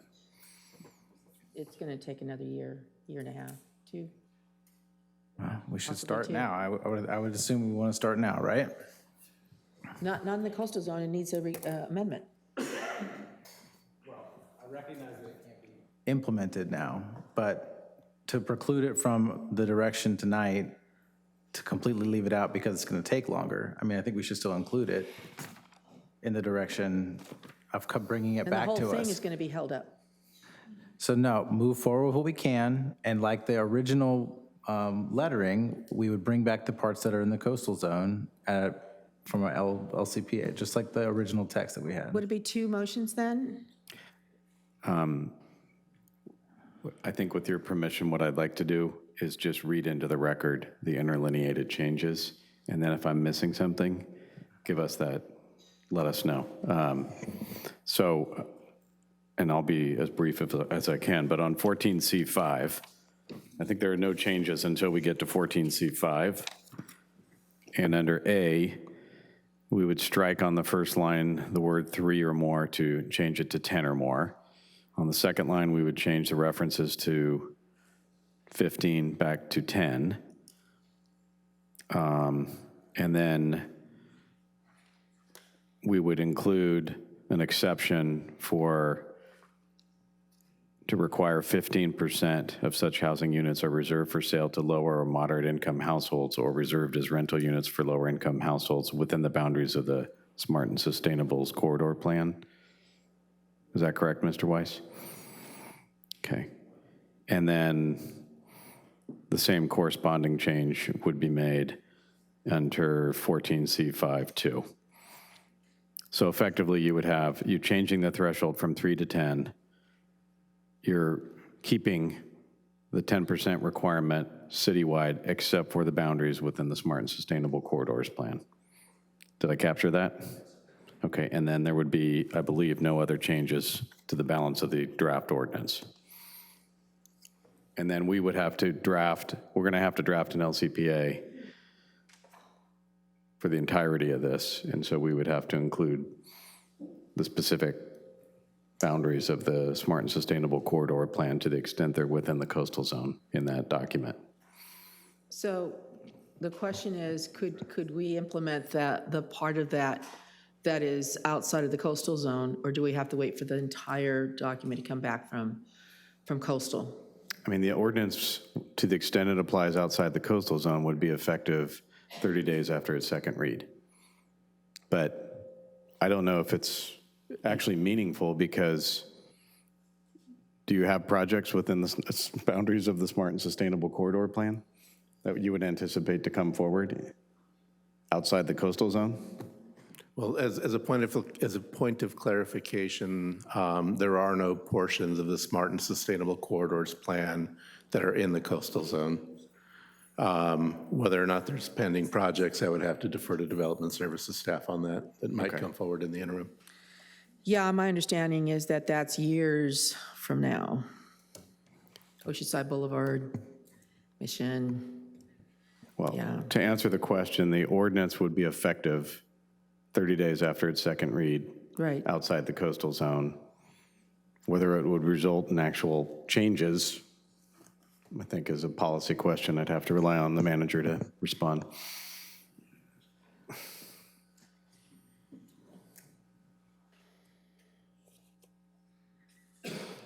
If we're going to truly limit it to this such a small scope within our entire city, I think it needs to be 20%. I mean, we're losing so much of what we're.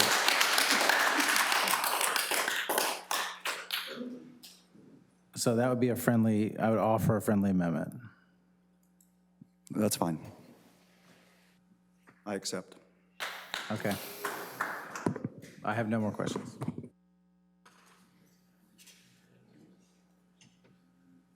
I have no other lights. So there is a motion and a second. We still have another item after this. So motion and a second. I want to say that this is so little that will probably not materialize in the next 5 years or so, probably even outside of this current time for arena numbers. 2030 ends it, we're not going to have anything. So I feel like we've just basically let our community down, those who are not able to afford living here. It's a huge disappointment. Let's vote.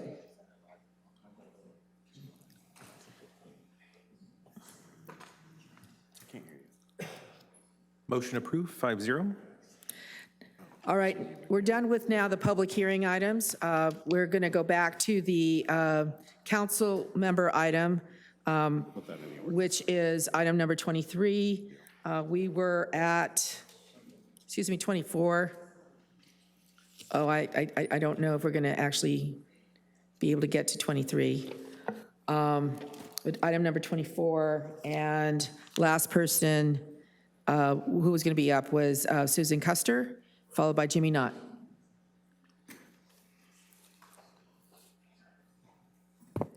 Good evening. Am I on? Yes, okay. Good evening, Mayor and City Council members. This policy is not about getting rid of the pride flag or any flag. The absence of something cannot be seen as discriminatory. The absence of segregated drinking fountains only means that all are welcome to use the only drinking fountain available. If there were drinking fountains for different people, it would mean that only some are welcome here or there.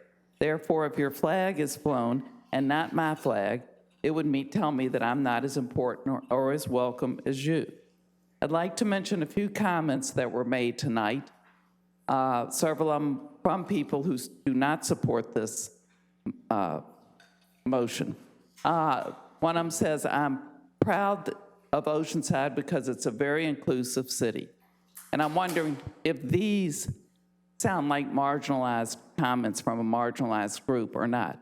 The Dean of Student Affairs at Maricosta and his husband said, we live here, we raise our children here, and we have a business here. Oceanside had an amazing LGBT festival. There were 23,000 in attendance. There are several other comments. So one of the other comments was that someone wants to have the Sanctuary for Human Life flag flown. Well, if this policy is not passed, then I, as a breast cancer survivor, am going to request that the breast cancer flag be flown in October. I'm sure there are many other groups here that would like to request that their flags be flown. So please pass this policy so that we can include all people with the flags of the state, the city, and so forth as the policy is written. Back to a few comments that were made that show that we're an inclusive city. In June, the Oceanside police wore the Pride badge on their uniforms. Oceanside has a queer library. June 1st, opening ceremony of the LGBT had 1,000 in attendance. Mr. Knott. Mayor, council members, Jimmy Knott, 127 Cherry Lane.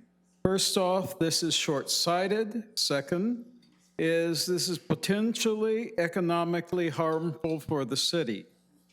Third, last week, Russia banned public display of certain pride flags and actors. So therefore, we would put ourselves at the level of Russia. D, what would take place is I would recommend having special flag poles set aside throughout the community for recognition of other flags if you're going to be doing whatever you're going to be doing under 24. And another issue is we have the seal right above your head. That has other things besides the state of California or the American flag. That needs to be removed, those items taken down from it. On the Oceanside flag, it has a boat. That needs to be removed, and we need to just have Oceanside on it. If not, what we need to do is think about other things that need to be done. If we have an honored visitor from either a king or queen, or let's say the Vatican, we would miss putting up their flags. Our sister cities would no longer have their flag. Other mornings and celebrations. You would also have any regulatory flags would then be denied. Equal right flags would be denied. And also other things like that. We need to rethink this. This is really aimed at the basest bane ideas that are around. Also, if we had the Olympics, we would not be able to host it. Thank you very much. Michael Richardson, followed by David O.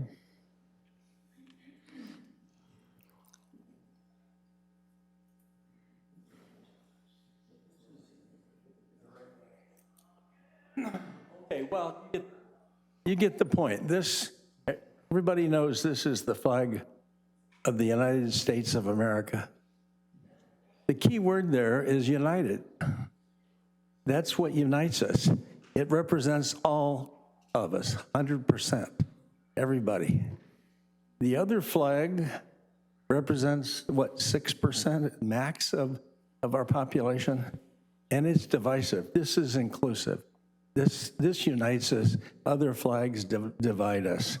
I applaud Councilman Robinson and Weiss for bringing this issue up, and I hope you'll vote for it.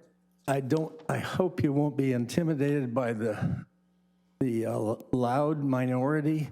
I personally strongly believe that the vast majority of the residents of Oceanside would support that. David O., followed by Jennifer Caraba, followed by Leticia Negrete. Good evening. My name is David, resident of Oceanside, born and bred here. Brain is fried, so forgive the candidness, but if we are, to reiterate some points that were made tonight, if we are really about making it the flags of unity or whatever, it should be amended to remove everything after, or everything including the word additionally and beyond. That shows preference to specific flags that are flown and is not necessarily something that is, by showing preference to these flags and with no actual process for additional exceptions to this policy, it doesn't necessarily, it shows favoritism or preference for those flags, I guess. I don't know. Sorry, it's been a long night. It has been, yeah. I would hope that this proposal can be amended to direct staff to come back with the process that allows for the intent and the content for flags that are going to be displayed, that they actually are something that is either voted on by the majority of council or something that is voted on by the majority of the city, something that conveys the actual intent of the raising of the flag and having it be commemorative and some more ceremonial. The other part too is that tonight there was a lot of frustration, and that is not something that is just going to leave here tonight. That is something that carries forward, and I think that that is something that needs to be made apparent because elections are coming up, and those are going to be some of the items that we're going to be bringing forward. We need to be able to, across the board, be fair, and if this policy really is about fairness and equity, we really need to have the 3 flags that are done at the state and federal level and removing the additional ones or coming back with a process to include more. Thank you very much. Jennifer?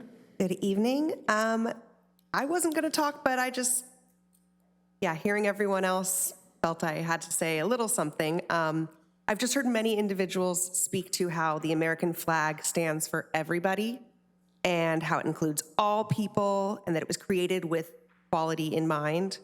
But I'd like to remind you that Old Glory was established as the United States flag in 1977.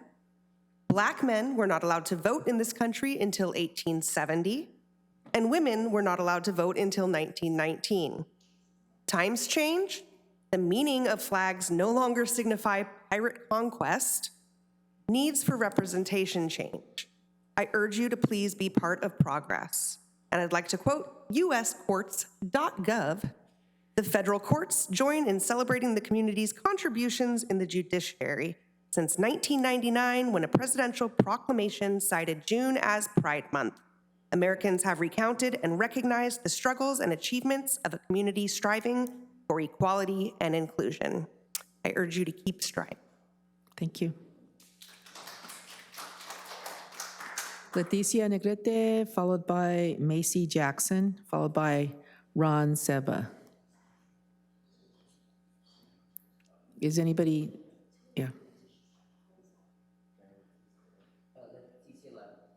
Okay, so this is Macy. Hi, my name is Macy Jackson. I'm a newer resident to Oceanside. I moved here in 2020.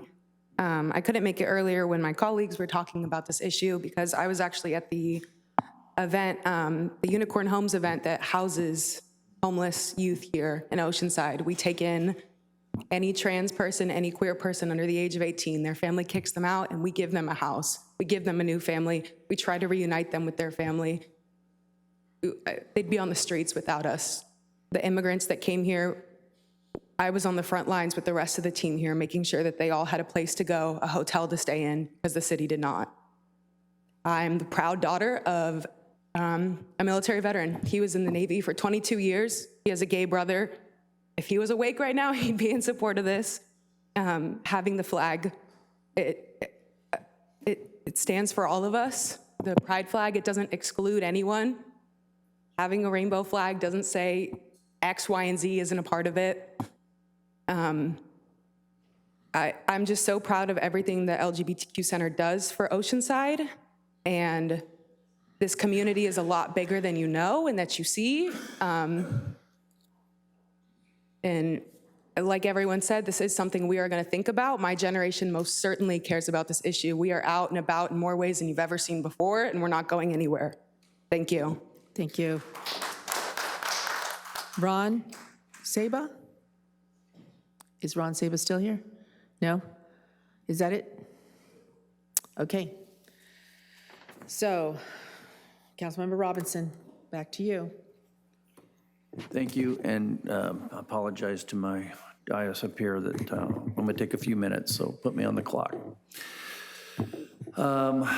First, let me make one thing really clear, is that this request to staff to develop the policy was written by me, and I will give editing credit to Councilmember Weiss, and he agreed to put this on the agenda. There were no, I heard a lot today about outside influences and evil things.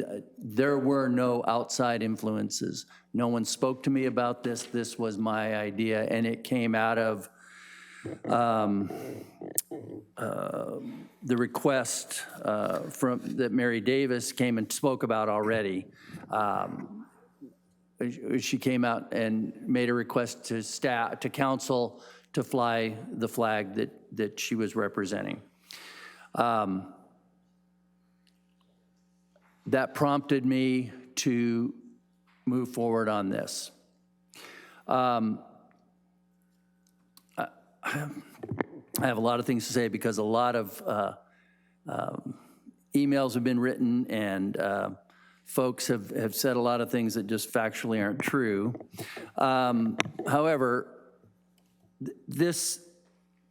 my intention of this request was really to develop a flag policy to show, not to show favoritism or disdain for any group, but to recognize that these powerful symbols represent us. And you hear it all the time here, people come up on the dais and they say, oh, I'm an Oceanside resident for 10 years, 20 years, 35 years. I've been 35 years.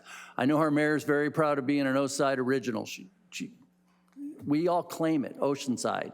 And that was my first flag, was the city flag, because I do believe it unites us as Oceansiders.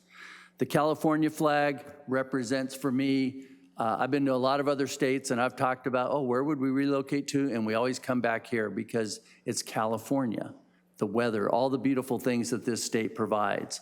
And I believe that California flag represents all of us who are residents of the state of California. And the flag of the United States of America is a symbol of freedom across the world. And Americans and non-citizens alike live under the freedom and protections provided that flag represents. And regardless of our politics, our religion, race, gender, or socioeconomic differences, the fact that we live in the greatest and most freedom-loving country in the world should unite us. As a veteran, the U.S. flag has special significance. And I believe that's true for all those who wore the cloth of the United States. And that's why I included the POWMI flag. And Mr. O, I believe, brought up a point about that should be taken out. The reason I included it was on Veterans Day, I went to an event and they talked about there's still 80,000 MIAs from all the wars. And there's groups actively searching to return those to their families, the remains, and recover them. However, since then, I've had conversations with several veterans, some high-ranking individuals, Marine Corps, who long-term residents of the city, and as much as they believe in that if it's the council's desire that we pull that MIA flag out of this discussion, I would do so. They don't want that to be a divisive thing. The city, and my belief is that an entity, we're not here to, we need to represent everybody without prejudice and favoritism. And the city has always shown support for our various festivals and special interest groups. And I just want to say what this doesn't do. And it came up several times tonight that this policy does not take away the flying of the rainbow flag. We don't currently fly it. We don't.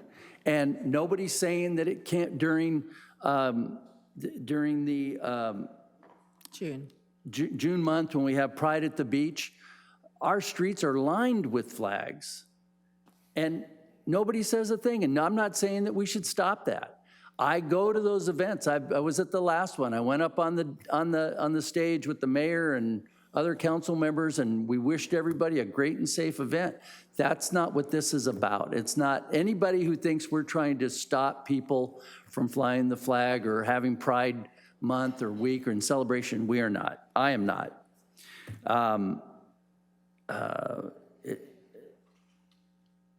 It doesn't remove our support for the city's support for the LGBTQ plus community. The young lady that spoke last talking about Unicorn House, the city supports that. The city supports I believe and one of the council members can correct me here, but I believe we've got money through the city to support the LGBTQ office or do some remodeling or something like that. I'm not sure if that's right, but we've done a lot of things to support the LGBTQ community, and none of that's going to stop. None of that's going to stop.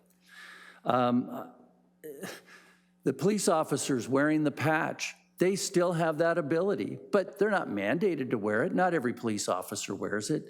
Those employees that choose to show their support in that way can do that. Nobody's going to stop that.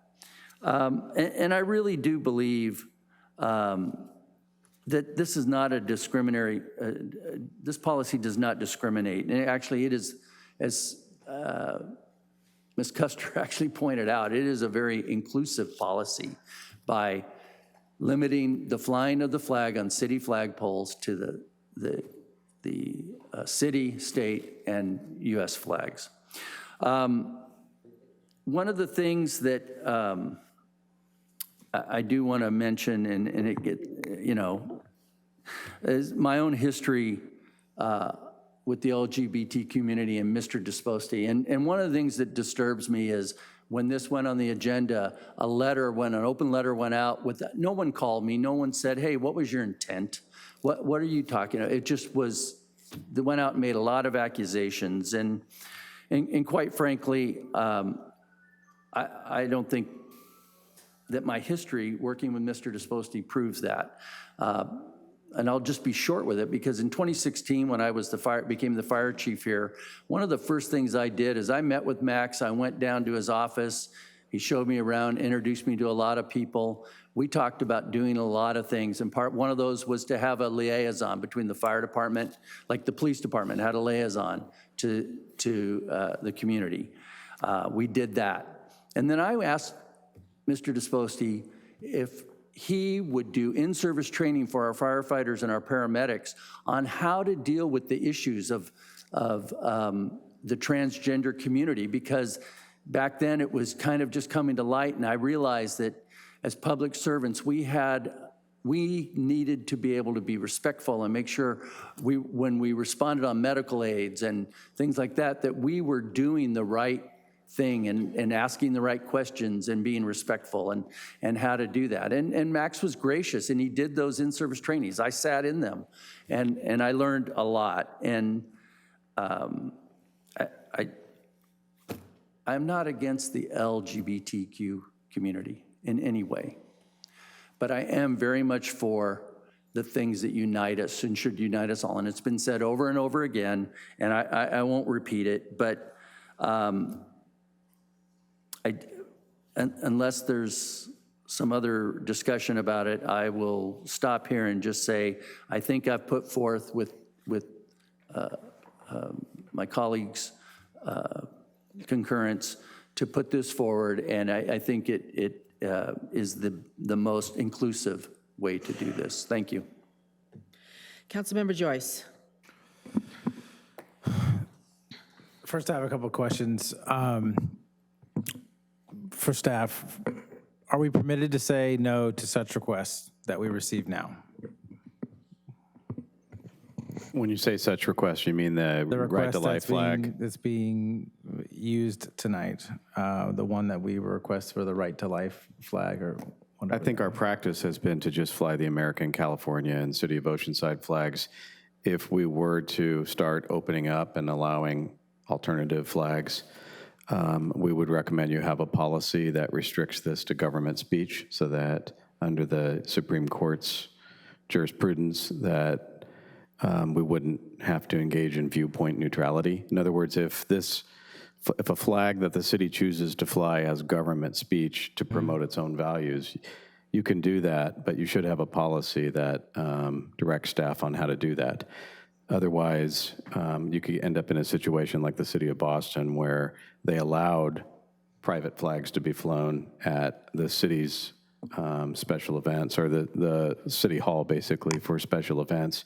A Christian group tried to fly their flag, and of course that was denied, and the Supreme Court ruled that that's viewpoint discrimination. So yes, I would recommend you have a policy if you're going to allow them. So we haven't previously, so a policy wouldn't need to be in order tonight, from my understanding, to deny somebody to bring a flag forward. We don't have a policy. The practice has been just to fly those flags. And so my understanding of that case law is also that part of what made it a discriminatory act was that Boston allowed private individuals to literally raise it, and that if the government itself were doing it, it is the government speech, and they would have if the government were doing it pursuant to their own policy, then it would be permissible. Okay. You have to have a policy. Thanks. Has there been an instance that you're aware of or any staff is aware of raising the flag that was brought forward? Do we know of any cities that have raised that up in California? Is that a thing? Honorable Mayor and council members, I haven't researched that specific flag to see if it's been I haven't raised in seen other it locations. raised anywhere. Are there other flags that have been raised in other cities that have caused these big stirs in California? We had other instances. I mean, I'm aware of Carlsbad having a big stir raised up over a similar issue. This is over a pride flag. Yeah. Right. Not over. Oh, you mean the other flag that, flags? Yeah. The right to Well, life flag. not just that one, but anything other than the pride flag. I'm not aware other than. Okay, I'm not either. I haven't seen in doing the research that this has been a problem with any other flag other than the pride flag, which is telling to me that while we're not talking about it being about the pride flag, it seems very clearly to be about the pride flag. And I take you at your word, and I appreciate that that's not where your heart is at, but you have to understand that the folks experiencing this policy, that are seeing this policy come forward, are in the reality that the only flag that is being pushed on like this is the pride flag. So that is the reality in the context that we are living in. I noticed that on this proposal, the display of flags on city buildings was also part of this request. Councilmember Robinson, did you intend this to say that the raising of the pride flag in any building would be prohibited? Councilmember Robinson, you do have about a minute left. This can be part of my time, right? I don't need a time. I'm not sure I understand your question. Can you? So does this prohibit the raising of a pride flag inside of a city building? It says on a building, but is it also inside of a building? No, I'm talking about our flagpoles are on It doesn't just say building. flagpoles, it says on the building too. Yes. on buildings, but no, not if there was a display inside of the library or something like that. So it should say flagpoles on buildings or flagpoles and on buildings? I really want to know like we're getting at. He wants to know if it's only outside of buildings. Yes, outside of buildings. I don't think that there should be flags, we should fly any flag we want on a city building. And that's why I was specific about the morning flag, because I don't want to take your time, but there's a reason for that being added in there. Okay. Did you intend this to include all city buildings? Where there's a city, like fire stations, police stations, in our flag area here at City Hall, yes. But it says on city buildings, so. Are you talking about buildings where somebody renting space or something like that? It says on all city buildings. Okay. I just wanted, like, the words on the city building, meaning like somebody draping a flag off the side of a city building that is owned by the city, that I'm asking if that's is part of this, or should we take on out of that? We can if that. I mean, it does definitely change the intent, I mean, for me. Does it also include like city walls or inside? I guess you said it's not inside anything, so it's not anything inside, right? Or yes? I can't. No, you mean if somebody wanted to bring a flag in here, or? I mean, if somebody posted inside their workspace. Well, I think workspaces are a different story. That's a flagpole in a workspace. Huh? Employees have the ability to, you talking in somebody's cubicle or something? On the door. Yeah, we're talking about free speech, and I want to know like how far do we go once we start precluding the speech? Where are we stopping? Are we stopping at their cubicles? If we're doing all city buildings, does that include Oceanside Museum of Art? Are we going to tell them that they can't hang a pride flag during Pride Month from their building that they are renting from us? No. Okay, these are just important questions that I think need to be answered. So if we need to be specific, our flagpoles here at City Hall. They're not renting from us. We don't own that building? No, they own their building, I think. Okay. I mean, so no. We have others that rent. Petite We are leasing Madeleine, the Sunshine Brooks Sunshine Theater. Brooks, I mean, you name it. No, I'm not talking about buildings outside of basically this complex and those facilities that fly the U.S. flag every day, fire stations or police stations, lifeguard headquarters, like that. I mean, if we're not in the building, it's. I don't know how else to explain it, but.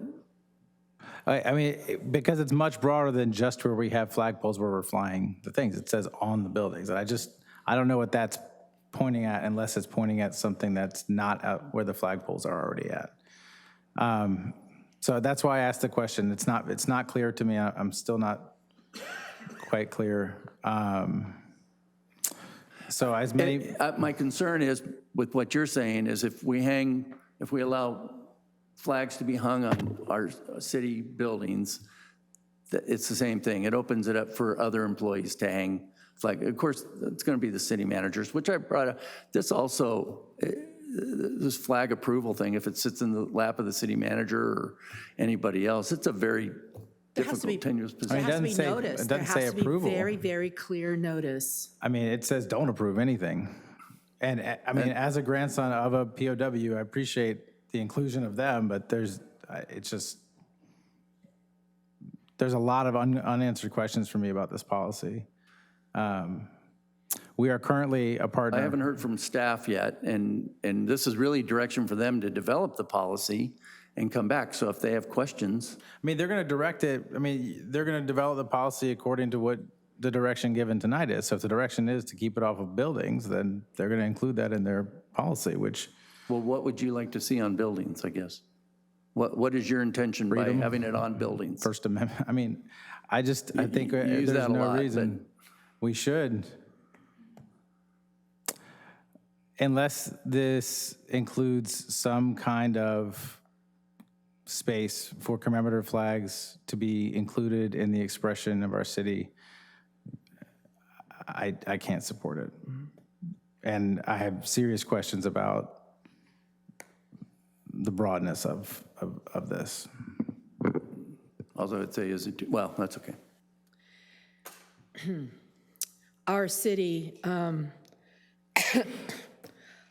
does have a history of discriminatory treatment. We were sued. I think the biggest lawsuit that we had was the beginning in the early 2000s. I don't know if you were here, John. I think it was in the early 2000s where there was a lawsuit by 3 women in our police department. And it was a settlement, I think, was it $2 or $3 million? That predated me, Mayor. Okay, yeah.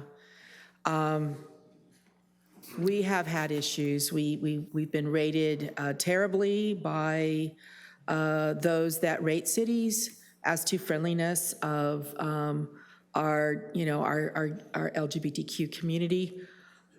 We have in the past, yes. Now, and it's my time to speak right now, please. For the longest time, our mayor here would not do a proclamation in support of Pride Month. It was very, very difficult. I would ask him to please do it. I know that it was a big deal for Max. When we finally had that, it was a joyful occasion. I don't remember, I think it was at 2010, maybe 2011. It took a while, and it was really, it was hard. It has taken our community several years, and I want to say the leadership of Max Disposti and others who did it in a way that was very inclusive and very much within the business community, because we have several businesses in Oceanside that are owned by LGBTQ people, and it's us. It took a while. It's hard to listen to this conversation because we are not neutral yet. We are moving towards that. Definitely, it's more than 50%, 60%, but we need to continue to move forward. I want to say that being gay is not a choice. And what I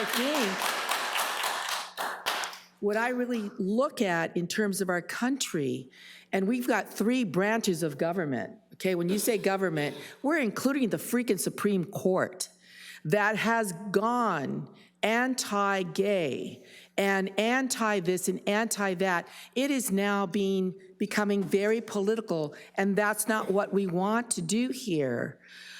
When I think about who we are, I think of myself as an American, as a USA person. And even when my mom, who was a permanent resident for most of her life after she got married, and the day that she became a US citizen and insisted, even though her primary language was Spanish, to do it in English, to take that class and to take that test, and you know it's part of an oral test in English. I saw the pride that she had, and the pride that she had to be able to fly the United States flag. That represented for her a whole lot of struggles in ensuring that what she did here for her children was going to give them a better life, better opportunities. We're not there yet when we talk about, I mean, all these other things that, you know, this email about, those are political opinions, okay? And what I want to say is that if Oceanside stands for anything, it's about inclusiveness. It's about, for me, it's about love. And whether or not we all agree on everything or not, and we don't always agree, what I love about this community is it doesn't matter if we don't see eye to eye on one issue, we can still work together on other issues to make our city better.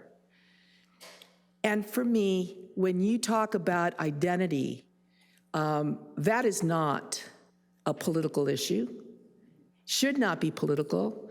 And so for me, the most inclusive flag there is in Oceanside, you know, and I'm not talking about other cities, for our city here in Oceanside, it is the rainbow flag, because the rainbow flag includes me, includes everyone, includes everyone. And so that Max last year said, I'm going to be asking you next year, I'm going to be asking you, and I need you to say, yes, City of Oceanside is going to fly the rainbow flag for Pride Month in June. He said that out loud. He said it in June for the following year. He told us that. And I know that means that for all of us here, it means believing in all of us, in supporting all of us, regardless of whether you agree on one other issue or not, to make us all feel welcome. Because the thing about Oceanside and why everybody comes to Oceanside and why we become so successful in terms of this tourism thing, right? Because back in 2000, we were trying to figure out how can we increase our revenues? How can we do that in a way that is not, that does not create as much impact to our local, to our community, to our locals, to our youth, to our schools? How do we do this? So I'm asking my colleagues to please be inclusive, be supportive of the rainbow flag. It is for 1 month only in a whole 12 months. And what we would need to do to make that legal is to give direction to staff to say we want a policy, and that policy to fly the flags that council member would like to have, but to also include the rainbow flag for Pride Month. And I think that will hold up in court. Certainly in California it will. And I do feel that this brings us together, because the opposite will not bring us together. We will go backwards, unfortunately. And I want to say I appreciate so much our movement forward, even though I wish it was faster, you know. I do believe that when we take deliberate steps, we don't go backwards. So for me, this is a deliberate step that I feel we need to make. We need to make this because of all the people who are suffering right now, because the country is going backwards, and because we can't let that happen here in Oceanside. I don't know. I mean, maybe my family. I was raised with gay members of my family. I never thought that was different. Never for 1 second. And they knew they were gay very young, very young. It was not. It was, again, not a choice. So I want to say again, I love everyone here. I want you, in the spirit of that, and understanding we are going to have days where we don't agree, like today, earlier, right? On issues that don't have to do with identity and who we are and and hoping to have and to share the same civil rights that everyone else does and that everyone should be able to enjoy. That is what I think we all stand for. So I'm hoping that this motion does not go through, and that instead the motion be to provide direction to staff to do policy, because we have to do that in order to withstand whatever challenge in court, and to include the the rainbow flag for Gay Pride Month. Thank you. Any other lights?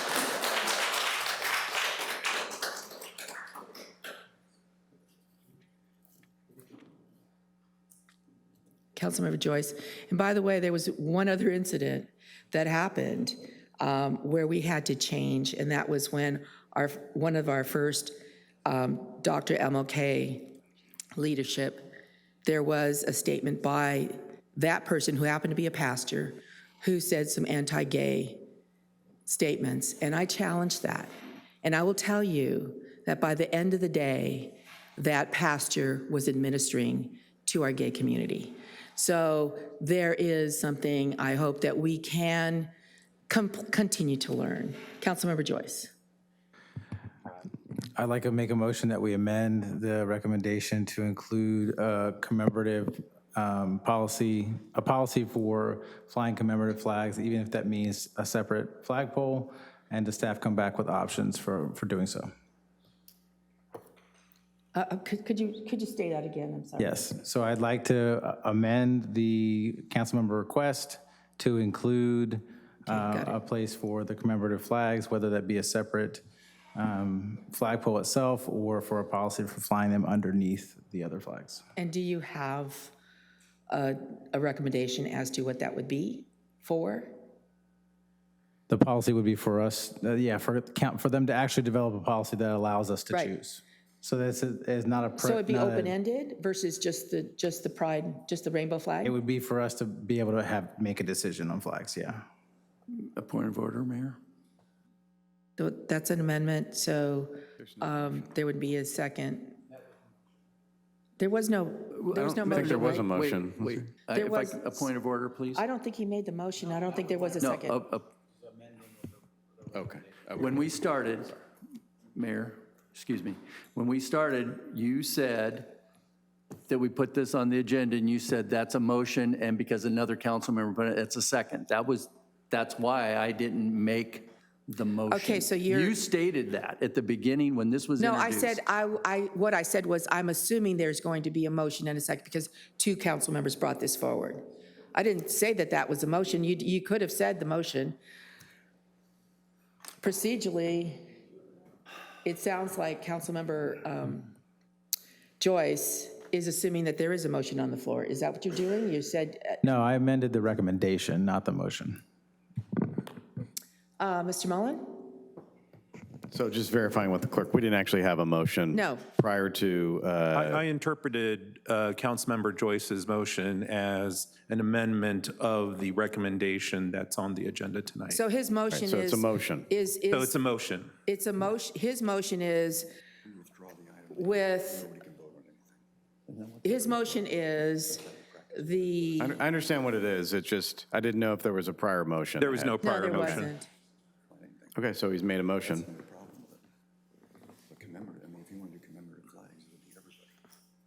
Okay, so, I'm sorry. So your motion is, what is this long item 24 plus your comments? To include a flagpole for government speech.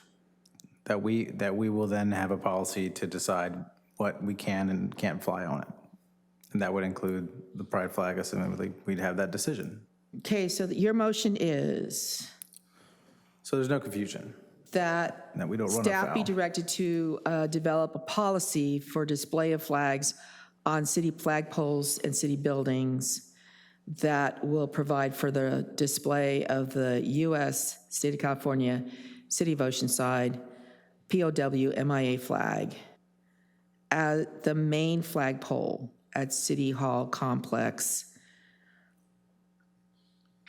And then, it gets dedicated, and then as well as lowering the flag for times of mourning.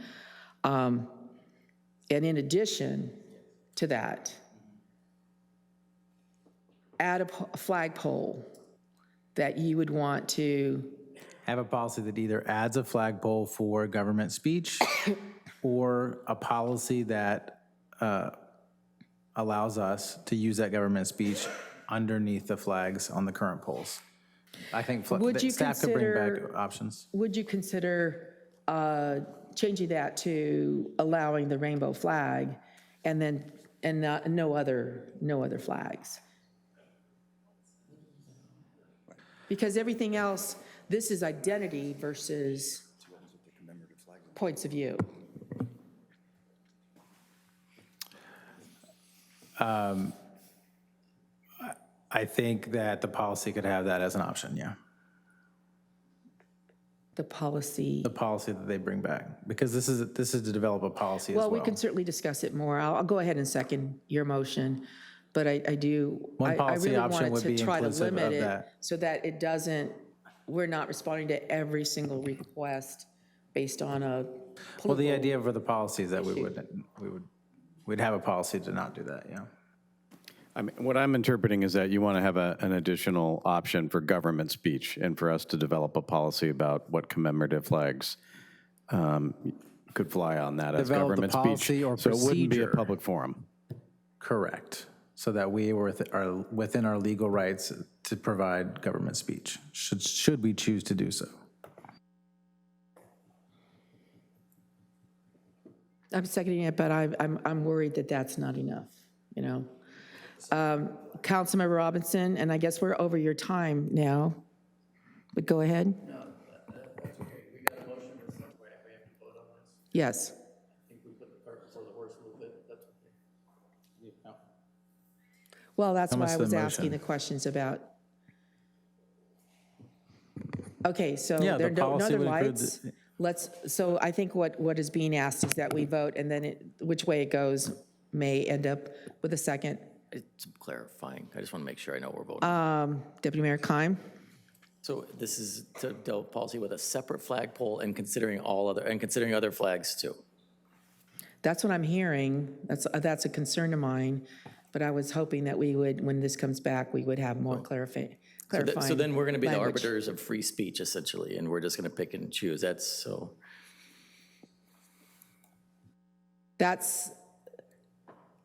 And I'll tell you, Councilmember Joyce, that I would be against that in the final analysis. Because I don't want us to be taking positions on political. But that's what's happening. For us to raise the pride flag and not raise the others, I'm hearing, and correct me if I am wrong, that we need a policy. We need a It would policy. be a best practice to have a policy about government speech. Yeah, and we can limit it to the rainbow flag. Okay, I'll accept your friendly amendment. Okay, thanks. So that's a motion and a second. Please vote. Wait. No, did something change? Was it the motion I just clarified? Was it the motion I clarified a separate poll It's that addresses? this here, but adding that another flagpole to be able to fly the rainbow flag during Pride Month. Yeah, it's a commemorative flagpole. That's what I just clarified.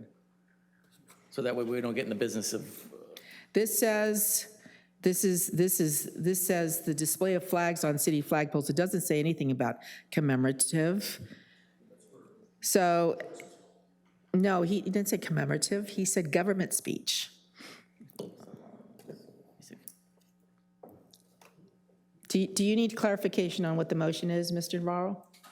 Yeah, the last thing I have was a motion by Councilmember Joyce, which would basically be everything that's in the agenda item, but in addition, a recommendation of a policy for flying commemorative flags and for staff to come back with a policy for deciding which flags to fly, for choosing which flags to fly. No, he actually accepted that it would be. And then it turned into government speech and then an extra flagpole to fly for the pride flag. Yeah, no, the commemorative flag is out. It was just the government, the separate flagpole. For government speech to fly the rainbow flag during Pride Month. Got it. So that's right. It's late.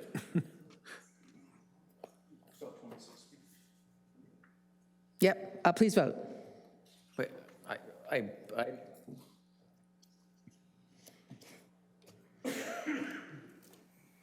I don't have it on my. Go ahead. I'm very unclear as to the motion. I'm going to abstain.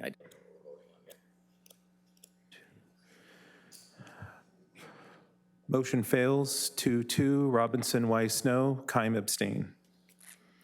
All right, so why did you abstain, Deputy Mayor Keim? Because I'd like to make the motion again. No. And then see if we can resolve your non-understanding of something.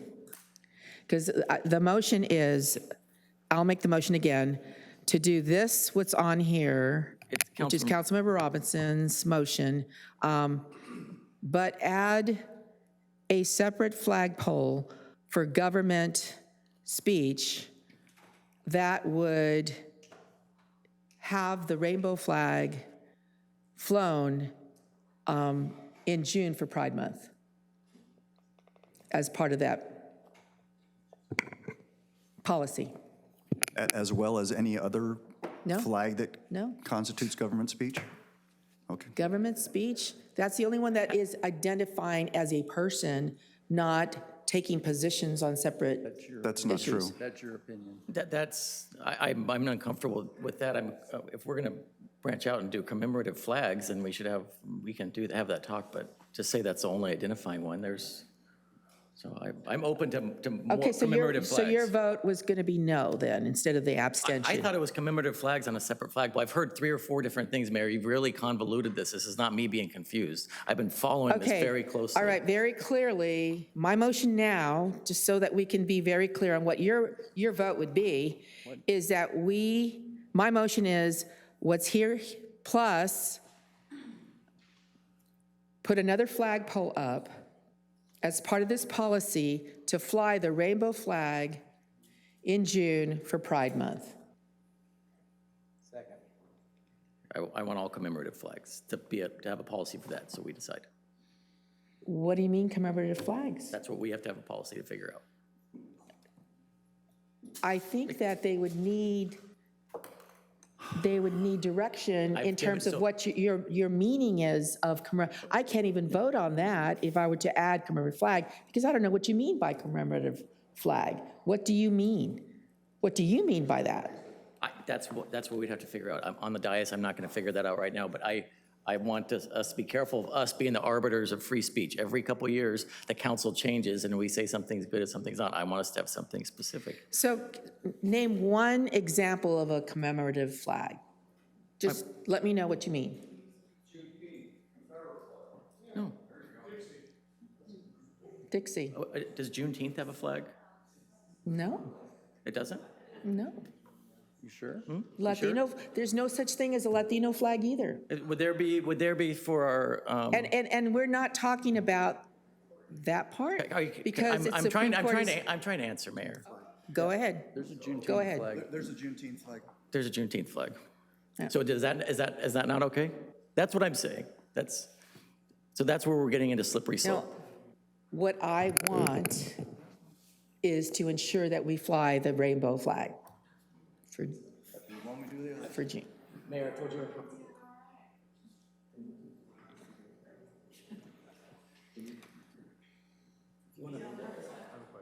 Yes, Councilmember Joyce. Is staff familiar with policies that could be drafted that would permit the council to then make the decision?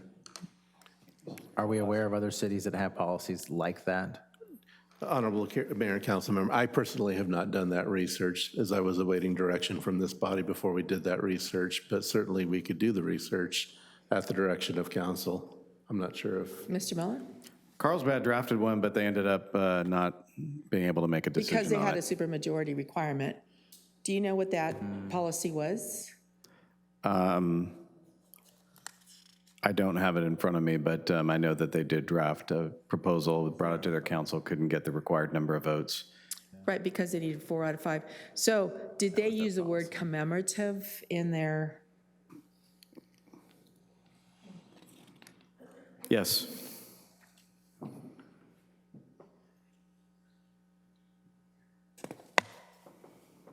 Okay. I seconded your motion. Okay, I'll add the commemorative part to it. You'll keep that second? Okay. Councilmember Robinson.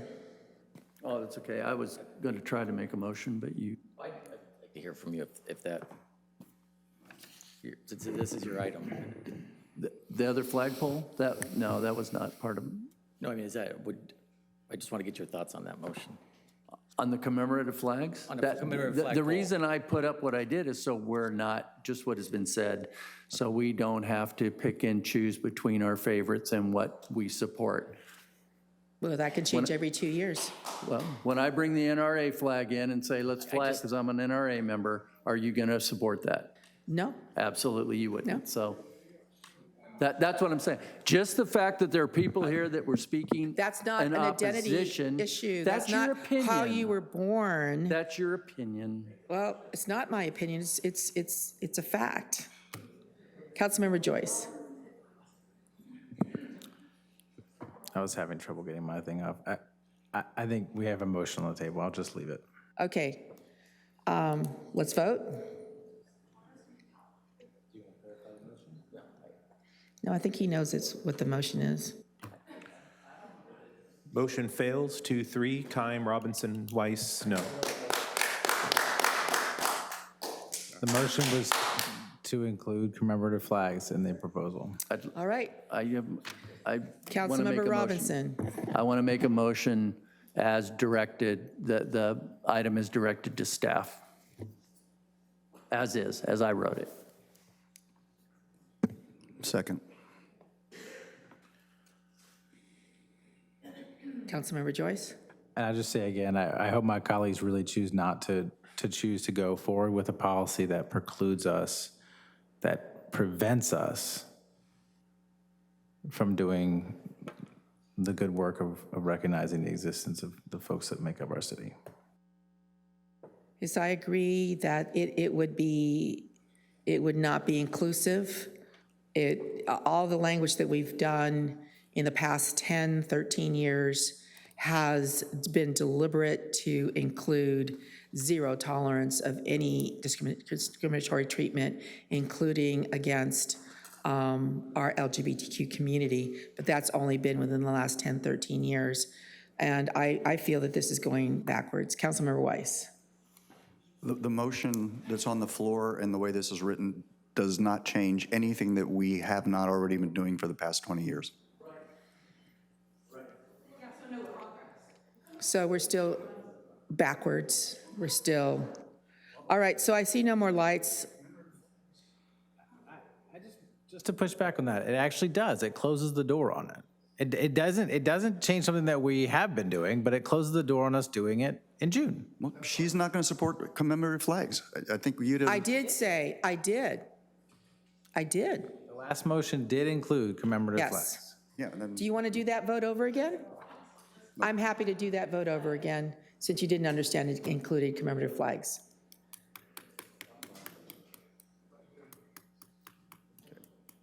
Okay, well, there's no more lights. There's a motion and a second. Please vote.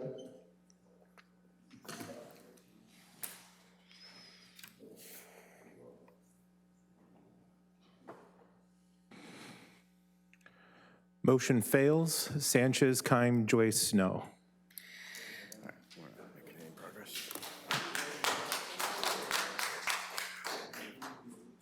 There are no more lights. I guess there's no other motion to be put to us. Do we still have folks here for public comment on items not on this agenda? Because we actually need to have a motion to continue the meeting. It's actually beyond 10 p.m. At 10 p.m., we're supposed to be voting to continue this meeting. Are there any other folks who want to speak on items not on the agenda, or are we ready to wrap up? I'll make a motion to extend because I know that there's a couple people here that have waited the entire time. Okay. Is there a second to extend to 11? Okay. go with 11, but drop the time. Let's vote on that. There's a motion to extend to 11 and a second. Let's vote on that.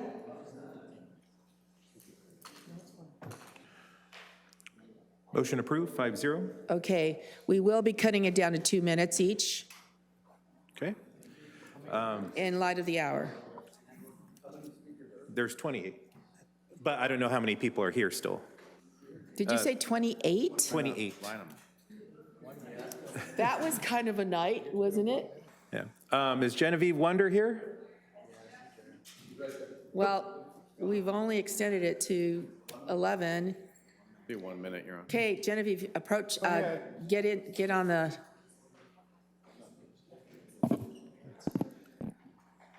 Genevieve Wonder, resident of Oceanside, Park Commissioner, and Standing Committee member. Mayor Sanchez, honorable council members and staff. I am here because I believe there are 3 issues regarding the Parks and Rec Commission meeting on Tuesday, November the 14th, that need to be addressed. First one is the lost video recording. The chairman was not available. As vice chair, I was asked to begin the meeting by the Parks Director. He also asked to change the agenda because of the number of attendees. I opened the meeting and requested the pledge be led by a fellow commissioner. I stated the motion. I changed the item number, sorry, get confused here. Moving item number D, which is the facility rental package and user classification revision, to item number 1.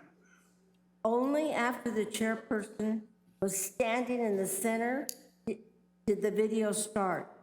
When the chairperson arrived, she sat in my normal seat. She indicated to me to continue. However, another commissioner yelled to her, asking, "Are you going to conduct the meeting from there?" The chairperson was hesitant, but we exchanged seats. After viewing the video, that was not recorded. When I questioned where is the beginning of the meeting, I received a reply stating that the record button was hit a few minutes after the meeting started. The next thing is the motion. There was a lot of confusion and discussion about the motion. When the park director was asked about the motion, he stated a motion was not necessary. However, the commissioner making the motion continued anyway. According to the Robert Rule of Order, a motion must be stated clearly, followed by a discussion to understand the. My apologies. This did not happen. The video seemed to be missing. Miss Wonder? Raquel Alvarez? Sorry. Raquel about Alvarez, not, is she here? Raquel? No? Okay. Wilson Godney? You guys are worse than the Parks and Rec Commission. All right, I'll try to get this in. I thought I have 3 minutes. I only have 2 minutes? You only have 2 minutes, yeah. We only are listening till 11 o'clock. This is a 3-minute speech, okay. Good evening, Mayor Sanchez and City Council members. Wilson Godney, Chairman of the Parks and Rec Standing Committee, to listen and act on all matters brought forth by the entire community regarding the Parks and Rec Department. I come before you tonight to ask you to intervene in a matter regarding a motion made and passed at the November 14th Parks and Rec Commission meeting. Due to the large unexpected attendance by Coastal Academy mistakenly thinking there was going to be a vote by the commission to approve a printed temporary draft of the user guide we, the Standing Committee, were asked to develop, which Parks and Rec Director Manny Gonzalez conveniently left off the agenda, that it was a temporary draft, caused a lot of uncalled for uproar and unnecessary criticism both by the attendees and fellow Commissioner Kellen Sue. Amidst the tense and somewhat hostile environment, the motion was made by Mrs. Sue and recommended by Mr. Gonzalez to basically take away from our Standing Committee the task we have worked on for the last 2 months, along with input from the community to develop the new user guide. During the back and forth dialogue and confusion before the vote, I had heard other commissioners stating there needs to be collaboration between the staff and the Standing Committee, along with input from other commissioners that night going forward. Mr. Gonzalez has been to all 4 of our workshops, but somehow the word collaboration was left off the motion. And in all the confusion and length of the meeting, I missed that key word. Thank you, Voted in Mr. favor of the Godney. motion. Thank you. Madeline Lee?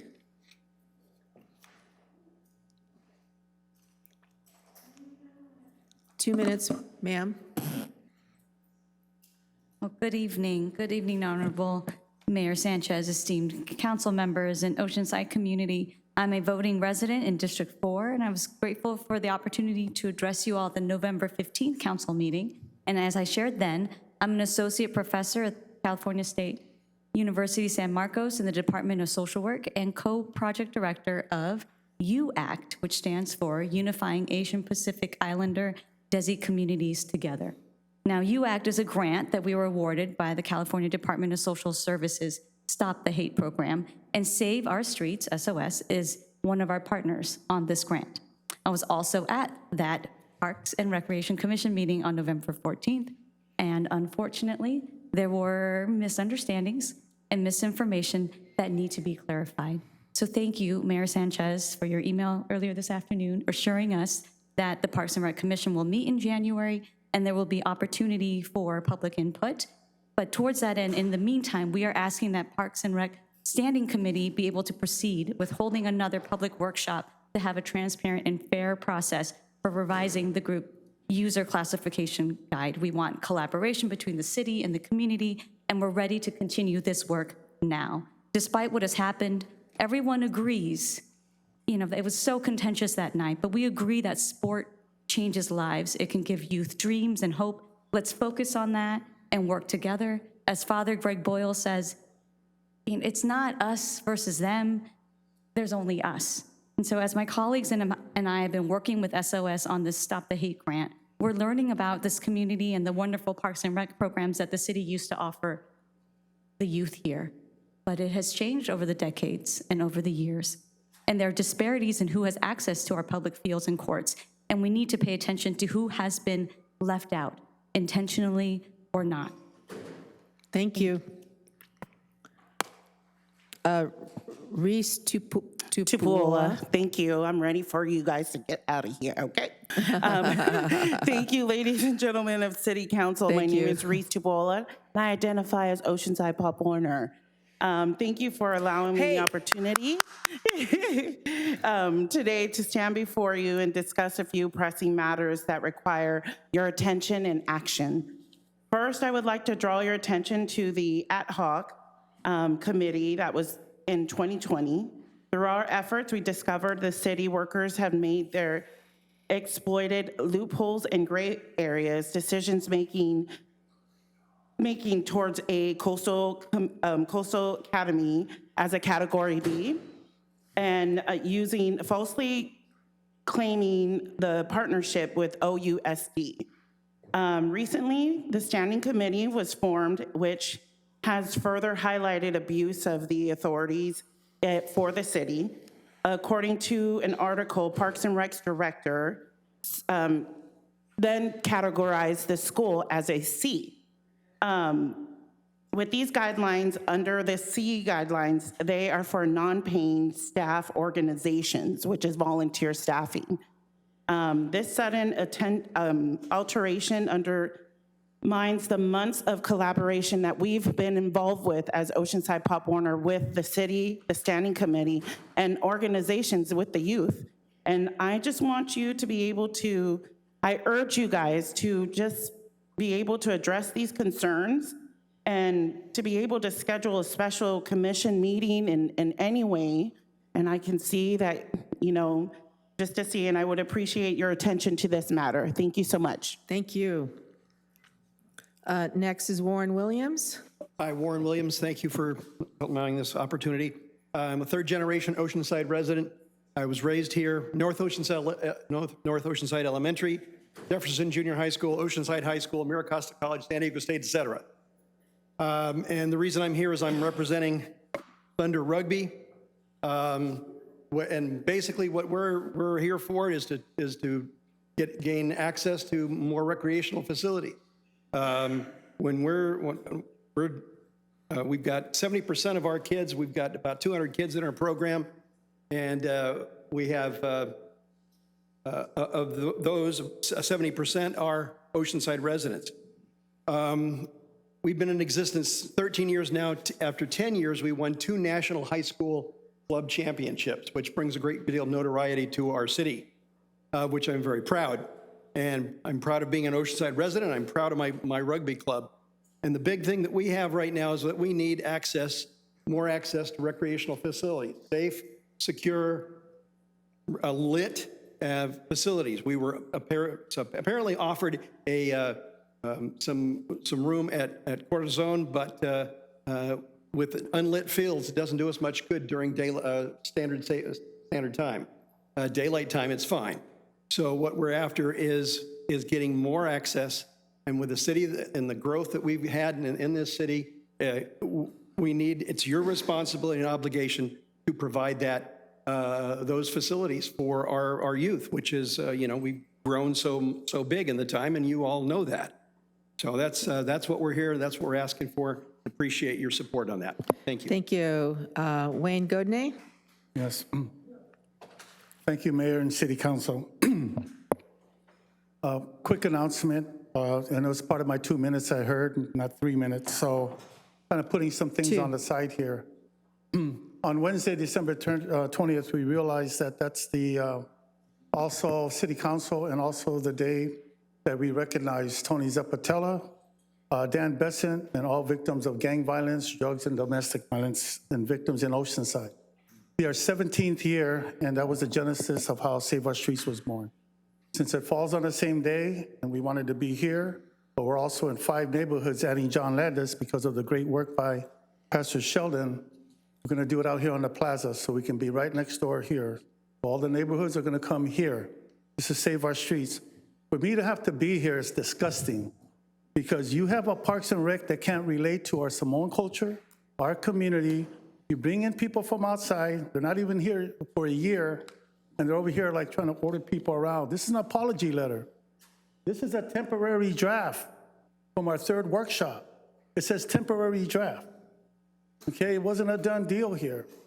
I watched and I heard the commission, we didn't have a chance to come down here and defend this. People taking pot shots at it. Same lady, commissioner, talking about the joint use. No intervention. Councilmember Joyce, you should have said there's no joint use. We know that. You know, we're tired. This apology letter is superficial. It dropped the ball on October 25th. We could have had an extra week to work on the temporary draft. So Mr. Henton from the AD from Coastal Academy asked, will it be ready on the 25th? We said, we think it will.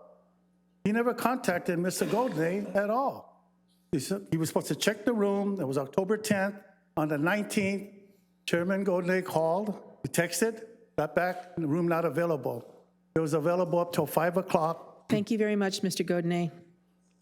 Ethan Varco? Ethan? Not here. D. Keck? Rick Taylor?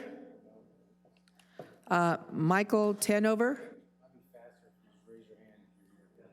Terry Laberdette? Madison? I know Richard Newton is here. Mr. Newton?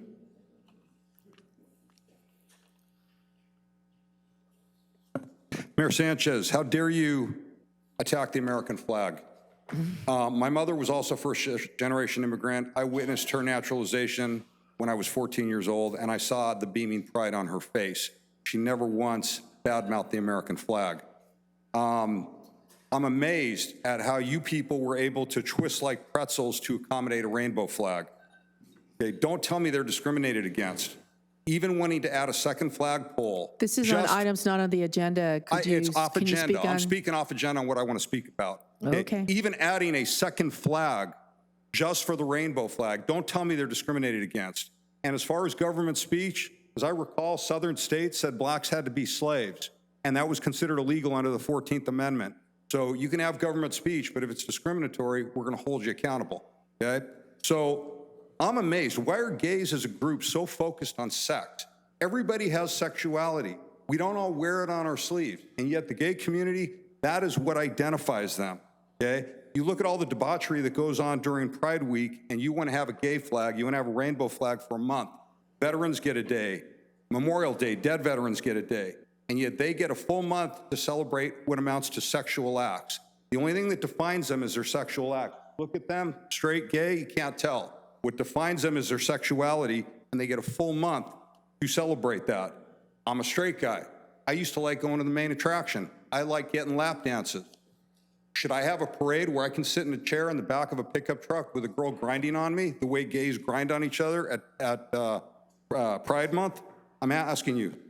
Sanchez, Mr. Sanchez, Ms. Sanchez, No, I haven't I been don't to the need main to embrace attraction. their lifestyle to say that they are free to do as they want. They can. They can do whatever they want.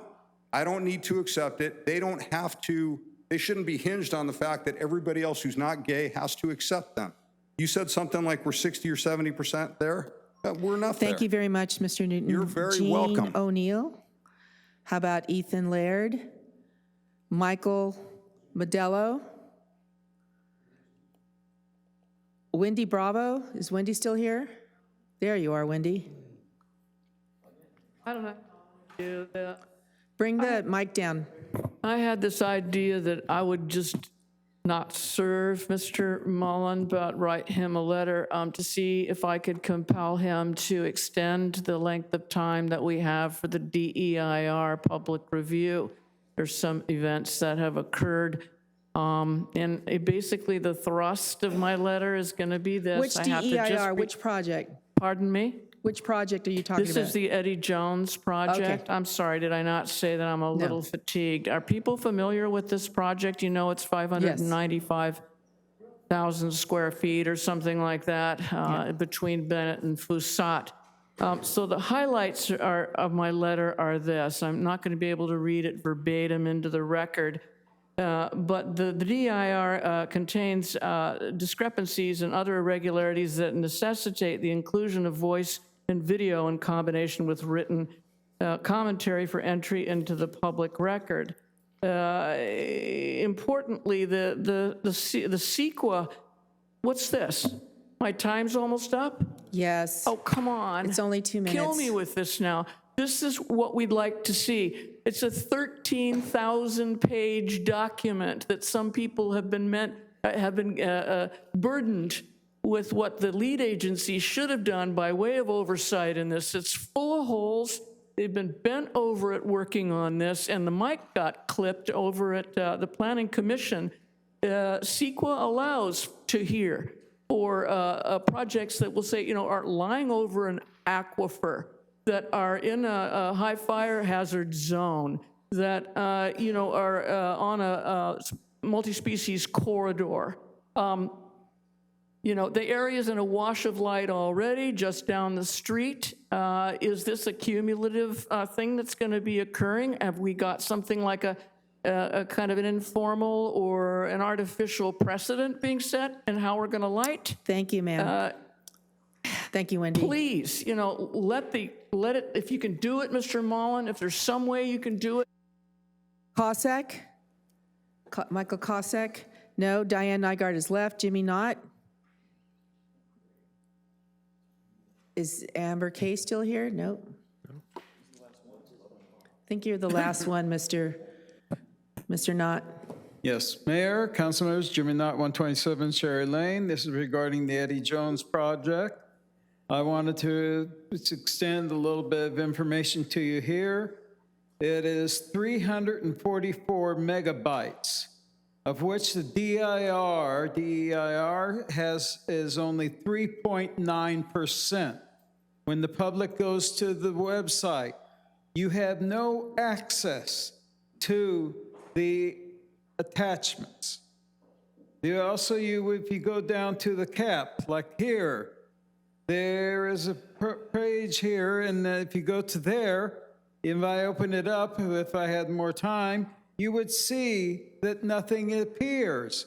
And so what happens is, if you're online, you find that what happens is that the person who filled out both yes and no on each line. And they also had another information on there saying that, that they even have 2 telephone numbers that are over top each other. Now, what you have is also, I wanted to take and bring up another issue.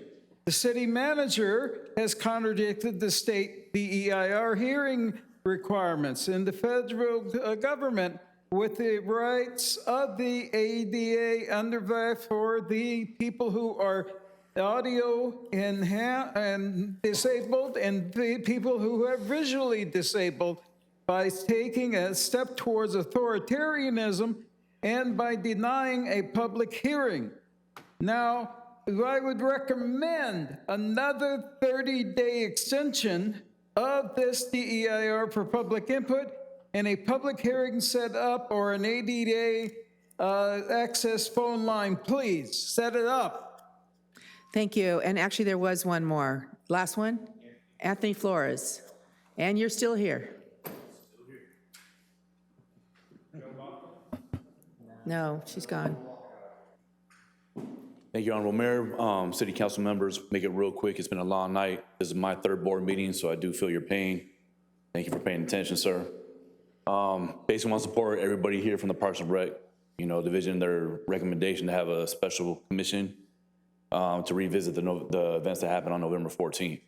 I wasn't able to make that commission meeting. My daughters were playing in the state volleyball championship that night. Went back and rewatched it, and quite frankly, was embarrassed by everybody.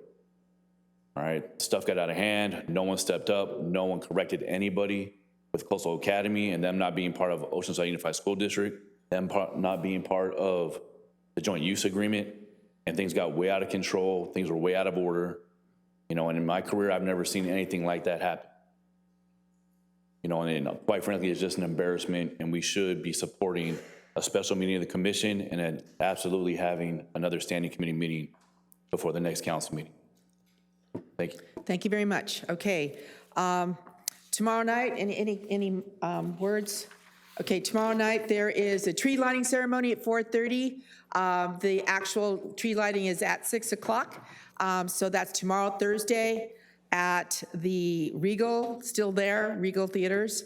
And so I'm going to go ahead and adjourn this meeting to Wednesday, December 20th, 2023, 3:30 for closed session. Meeting adjourned.